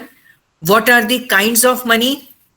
Once again मैं देखा स्टूडेंट्स मोस्टली लिख देंगे हैं कि लिस्ट करना शुरू कर देंगे हैं, मुद्रा ये है, मुद्रा वो है, कागजी मुद्रा है, ये है, वो है। एक जनरल क्लासिफिकेशन असी देनी है रिगार्डिंग काइंड्स ऑफ मनी। ਉਹਦੇ ਵਿੱਚ ਅਸੀਂ 3 ਤਰ੍ਹਾਂ ਨਾਲ ਦੱਸ ਸਕਦੇ ਹਾਂ what are the kinds of money। ਪਹਿਲੀ ਕਾइंड है हिस्टोरिकल मनी, ਇਤਿਹਾਸਿਕ ਮੁਦਰਾ। ਇਤਿਹਾਸਿਕ ਮੁਦਰਾ ਕੀ ਹੈ? ਇਹ ਜਿਹੜੇ ਕਿ ਪਹਿਲੇ ਜ਼ਮਾਨਿਆਂ ਵਿੱਚ ਬਹੁਤ ਸਾਲ ਪਹਿਲਾਂ ਮੁਦਰਾ ਦਾ ਇਸਤੇਮਾਲ ਹੁੰਦਾ ਸੀ। ਕਦੇ skins of animals use ਹੁੰਦੇ ਸੀ, ਕਦੇ furs of animals use ਹੁੰਦੇ ਸੀ, ਕੀਮਤੀ ਤੇਲ use ਹੁੰਦੇ ਸੀ, ਸਿੱਪੀਆਂ use ਹੁੰਦੀਆਂ ਸੀ। ਹੌਲੇ ਹੌਲੇ ਸੋਨੇ ਚਾਂਦੀ ਦੀ ਸਿੱਕੇ ਅਸੀਂ ਇਸਤੇਮਾਲ ਕਰਨੇ ਸ਼ੁਰੂ ਕਰ ਦਿੱਤੇ। ਸੋ ਇੱਕ ਤਰ੍ਹਾਂ ਨਾਲ ਮਨੀ ਨੂੰ ਜੇ ਡਿਫਾਈਨ ਕਰਨਾ ਹੈ, ਇੱਕ ਹੈ ਹਿਸਟੋਰੀਕਲ ਮਨੀ, ਇਤਿਹਾਸਿਕ ਮਨੀ। ਦੂਸਰਾ ਹੈ what we call contemporary money. ਅੱਜ ਕੱਲ ਅਸੀਂ ਮੁਦਰਾ ਨੂੰ ਕਿਵੇਂ ਡਿਵਾਈਡ ਕਰ ਸਕਦੇ ਹਾਂ, ਕਿੰਨੇ ਪ੍ਰਕਾਰ ਦੀ ਮੁਦਰਾ ਹੁੰਦੀ ਹੈ। ਉਹਦੇ ਵਿੱਚ ਪਹਿਲਾ ਕੀ ਹੈ? Money proper, money of account. ਅੱਜ ਕੱਲ ਜਿਹੜੀ ਮੁਦਰਾ ਇਸਤੇਮਾਲ ਹੋ ਰਹੀ ਹੈ, once again we will not say ਕਿ ਅੱਜ ਕੱਲ ਜਿਹੜੀ ਮੁਦਰਾ ਇਸਤੇਮਾਲ ਹੋ ਰਹੀ ਹੈ that is Indian rupee, that is US dollar, that is Japanese yen, ਇਹੋ ਜਿਹੀਆਂ ਨਹੀਂ। ਅੱਜ ਕੱਲ ਜਿਹੜੀਆਂ ਮੁਦਰਾ ਇਸਤੇਮਾਲ ਹੋ ਰਹੀਆਂ, we define it as money proper, money of account। money of account ਕੀ ਹੈ? ਹਿਸਾਬ ਕਿਤਾਬ ਦੀ ਮੁਦਰਾ ਵਿੱਚ ਹਿਸਾਬ ਕਿਤਾਬ ਰੱਖਿਆ ਜਾਂਦਾ ਹੈ। ਜਿਵੇਂ ਸਾਡੇ ਇੰਡੀਆ ਵਿੱਚ ਰੁਪਿਆਂ ਵਿੱਚ ਹਿਸਾਬ ਕਿਤਾਬ ਰੱਖਿਆ ਜਾਂਦਾ ਹੈ। 1 ਰੁਪਏ ਦਾ 100 ਪੈਸੇ ਬਣਦੇ ਹਨ। ਜਿਹੜਾ ਵੀ ਅਸੀਂ ਕੋਈ ਹਿਸਾਬ ਇਕੋਨੋਮੀਜ਼ ਲੈਵਲ ਅਸੀਂ ਰੁਪਏ ਦਾ ਇਸਤੇਮਾਲ ਹਿਸਾਬ ਕਿਤਾਬ ਰੱਖਿਆ ਜਾਂਦਾ ਹੈ। ਮਨੀ ਪ੍ਰੋਪਰ ਐਕਚੁਅਲ ਪ੍ਰੋਪਰ ਹੈ ਕਿ ਜਿਹੜੀ ਅਸੀਂ ਸਾਡੀ ਹਿਸਾਬ ਕਿਤਾਬ ਦੀ ਮੁਦਰਾ ਹੈ, ਉਹਦਾ ਅਸਲ ਰੂਪ ਕੀ ਹੈ। ਸਾਡੇ ਭਾਰਤ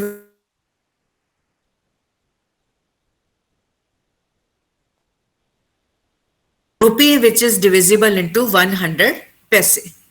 ਰੁਪਿਆ ਹੈ ਜਿਹਨੂੰ ਕਿ 100 ਪੈਸਿਆਂ ਵਿੱਚ ਡਿਵਾਈਡ ਕੀਤਾ ਜਾ ਸਕਦਾ ਹੈ, ਹਿਸਾਬ ਕਿਤਾਬ ਦੀ ਮੁਦਰਾ ਹੈ। ਪਰ ਉਸ ਰੁਪਏ ਦਾ ਰੂਪ ਕੀ ਹੈ? what is the form, physical form of that money? ਉਹ ਪਹਿਲਾਂ ਕਾਗਜ਼ ਦਾ ਰੁਪਿਆ ਸਾਡੇ ਕੋਲ ਹੁੰਦਾ ਸੀ,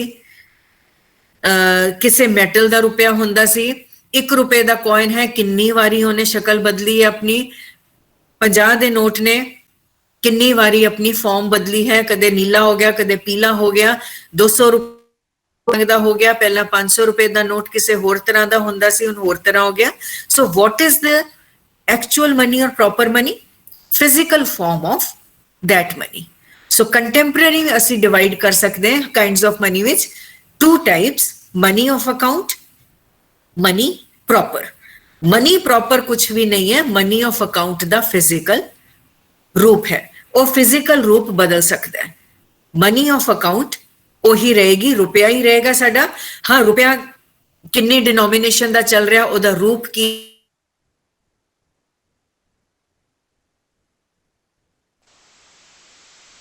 ਚੇਂਜਿੰਗ। ਐਕਚੁਅਲ ਮਨੀ ਜਿਹੜੀ ਹੈ ਉਹ ਅੱਗੇ 2 ਪ੍ਰਕਾਰ ਦੀ ਹੁੰਦੀ ਹੈ। one is what you call full bodied money, ਪੂਰੇ ਮੁੱਲ ਵਾਲੀ ਮੁਦਰਾ। second is what you call representative money, ਉਹ ਮੁਦਰਾ ਜਿਹੜੀ ਕਿ ਕਿਸੇ ਮੁੱਲ ਦਾ ਪ੍ਰਤੀਨਿਧ ਕਰਦੀ ਹੈ। ਸੋ actual money, money of account, actual money is again divisible into full bodied money, representative money। full bodied money ਕੀ ਹੈ? full bodied money is ਜਦੋਂ ਤੁਸੀਂ ਆਪਣੀ ਮੁਦਰਾ ਦੇ ਬਦਲੇ ਉਨੇ ਹੀ ਮੁੱਲ ਦਾ ਸੋਨੇ ਦੇ ਸਿੱਕੇ ਜਾਂ ਚਾਂਦੀ ਦੇ ਸਿੱਕੇ ਲੈ ਸਕਦੇ ਹੋ। your currency is redeemable into bullion of same value। ਸੋਨੇ ਚਾਂਦੀ ਦੇ ਸਿੱਕੇ ਜਦੋਂ ਤੁਸੀਂ ਤੁਹਾਨੂੰ ਆਪਣੀ ਕਰੰਸੀ ਦੇ ਬਦਲੇ ਮਿਲ ਜਾਂਦੇ ਹਨ, ਜਾਂ I'm sorry, full bodied money is ਜਦੋਂ ਤੁਹਾਨੂੰ ਤੁਹਾਡੇ ਕੋਲ ਜਿਹੜੀ ਮੁਦਰਾ ਹੈ ਉਹ ਉਨੇ ਹੀ ਮੁੱਲ ਦੀ ਹੈ ਜਿੰਨੇ ਕਿ ਮੁੱਲ ਦਾ ਉਹਦੇ ਵਿੱਚ ਮਟੀਰੀਅਲ ਲੱਗਿਆ ਹੋਇਆ ਹੈ। full bodied money is when real value is equal to face value। ਜਦੋਂ ਤੁਹਾਡੀ ਮੁਦਰਾ ਦਾ ਜਿਹੜਾ ਉੱਪਰ ਮੁੱਲ ਅੰਕਿਤ ਹੈ ਉਹ ਉਸੇ ਬਰਾਬਰ ਹੈ ਜਿੰਨੇ ਕਿ ਮੁੱਲ ਦੀ ਉਹ ਬਣਿਆ ਹੋਇਆ ਹੈ, that is full bodied। ਇੱਕ ਸਟੂਡੈਂਟ ਵਿੱਚ ਹੈ ਬਹੁਤ ਜ਼ਿਆਦਾ ਹਿਲਜੁਲ ਰਿਹਾ ਹੈ, ਯੋਗਿਕਾ ਸ਼ਰਮਾ ਪਲੀਜ਼ ਸਟੇਬਲ ਹੋ ਜਾਓ।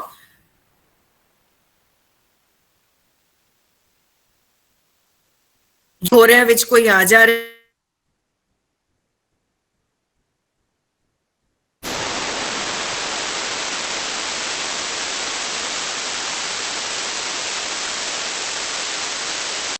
ਸੋਨੇ ਦੇ ਸਿੱਕੇ ਵਿੱਚ ਲਿਖਿਆ ਹੁੰਦਾ ਹੈ ਉਨੇ ਹੀ ਮੁੱਲ ਦਾ ਸੋਨਾ ਵਿੱਚ ਲੱਗਿਆ ਹੁੰਦਾ ਹੈ। This is full bodied money. Representative money ਜਾਂ ਪ੍ਰਤੀਨਿਧ ਮੁਦਰਾ ਕੀ ਹੈ? ਪ੍ਰਤੀਨਿਧ ਮੁਦਰਾ ਹੈ when face value of money is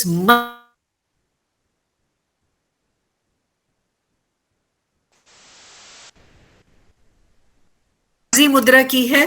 ਉੱਪਰ ਲਿਖਿਆ ਹੁੰਦਾ 500 ਰੁਪਏ ਦਾ ਕਾਗਜ਼, ਜੇ ਅਸੀਂ ਵੇਚਣ ਜਾਈਏ ਉਸ ਕਾਗਜ਼ ਦਾ ਮੁੱਲ ਕੋਈ ਵੀ ਨਹੀਂ ਹੈ। when face value is much more than real value we call it representative money। ਪ੍ਰਤੀਨਿਧ ਮੁਦਰਾ ਕਹਿੰਦੇ ਆ ਕਿ ਮੁੱਲ ਉੱਪਰ ਜ਼ਿਆਦਾ ਲਿਖਿਆ ਹੁੰਦਾ ਹੈ ਪਰ ਜਿੰਨੇ ਮਟੀਰੀਅਲ ਦੀ ਮੁਦਰਾ ਬਣੀ ਹੁੰਦੀ ਹੈ ਉਹ ਬਹੁਤ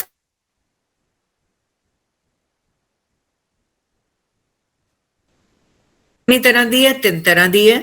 representative full bodied money, representative token money and fiat money।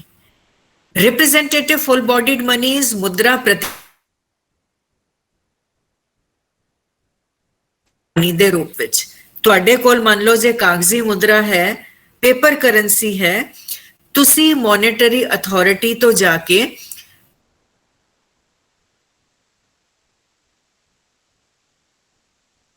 ਉਸ ਨੂੰ ਫੁੱਲ ਬੋਡੀਡ ਮਨੀ। ਇਹਦਾ ਇਹ ਮਤਲਬ ਨਹੀਂ ਹੈ ਕਿ ਜੇ ਸਾਡੇ ਕੋਲ ਕਾਗਜ਼ ਦੀ ਕਰੰਸੀ ਅਸੀਂ ਕਵਾਂਗੇ ਇਹ ਫੁੱਲ ਬੋਡੀਡ ਮਨੀ ਹੈ ਕਿਉਂਕਿ ਅਸੀਂ ਬਾਜ਼ਾਰ ਵਿੱਚ ਜਾ ਕੇ ਉਸ ਦੇ ਬਦਲੇ ਸੋਨਾ ਲੈ ਸਕਦੇ ਹਾਂ। ਬਾਜ਼ਾਰ ਵਿੱਚ ਜਾ ਕੇ ਨਹੀਂ। ਜੇਕਰ ਸਾਡੇ ਮੁਦਰਕ ਅਧਿਕਾਰੀ ਕੌਣ ਹੈ? ਭਾਰਤ ਦੇ that is the central bank, ਸਾਡਾ ਜਿਹੜਾ ਰਿਜ਼ਰਵ ਬੈਂਕ ਆਫ ਇੰਡੀਆ ਹੈ ਉਹ ਸਾਡੇ ਮੁਦਰਕ ਅਧਿਕਾਰੀ ਹੈ, ਮੋਨੇਟਰੀ ਅਥਾਰਟੀ ਹੈ। ਜੇਕਰ ਮੋਨੇਟਰੀ ਅਥਾਰਟੀ ਹੈ, ਰਿਜ਼ਰਵ ਬੈਂਕ ਆਫ ਇੰਡੀਆ ਕਹਿੰਦਾ ਹੈ ਕਿ ਤੁਸੀਂ ਸਾਡੇ ਕੋਲ ਕਾਗਜ਼ੀ ਮੁਦਰਾ ਲਿਆਓ, ਅਸੀਂ ਇਹਦੇ ਬਦਲੇ ਸੋਨੇ ਦੇ ਸਿੱਕੇ ਦੇ ਦੇਵਾਂਗੇ, that will become representative full bodied money। representative token money ਬਹੁਤ ਕੁਝ ਰਿਪਰੈਜ਼ੈਂਟੇਟਿਵ ਫੁੱਲ ਬੋਡੀਡ ਮਨੀ ਦੀ ਤਰ੍ਹਾਂ ਹੈ ਪਰ ਇਹਦੇ ਵਿੱਚ ਸਰਕਾਰੀ ਖਜ਼ਾਨੇ ਵਿੱਚ ਉਹਨੇ ਮੁੱਲ ਦੇ ਸੋਨੇ ਦੇ ਸਿੱਕੇ ਨਹੀਂ ਹੁੰਦੇ। ਰਿਪਰੈਜ਼ੈਂਟੇਟਿਵ ਫੁੱਲ ਬੋਡੀਡ ਮਨੀ ਵਿੱਚ ਤਾਂ ਸਰਕਾਰ ਨੂੰ ਖਜ਼ਾਨੇ ਵਿੱਚ ਉਨਾ ਹੀ ਸੋਨੇ ਚਾਂਦੀ ਦੇ ਸਿੱਕੇ ਰੱਖਣੇ ਪੈਣਗੇ ਜਿੰਨੇ ਕਿ ਉਹਨਾਂ ਨੇ ਮੁਦਰਾ ਜਾਰੀ ਕੀਤੀ ਹੈ ਕਿਉਂਕਿ ਹਰ ਕਾਗਜ਼ੀ ਮੁਦਰਾ ਦੇ ਪਿੱਛੇ ਉਹਨਾਂ ਨੂੰ ਸੋਨੇ ਦੇ ਸਿੱਕੇ ਦੇਣੇ ਪੈਣੇ।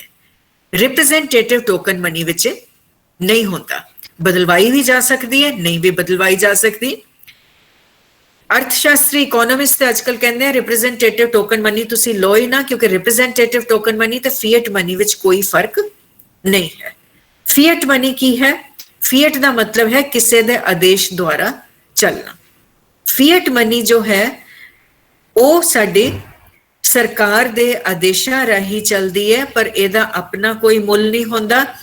ਇਹ ਕਿਸੇ ਵੀ ਗੋਲਡ ਕੋਇਨ ਜਾਂ ਸਿਲਵਰ ਕੋਇਨ ਵਿੱਚ ਨਹੀਂ ਬਦਲਵਾਈ ਜਾ ਸਕਦੀ ਮੁਦਰਕ ਅਧਿਕਾਰੀ ਕੋਲੋਂ। ਸਾਡੇ ਕੋਲ ਜਿਹੜੀ ਪੇਪਰ ਕਰੰਸੀ ਹੈ ਅਸੀਂ ਉਹਨੂੰ ਮੁਦਰਾ ਜਾਂ ਕਰੰਸੀ ਕਿਉਂ ਮੰਨ ਰਹੇ ਹਾਂ? Because our Reserve Bank of India says so. ਉਹਨਾਂ ਦੇ ਉੱਪਰ ਸਾਈਨ ਹਨ, ਉਹ ਕਹਿੰਦੇ ਆ ਕਿ ਮੁਦਰਾ ਹੈ ਸੋ ਅਸੀਂ ਉਹਨੂੰ ਮੁਦਰਾ ਮੰਨ ਲੈਂਦੇ ਹਾਂ। ਜੇਕਰ ਉਹ ਨਾ ਇਹ ਕਹਿਣ ਤੇ that is just a piece of paper ਜਿਹਦਾ ਆਪਣਾ ਕੋਈ ਮੁੱਲ ਨਹੀਂ ਹੈ। ਸੋ ਫੀਐਟ ਮਨੀ ਉਹ ਹੈ ਜਿਹਦਾ ਨਾ ਆਪਣਾ ਕੋਈ ਮੁੱਲ ਹੁੰਦਾ ਨਾ ਰਿਡੀਮੇਬਲ ਹੈ ਪਰ ਕਿਉਂਕਿ ਸਾਡੇ ਮੁਦਰਕ ਅਧਿਕਾਰੀ ਦੇ ਆਦੇਸ਼ ਹਨ, ਉਹਨਾਂ ਦਾ ਲਾਅ ਹੈ, ਉਹਨਾਂ ਦੇ ਆਦੇਸ਼ਾਂ ਤੋਂ ਅਸੀਂ ਇਹਨਾਂ ਕਾਗਜ਼ ਦੇ ਟੁਕੜਿਆਂ ਨੂੰ currency.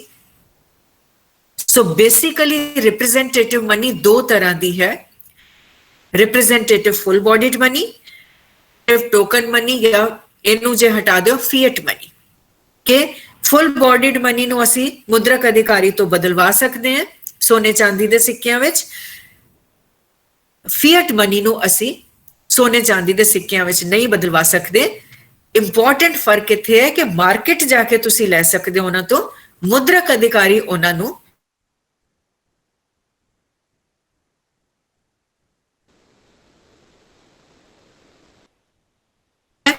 full bodied money, representative money ਕੀ ਹੈ? representative full bodied money and fiat money। so money ਨੂੰ ਕਲਾਸੀਫਾਈ ਕਰਨ ਦਾ ਇਹ ਬੈਸਟ ਤਰੀਕਾ ਹੈ ਬਜਾਏ ਕਿ ਤੁਸੀਂ ਕਲਾਸੀਫਾਈ ਕਰੋ ਕਾਈਂਡਸ ਆਫ ਮਨੀ ਕੀ ਹੈ। ਇੱਕ ਕਾਈਂਡ ਆਫ ਮਨੀ ਹੈ ਇੰਡੀਅਨ ਰੁਪੀ, ਇੱਕ ਕਾਈਂਡ ਆਫ ਮਨੀ ਹੈ ਅਮਰੀਕਨ ਡਾਲਰ, ਤੀਸਰੀ ਕਾਈਂਡ ਆਫ ਮਨੀ ਹੈ ਕੈਨੇਡੀਅਨ ਡਾਲਰ। ਇਹ ਲਿਸਟ ਐਂਡਲੈਸ ਹੋ ਜਾਏਗੀ। ਤੀਸਰਾ ਤਰੀਕਾ ਮਨੀ ਨੂੰ ਕਲਾਸੀਫਾਈ ਕਰਨ ਦਾ ਜਾਂ ਕਾਈਂਡਸ ਆਫ ਮਨੀ ਪੜਨ ਦਾ ਹੈ money according to its legal status. ਮੁਦਰਾ ਦਾ ਕਾਨੂੰਨੀ status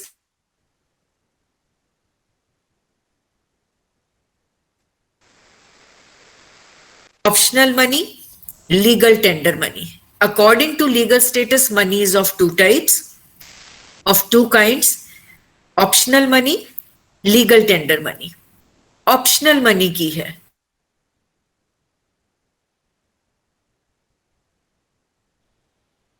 Not accept that money. ਤੁਹਾਡੇ ਕੋਲ ਆਪਸ਼ਨ ਹੈ ਕਿ ਉਹ ਮੁਦਰਾ ਨੂੰ ਮੰਨੋ ਜਾਂ ਉਹਨੂੰ ਨਾ ਮੰਨੋ।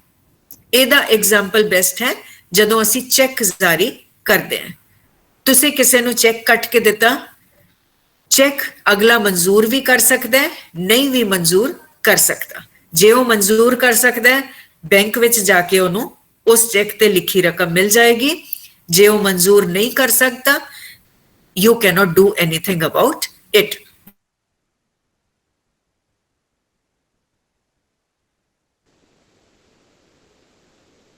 ਮੈਂ ਉਹਦੇ ਰਾਹੀਂ ਤੁਹਾਨੂੰ ਪੈਸੇ ਦੇ ਰਹੀ ਹਾਂ ਵਾਪਸ, ਤੁਸੀਂ ਉਹਨੂੰ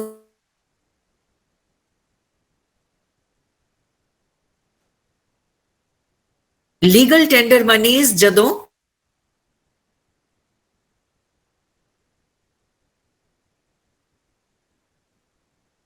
ਪੇਮੈਂਟ ਕਰਨੀ ਹੈ, ਜੇਕਰ ਮੈਂ ਇੰਡੀਅਨ ਰੁਪੀ ਵਿੱਚ ਤੁਹਾਨੂੰ ਪੇਮੈਂਟ ਦਿੰਦੀ ਹਾਂ, you are legally bound to accept it. ਤੁਸੀਂ ਇਹ ਨਹੀਂ ਮੈਨੂੰ ਕਹਿ ਸਕਦੇ ਵਾਈਲ ਲਿਵਿੰਗ ਇਨ ਇੰਡੀਆ ਕਿ ਮੈਨੂੰ ਤਾਂ ਇਹਦੇ ਬਦਲੇ ਡਾਲਰ ਹੀ ਚਾਹੀਦਾ ਹੈ। ਕਰੰਸੀ ਜਿਹੜੀ ਦੇਸ਼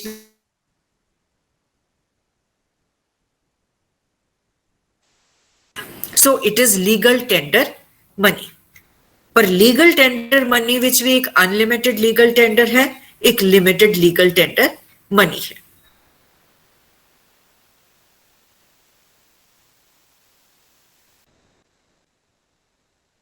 which payment कर रही हैं, you are at liberty not to accept it. So ये बार-बार मैसेज आ रहे हैं कि वॉइस क्लियर नहीं है, पर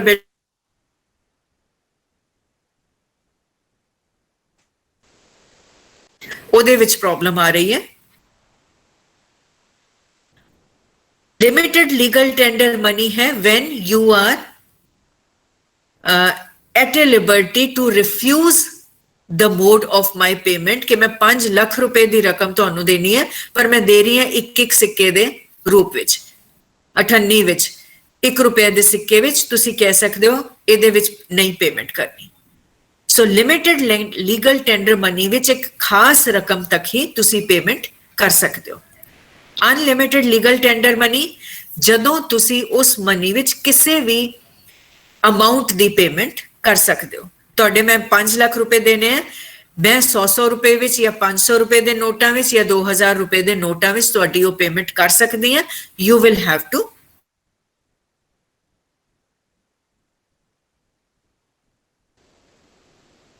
ਆਂਦੀ ਹੈ। One is historical money,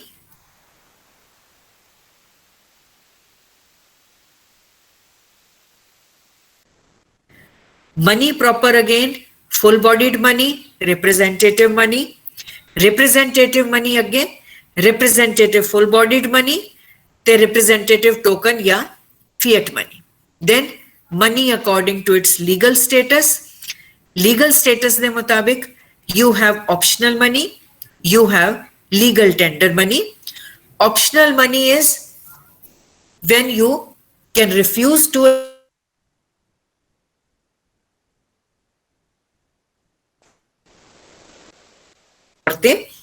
and legal tender money is limited as well as unlimited legal tender money. ਮੁਦਰਾ ਨੂੰ ਜਦੋਂ ਅਸੀਂ ਗੱਲ ਕਰਦੇ ਹਾਂ ਮੁਦਰਾ ਦੀ, ਤੇ ਬਹੁਤ ਵਾਰੀ ਅਸੀਂ ਇਹ ਕਹਿੰਦੇ ਹਾਂ ਇੱਕ ਕਲਾਸੀਫਿਕੇਸ਼ਨ ਹੁੰਦੀ ਹੈ ਪਲਾਸਟਿਕ ਮਨੀ ਦੀ। Plastic money is not money. Plastic money ਜਿਹੜੇ ਤੁਹਾਡੇ ATM ਕਾਰਡ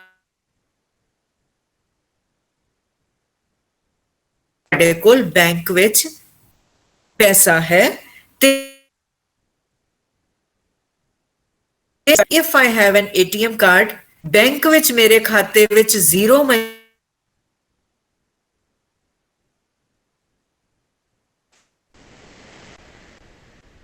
ਵਿੱਚ ਪੈਸੇ ਹੈ ਮੈਂ ਉਹਦੇ ਰਾਹੀਂ ਮੁਦਰਾ ਦਾ ਕੰਮ ਲੈ ਸਕਦੀ ਹਾਂ I can use it for transactions so ਜਿਹੜੀ ਇਹ plastic money ਨੂੰ ਅਸੀਂ ਕਹਿ ਦਿੰਦੇ ਹਾਂ that plastic money is also money it becomes money only when you have real money in your account in the banks ਇਸ ਤੋਂ ਇਲਾਵਾ plastic money is not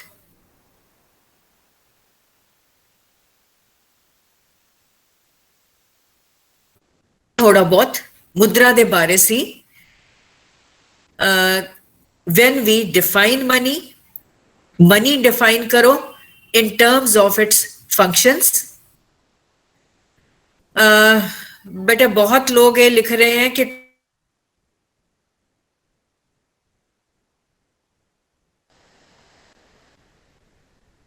ਤੁਹਾਡੇ ਲੈਸਨਸ ਆਨਲਾਈਨ ਹੋ ਗਏ हैं ਤੁਸੀਂ ਉਹਨਾਂ ਨੂੰ ਪੜ੍ਹ ਕੇ you can consult me afterwards and from tomorrow I'll try to take classes from my only ताकि network issue ना होए मैं mobile data ਤੋਂ ਹੀ ਤੁਹਾਡੀ ਕਲਾਸ ਲੈਣ ਦੀ ਕੋਸ਼ਿਸ਼ ਕਰਾਂਗੀ so understand कि आवाज नहीं आ रही है so please यही मेरा सजेशन है that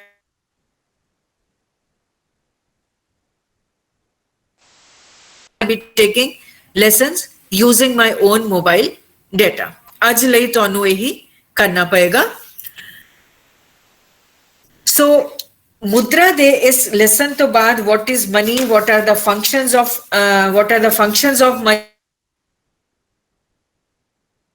ਇਸ ਤੋਂ ਬਾਅਦ ਜਿਹੜਾ ਅਸੀਂ ਸਿਲੇਬਸ ਤੁਹਾਡੇ ਕੋਲ ਸਿਲੇਬਸ ਹੈ by the way do you have the syllabus Yes, ma'am. Yes, ma'am.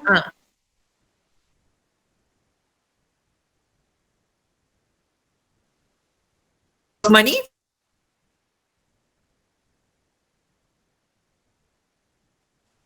quantity theory of money traditional quantity theory of money भी है ने macro economics which I think first year which पढ़ सके हो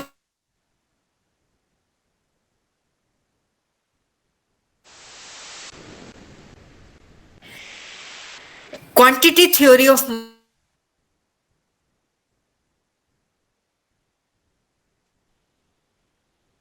ਉਹ ਇਹਦੇ ਵਿੱਚ ਪੜ੍ਹਦੇ ਹਨ ਕਿ ਮੁਦਰਾ ਦੀ ਮਾਤਰਾ ਜਦੋਂ ਬਦਲਦੀ ਹੈ ਕੀਮਤਾਂ ਤੇ ਕੀ ਉਹਦਾ ਅਸਰ ਰੇਟ ਆਫ ਇੰਟਰਸਟ ਤੇ ਕੀ ਪੈਂਦਾ ਹੈ ਬਾਕੀ ਵੇਰੀਏਬਲਸ ਤੇ ਉਹਦਾ ਕੀ ਅਸਰ ਪੈਂਦਾ ਹੈ what is the impact of supply of money on various supply of money and quantity of money is one and the same thing so is theory ਦਾ ਨਾਮ ਹੈ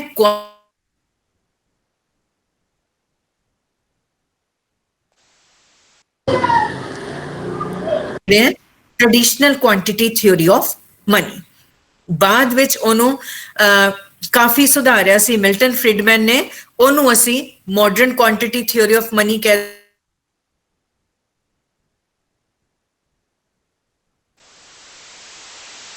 traditional quantity theory of money ਵਿੱਚ ਦੋ ਵਰਜ਼ਨਸ ਹਨ ਇਹਦੇ ਦੋ ਰੂਪ ਹਨ ਇੱਕ ਫਿਸ਼ਰ ਦਾ ਰੂਪ ਹੈ Irving Fisher the classical quantity theory of money the other is cash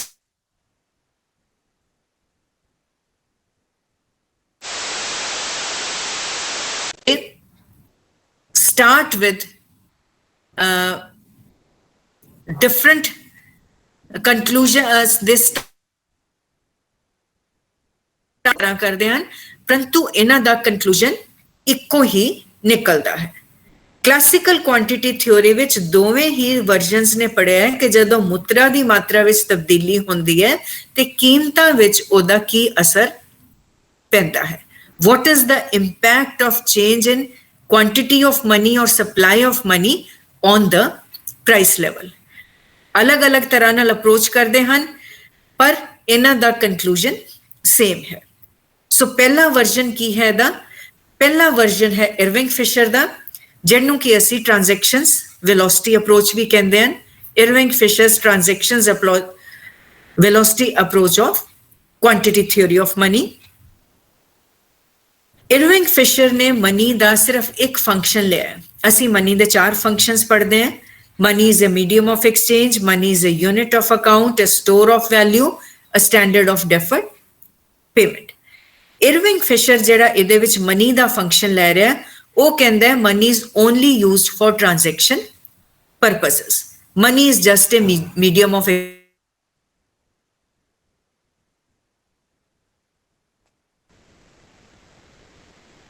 so Irving Fisher ਕਹਿੰਦਾ ਹੈ ਕਿ ਜਦੋਂ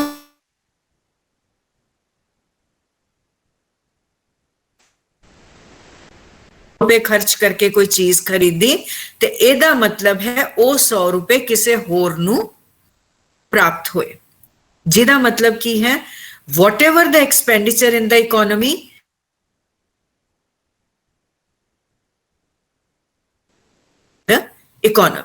ਜਿੰਨਾ ਖਰਚਾ ਕੀਤਾ ਗਿਆ ਉਨੀ ਹੀ ਪ੍ਰਾਪਤੀ ਕਿਸੇ ਨੂੰ ਹੋਈ ਹੈ, ਕਿਉਂਕਿ ਇਰਵਿੰਗ ਫਿਸ਼ਰ ਕਹਿੰਦਾ ਹੈ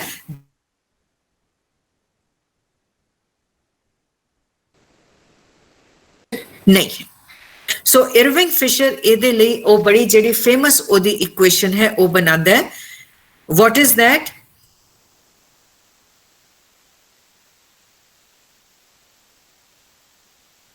Expenditure in the economy should be equal to money receipts या price receipts in the economy. Money expenditure in the economy कितनी होएगी? Whatever is the quantity of money. Money supply कितनी है? ਇਹਨੂੰ ਅਸੀਂ denote ਕਰ ਸਕਦੇ ਹਾਂ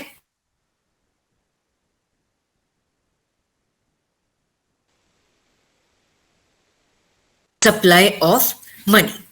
ਪਰ ਸਿਰਫ ਇੱਕੋ ਵਾਰੀ ਮੁਦਰਾ ਨਹੀਂ ਖਰਚੀ ਜਾਂਦੀ। ਜਦੋਂ ਅਸੀਂ ਕੋਈ ਮਨੀ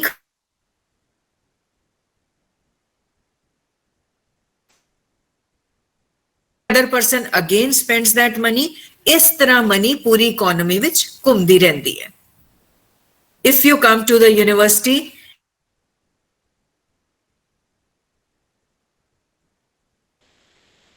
ਵਾਲੇ ਨੂੰ 100 ਰੁਪਏ ਦਿੱਤੇ, ਆਟੋ ਵਾਲੇ ਨੂੰ ਜਿਹੜੇ ਤੁਸੀਂ ਖਰਚਾ ਕਰ ਦਿੱਤਾ 100 ਰੁਪਏ ਦਾ, ਇੱਥੇ ਹੀ ਖਤਮ ਨਹੀਂ ਹੋਇਆ। ਆਟੋ ਵਾਲੇ ਨੇ 100 ਰੁਪਏ ਕੀ ਕੀਤੇ, ਉਹਨੇ ਲਟਸ ਸੇ 50 ਰੁਪਏ ਦਾ ਆਪਣਾ ਡੀਜ਼ਲ ਜਾਂ ਪੈਟਰੋਲ ਪਵਾ ਲਿਆ, 50 ਰੁਪਏ ਦਾ ਉਹਨੇ ਘਰ ਦਾ ਸਮਾਨ ਖਰੀਦ ਲਿਆ। that means 50 ਰੁਪਏ ਜਿਹੜੇ ਉਹਨੇ ਖਰਚੇ ਉਹ ਪੈਟਰੋਲ ਪੰਪ ਵਾਲੇ ਨੂੰ ਮਿਲ ਗਏ, 50 ਰੁਪਏ ਦੀ ਜਿਹੜੀ ਉਹਨੇ ਗਰੋਸਰੀ ਖਰੀਦੀ ਉਹ ਦੁਕਾਨਦਾਰ ਨੂੰ ਮਿਲ ਗਏ। ਸੋ ਤੁਹਾਡੇ ਵਾਲੇ 100 ਰੁਪਏ ਕਿੰਨੀ ਹੀ ਥਾਵਾਂ ਤੇ ਘੁੰਮਦੇ ਰਹੇ ਹਨ। ਸੋ ਟੋਟਲ ਖਰਚਾ ਇਕਨੋਮੀ ਵਿੱਚ ਕਿੰਨਾ ਹੋਏਗਾ? ਟੋਟਲ ਖਰਚਾ ਜਿਹੜਾ ਇਕਨੋਮੀ ਵਿੱਚ ਹੋਏਗਾ that will not just be the supply of money, that will be have to be multiplied by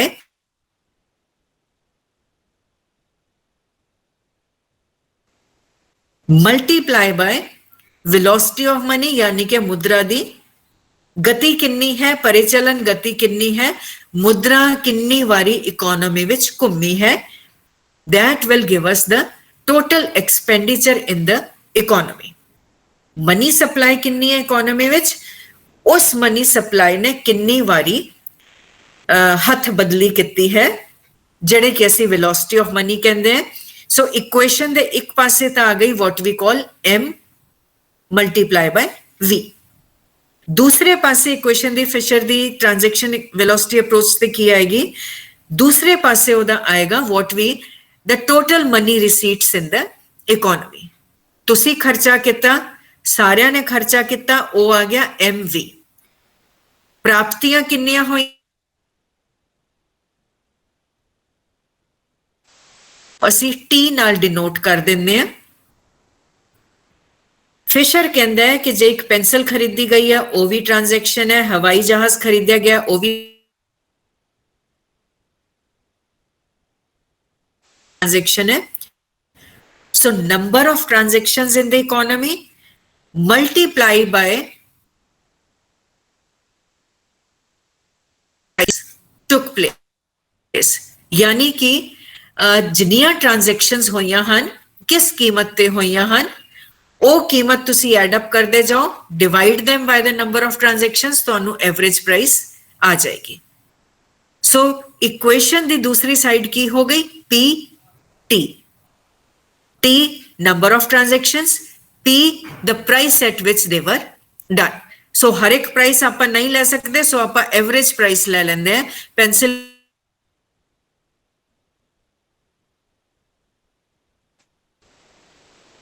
ਇਹਨਾਂ ਨੂੰ ਐਡ ਕਰੋ, ਡਿਵਾਈਡ ਬਾਈ 3, ਤੁਹਾਡੇ ਕੋਲ ਸੋ ਇਰਵਿੰਗ ਫਿਸ਼ਰ ਦੀ ਇਕੁਏਸ਼ਨ ਕੀ ਬਣ ਗਈ ਹੈ? Transactions velocity approach mv is equal to mv ਹੈ ਇਕੋਨੋਮੀ ਵਿੱਚ ਕਿੰਨਾ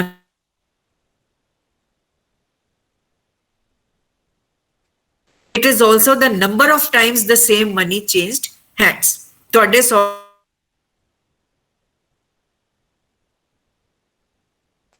वाले ने यूज करके अपना सामान खरीदा है, होलसेलर नो देते हैं, होलसेलर ने पैसे कितने हैं. So velocity of money. दूसरी साइड ते है PT average price multiplied by transactions. Fisher कहता है ए इक्वेशन हर समय लई हर इकोनॉमी लई लागू होंदी है. एंड इट इज ट्रू, जिन्ना खर्चा किया गया है उन्नी ही होंदियां हन. सो एक इस सिंपल जी इक्वेशन तो फिशर ने की कढ़िया? फिशर ने पूरी एक इकोनॉमिक थ्योरी जिन्हों असी क्वांटिटी थ्योरी ऑफ मनी कहते हैं, इस एक सिंपल इक्वेशन तो किवें दे देती. He says first let us come to MV विच असी वेलोसिटी, M तो हो गया साडा सप्लाई ऑफ मनी और क्वांटिटी ऑफ मनी. फिशर से सप्लाई और क्वांटिटी ऑफ मनी हमेशा साडी मॉनेटरी अथॉरिटी डिटरमिन करती है. सप्लाई ऑफ मनी डिटरमिन करना साडे हाथ विच नहीं है. And it is true, economy विच किन्नी मनी चल रही है ये तुसी ते मैं तो बहुत थोड़े हद तक डिसाइड कर सकते हैं. Like will study in high powered money. It is the monetary authority which decides कि इकोनॉमी विच किन्नी मनी सप्लाई होनी चाहिए है. सो M नो कहता है असी नहीं अफेक्ट कर सकते. Let us come to V.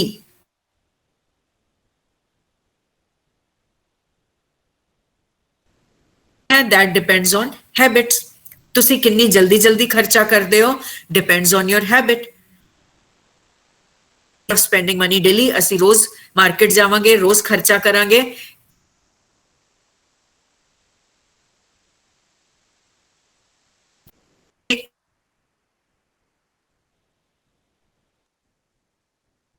जाके सामान ले आनी है, वो मेरी हैबिट है. Plus how frequently you get money, की तुहानू पॉकेट मनी रोज मिलती है.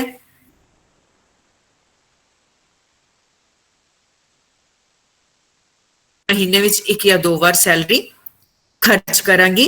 सो velocity of money Fisher says कि किन्नी तेजी नाल मुद्रा खर्च होंदी है, किन्नी वारी होंदी है, that depends on our habits.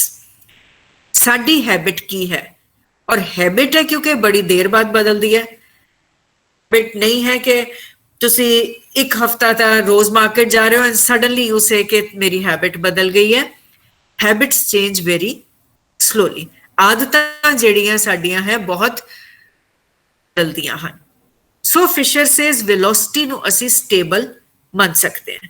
Velocity of money is stable. The velocity of money is constant.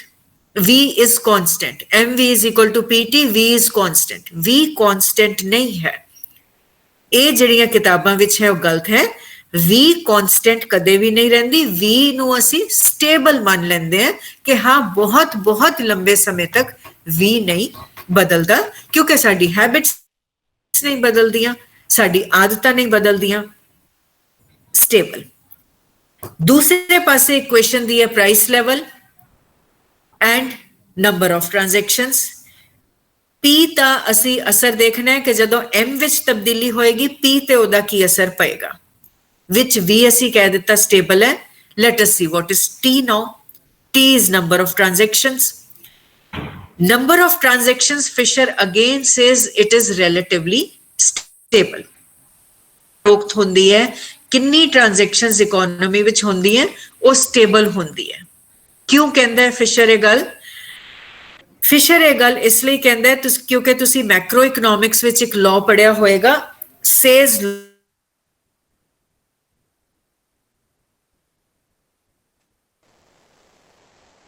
law of markets ਕੀ ਕਹਿੰਦਾ ਹੈ? Any idea? Say's law of markets ਜਿਹੜਾ ਅਸੀਂ ਪੜ੍ਹਦੇ ਆ ਮੈਕਰੋ ਇਕਨੋਮਿਕਸ ਵਿੱਚ, ਉਹ ਇੱਕ ਲਾਈਨ ਵਿੱਚ ਅਸੀਂ ਡਿਫਾਈਨ ਕਰ ਦਿੰਦੇ ਹੁੰਦੇ। ਕੀ ਕਹਿੰਦਾ Say's law of market? Say's law of markets is Supply creates for on demand. demand. Supply creates on demand. on demand. Demand. जितनी सप्लाई है वो अपने आप विकेगी। So Fisher says Say's law of market economy which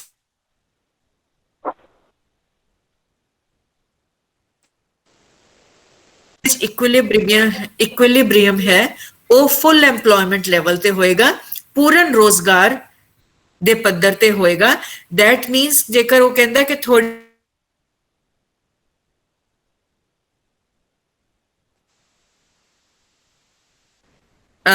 ਘਟ ਜਾਣਗੀਆਂ ਕਿਉਂਕਿ ਜਿਹੜੇ ਬੇਰੋਜ਼ਗਾਰ ਲੋਕ ਹੈ ਉਹ ਵੀ ਰੋਜ਼ਗਾਰ ਲੱਭਣ ਦੀ ਕੋਸ਼ਿਸ਼ ਕਰਨਗੇ, ਉਹ ਘੱਟ ਵੇਜਸ ਤੇ ਕੰਮ ਕਰਨ ਨੂੰ ਤਿਆਰ ਹੋਣਗੇ, ਵੇਜਸ ਘੱਟ ਹੋ ਜਾਣਗੇ। ਵੇਜਸ ਘੱਟ ਹੋ ਜਾਣਗੀਆਂ, ਸਾਰਿਆਂ ਨੂੰ ਐਮਪਲੋਇਮੈਂਟ ਮਿਲ ਜਾਏਗੀ, ਫੁੱਲ ਐਮਪਲੋਇਮੈਂਟ ਲੈਵਲ ਰਿਸਟੋਰ ਹੋ ਜਾਏਗਾ। ਸੋ ਇਕੁਇਲਿਬ੍ਰੀਅਮ ਅਕੋਰਡਿੰਗ ਟੂ ਫਿਸ਼ਰ ਪੂਰਨ ਰੋਜ਼ਗਾਰ ਦੇ ਪੱਧਰ ਤੇ ਬੜੇ ਸਮੇਂ ਲਈ ਬੇਰੋਜ਼ਗਾਰੀ ਹੁੰਦੀ ਵੀ ਹੈ।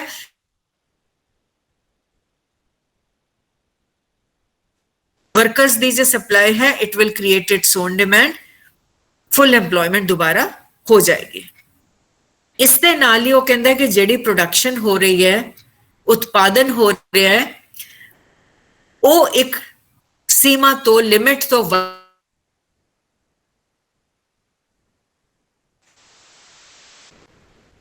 all resources of production are fully employed। ਇਸ ਲਈ ਉਹ ਇੱਕ ਖਾਸ ਲੈਵਲ ਦਾ ਹੀ ਉਤਪਾਦਨ ਪ੍ਰੋਡਕਸ਼ਨ ਕਰ ਸਕਦੇ ਹਨ।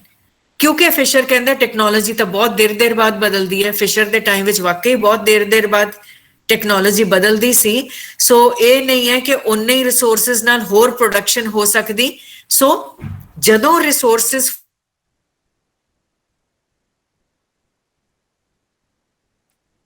ਜਿੰਨੀ ਪ੍ਰੋਡਕਸ਼ਨ ਹੋਈ ਹੈ ਫਿਸ਼ਰ ਕਹਿੰਦਾ ਉਹ ਸਾਰੀ ਵਿਕੇਗੀ ਕਿਉਂਕਿ ਸੇਜ਼ ਲਾਜ਼ ਆਫ ਮਾਰਕੀਟ ਹੈ। Whatever is being produced will be sold। So actions ਹਨ ਉਹ ਇੱਕ ਸਟੇਬਲ ਹੀ ਰਹਿਣਗੇ। ਸਟੇਬਲ ਕਿਉਂ ਰਹਿਣਗੇ? ਕਿਉਂਕਿ ਸਪਲਾਈ ਵੱਧ ਨਹੀਂ ਸਕਦੀ, ਵੱਧ ਸਕਦੀ ਹੈ ਤੇ ਬਹੁਤ ਸਾਲਾਂ ਬਾਅਦ ਵੱਧ ਸਕਦੀ ਹੈ ਕਿਉਂਕਿ ਟੈਕਨੋਲੋਜੀ ਜਲਦੀ ਚੇਂਜ ਨਹੀਂ ਹੁੰਦੀ, ਔਰ ਜਿੰਨੀ ਪ੍ਰੋਡਕਸ਼ਨ ਹੋਈ ਹੈ ਉਹ ਖਰੀਦੀ ਹੀ ਜਾਏਗੀ। ਸੋ number of transactions will remain the same. So according to Fisher ना सिर्फ velocity stable है, transactions भी stable हैं। Once again transactions are not constant क्योंकि Fisher कहता है कि हाँ बहुत 15-20 साल बाद टेक्नोलॉजी बदल जाती है, उन्ने ही रिसोर्सेज नाल तुसी वध प्रोडक्शन कर सकते हो, पर this takes a very long time। So transactions will remain relatively stable। हुन Fisher दी इक्वेशन विच की रह गया? MV is equal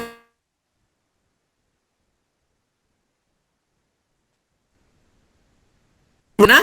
हाँ स्टेबल ਦਾ ਵਰਡ ਅਸੀਂ ਇੱਥੇ ਲੈ ਲੈਂਦੇ ਕਿ ਬਹੁਤ ਸਾਲਾਂ ਬਾਅਦ ਇਹ ਬਦਲ ਰਿਹਾ। ਰਹਿ ਗਏ M ਤੇ P because V is stable, T is stable। So when you increase supply of money, prices will increase। ਜਿਉਂ ਹੀ ਮੁਦਰਾ ਦੀ ਮਾਤਰਾ ਤੁਸੀਂ ਵਧਾਓਗੇ ਕੀਮਤਾਂ ਵੀ ਵਧਣਗੀਆਂ ਕਿਉਂਕਿ ਜਿਹੜੀ ਇਹ ਇਕੁਏਸ਼ਨ ਹੈ MV is equal to PT, ਇਹਦੇ ਵਿੱਚ V ਸਟੇਬਲ ਹੈ, T ਸਟੇਬਲ ਹੈ। ਸੋ ਜਿਉਂ M ਵਧੇਗਾ P ਵੀ ਵਧੇਗਾ। ਸੋ ਇੱਕ ਸਿੰਪਲ ਜੀ ਇਕੁਏਸ਼ਨ ਤੋਂ ਫਿਸ਼ਰ ਨੇ ਪੂਰੀ ਹੀ ਇੱਕ ਇਕਨੋਮਿਕ ਥਿਉਰੀ ਕੱਢ ਦਿੱਤੀ ਕਿ ਜੇਕਰ ਮੁਦਰਾ ਦੀ ਮਾਤਰਾ ਵਧਣ ਨਾਲ ਕੀਮਤਾਂ ਵੱਧਦੀਆਂ ਹਨ, ਜਿਵੇਂ ਕਿ ਇਸ ਇਕੁਏਸ਼ਨ ਤੋਂ ਪਤਾ ਲੱਗਦਾ ਹੈ, ਤੇ ਜੇ ਤੁਸੀਂ ਕੀਮਤਾਂ ਵਿੱਚ ਵਾਧਾ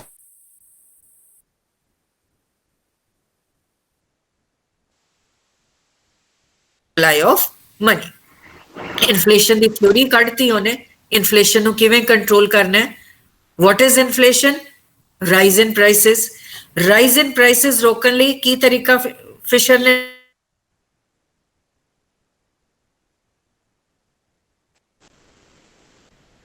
MV is equal to PT equation which ਕੀ ਹੈ? As M rises, P will rise। So if P has to go down, you will have to decrease M. So एक पूरी थ्योरी फिशर ने कर दी कि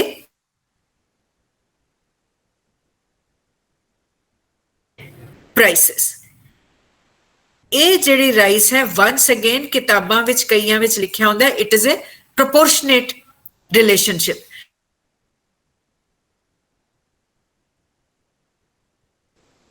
ਟਰੂ ਰਿਲੇਸ਼ਨਸ਼ਿਪ ਪੋਜ਼ਿਟਿਵ ਹੈ ਇੱਕ ਚੀਜ਼ ਵਧੇਗੀ m ਵਧੇਗੀ ਤੇ p ਵਧੇਗਾ ਪਰ ਜ਼ਰੂਰੀ ਨਹੀਂ ਹੈ p ਉਸੇ ਅਨੁਪਾਤ ਵਿੱਚ ਵਧੇ ਜਿਸ ਅਨੁਪਾਤ ਵਿੱਚ ਮੁੱਦਤ ਦੀ ਮਾਤਰਾ there will be a rise in prices with rise but zaruri nahi hai ki wo proportionate hoye. So from one simple equation what Fisher has done one ek relationship kadya hai between supply of money, you can also call it quantity of money, and the prices. As you increase m, p will increase. So if you want to decrease p, you will have to decrease m. A Fisher the what we call transactions velocity approach ਹੈ quantity theory of money the Fisher ਵਿੱਚ ਇਹਨੇ ਸਿਰਫ ਇੱਕੋ function of money ਲਿਆ ਹੈ and that is what you call money as a medium of exchange ਮੁਦਰਾ ਸਿਰਫ transactions ਲਈ ਵਰਤੀ ਜਾਂਦੀ ਹੈ of course ਸਾਨੂੰ ਥੋੜੀ ਜਿਹੀ unreal ਲੱਗਦੀ ਹੈ criticism ਵੀ ਹੋਇਆ ਇਹਦਾ ਪਰ ਇਹ ਇੱਕ ਬਹੁਤ ਮਹੱਤਵਪੂਰਨ ਥਿਉਰੀ ਹੈ ਜਿਹਦੇ ਰਾਹੀਂ ਸਾਨੂੰ ਮੁਦਰਾਸਫੀਤੀ ਜਾਂ ਇਨਫਲੇਸ਼ਨ ਕੰਟਰੋਲ ਕਰਨ ਦੀ ਬੇਸਿਕ ਜਿਹੜਾ ਸੋਲੂਸ਼ਨ ਹੈ ਉਹ ਮਿਲ ਜਾਂਦਾ ਹੈ ਫਿਸ਼ਰ ਤੋਂ ਬਾਅਦ ਕੈਸ਼ ਬੈਲੈਂਸ ਅਪਰੋਚ ਦਿੱਤੀ ਫਿਸ਼ਰ ਦੀ ਜਦੋਂ ਇਕੁਏਸ਼ਨ ਆਈ ਤੇ ਬਾਕੀ ਜਿਹੜੇ ਅਰਥਸ਼ਾਸਤਰੀ ਸੀ ਮੋਸਟਲੀ ਕੈਂਬਰਿਜ ਯੂਨੀਵਰਸਿਟੀ ਦੇ ਅਰਥਸ਼ਾਸਤਰੀ ਸੀ ਇਸ ਲਈ ਕੈਸ਼ ਬੈਲੈਂਸ ਅਪਰੋਚ ਨੂੰ ਕੈਂਬਰਿਜ ਕੈਸ਼ ਬੈਲੈਂਸ ਅਪਰੋਚ ਵੀ ਕਿਹਾ ਜਾਂਦਾ ਹੈ ਉਹ ਅਰਥਸ਼ਾਸਤਰੀਆਂ ਨੇ ਫਿਸ਼ਰ ਦਾ ਜਦੋਂ ਥਿਉਰੀ ਦੇਖੀ ਉਹ ਕਹਿੰਦੇ ਹੈ ਕਿ ਮਨੀ ਦਾ ਕੰਮ ਸਿਰਫ ਟ੍ਰਾਂਜੈਕਸ਼ਨਸ ਅਪਰੋਚ ਨਹੀਂ ਹੈ ਮਨੀ ਦਾ ਕੰਮ ਹੈ to also act as a store of value ਸਾਡੇ ਕੋਲ ਜਿਹੜੀ ਮੁਦਰਾ ਹੈ ਅਸੀਂ ਇੱਕਦਮ ਖਰਚ ਨਹੀਂ ਕਰ ਦਿੰਦੇ ਅਸੀਂ ਕੁਝ ਮੁਦਰਾ ਆਪਣੇ ਕੋਲ ਰੱਖਦੇ ਹਾਂ ਭਾਵੇਂ ਆਪਣੇ ਕੋਲ ਭਾਵੇਂ ਬੈਂਕ ਵਿੱਚ ਕਿ ਅਸੀਂ ਇਸ ਨੂੰ ਠਹਿਰ ਕੇ ਖਰਚ ਕਰਾਂਗੇ the day I get the salary ਮੈਂ ਉਸੇ ਵੇਲੇ ਨਹੀਂ ਸਾਰੀ ਖਰਚ ਕਰ ਦਿੰਦੀ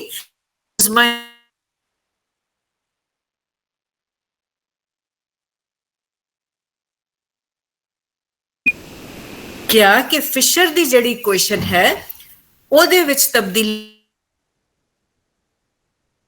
ਜ਼ਮੀਨੀ ਮੰਨਣਾ ਮਨੀ ਨੂੰ ਐਸ ਸਟੋਰ ਆਫ ਵੈਲਿਊ ਵੀ ਮੰਨਣਾ ਸੋ ਇਰਵਿੰਗ ਫਿਸ਼ਰ ਦੀ ਥਿਉਰੀ ਨੂੰ ਅਸੀਂ ਕੀ ਕਹਿੰਦੇ ਹਾਂ it studies money on wings ਉੜਦੀ ਮੁਦਰਾ ਨੂੰ ਸਟੱਡੀ ਕਰਦਾ ਮੁਦਰਾ ਉੜਦੀ ਜਾਂਦੀ ਹੈ ਇੱਕ ਹੱਥ ਤੋਂ ਦੂਜੇ ਹੱਥ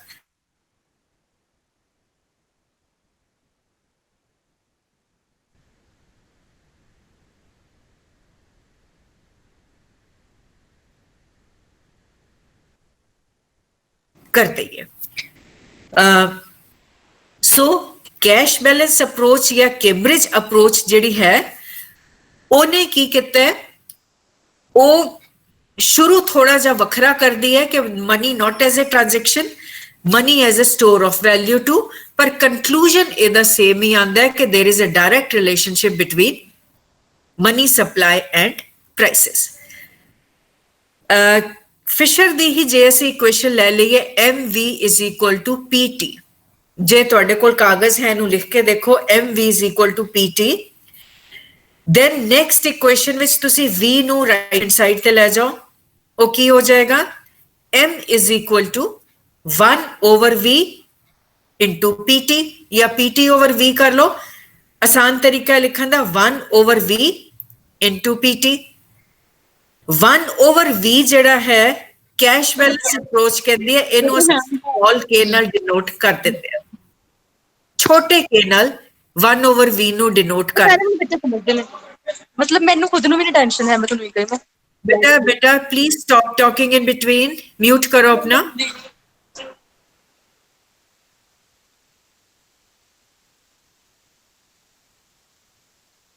m of money velocity of money money ਉੱਡ ਰਹੀ ਹੈ ਤੇ 1/v ਕੀ ਹੋ ਗਿਆ money ਜਿਹੜੀ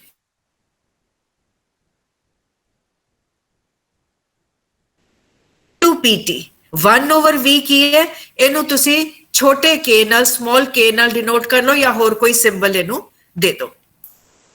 This is the cash balance equation।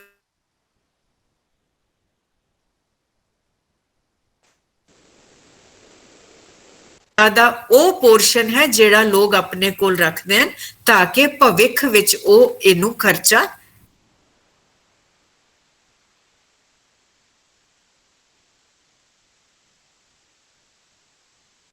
that proportion of money ਮੁਦਰਾ ਦਾ ਉਹ ਹਿੱਸਾ ਹੈ ਜਿਹੜੇ ਲੋਕ ਖਰਚ ਨਹੀਂ ਕਰਦੇ ਪਰੰਤੂ ਆਪਣੇ ਕੋਲ ਰੱਖਦੇ ਹਨ ਤਾਂ ਕਿ ਭਵਿੱਖ ਵਿੱਚ ਉਹਨੂੰ ਖਰਚ ਕਰ ਸਕੀਏ। ਸੋ ਕੈਸ਼ ਬੈਲੈਂਸ ਅਪਰੋਚ ਸਾਡੀ ਫਿਸ਼ਰ ਦੀ ਇਕੁਏਸ਼ਨ ਤੋਂ ਨਿਕਲਿਆ ਹੀ, ਪਰ ਇਹਦਾ ਰੂਪ ਬਦਲ ਗਿਆ ਕਿ ਉਹ ਉਸ ਚੀਜ਼ ਬਾਰੇ ਗੱਲ ਕਰਦੇ ਹਨ ਜਿਹੜੇ ਕਿ ਲੋਕ ਆਪਣੇ ਕੋਲ ਰੱਖਦੇ ਹਨ। ਪਰ ਕੈਸ਼ ਬੈਲੈਂਸ ਅਪਰੋਚ ਲਈ ਵੀ transactions remain stable। Transactions ਬਦਲਦੀਆਂ ਨਹੀਂ ਹੈ, ਉਨੀਆਂ ਹੀ ਰਹਿੰਦੀਆਂ ਹਨ। ਸੋ ਲੋਕ ਜਿਹੜੀ ਮੁਦਰਾ ਆਪਣੇ ਕੋਲ ਰੱਖਦੇ ਹਨ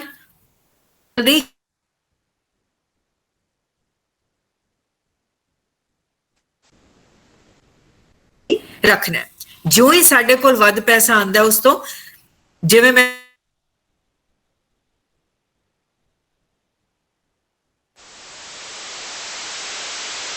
ਕੋਲ ਰੱਖਣ ਦੀ ਉਹ 2000 ਰੁਪਏ ਮੈਂ ਖਰਚ ਕਰ ਦਾਂਗੀ। ਹੁਣ ਜਿਹਦੇ ਕੋਲ 2000 ਰੁਪਏ ਗਏ ਹੈ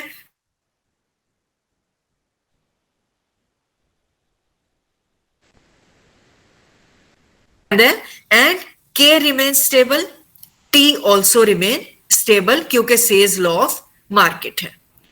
बच्चा की once again M and P। So J M ਨੂੰ ਵਧਾਓਗੇ P ਵੀ ਵੱਧ ਜਾਏਗਾ।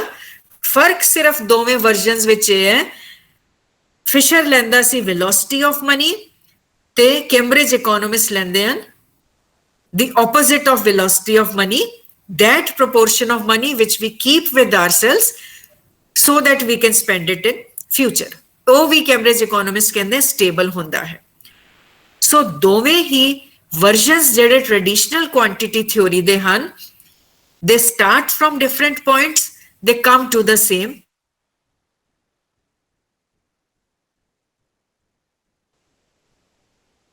है। There is a direct relationship between money supply and price।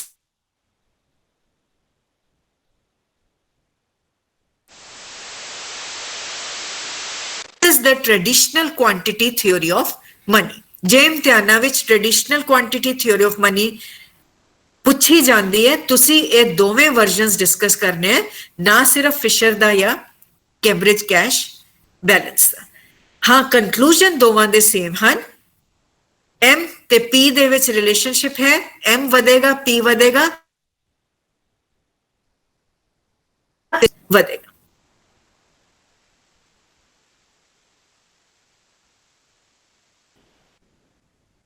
You can study it। ਕੱਲ ਨੂੰ ਅਸੀਂ ਕੇਨਜ਼ੀਅਨ ਥਿਉਰੀ ਕਰਨਾ ਹੈ ਕਿ ਜਿਹੜੀ ਇਹ ਬੇਸਿਕ ਕਲਾਸੀਕਲ ਕੁਆਂਟੀਟੀ ਥਿਉਰੀ ਹੈ, ਅੱਗੇ ਜਿਹੜੇ ਥਿਉਰੀਜ਼ ਹਨ ਇਹਨਾਂ ਦੇ ਵਿੱਚ ਇੰਪਰੂਵਮੈਂਟਸ ਹੀ ਹਨ। ਜਿਵੇਂ ਫਿਸ਼ਰ ਦੇ ਉੱਤੇ ਇੰਪਰੂਵਮੈਂਟ ਕੀ ਕੀਤੀ ਕੈਂਬਰਿਜ ਇਕੋਨੋਮਿਸਟ ਨੇ, money is not a only a medium of exchange, money is also store of value. ਕੇਨਜ਼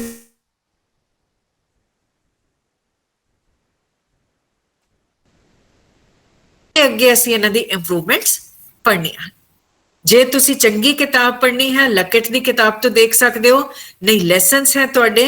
ਵੈਸੇ ਚੀਜ਼ਾਂ ਤੁਹਾਡੀ ਮੈਕਰੋ ਇਕਨੋਮਿਕਸ ਦੀ ਜਿਹੜੀ ਫਸਟ ਈਅਰ ਦੀ ਕਿਤਾਬ ਹੈ, ਆਈਦਰ ਇੰਗਲਿਸ਼ ਮੀਡੀਅਮ ਔਰ ਪੰਜਾਬੀ ਮੀਡੀਅਮ, ਉਹਨਾਂ ਵਿੱਚ ਵੀ ਇਹ ਹੈ।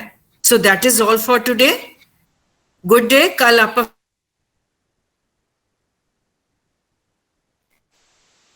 Right, is it fine?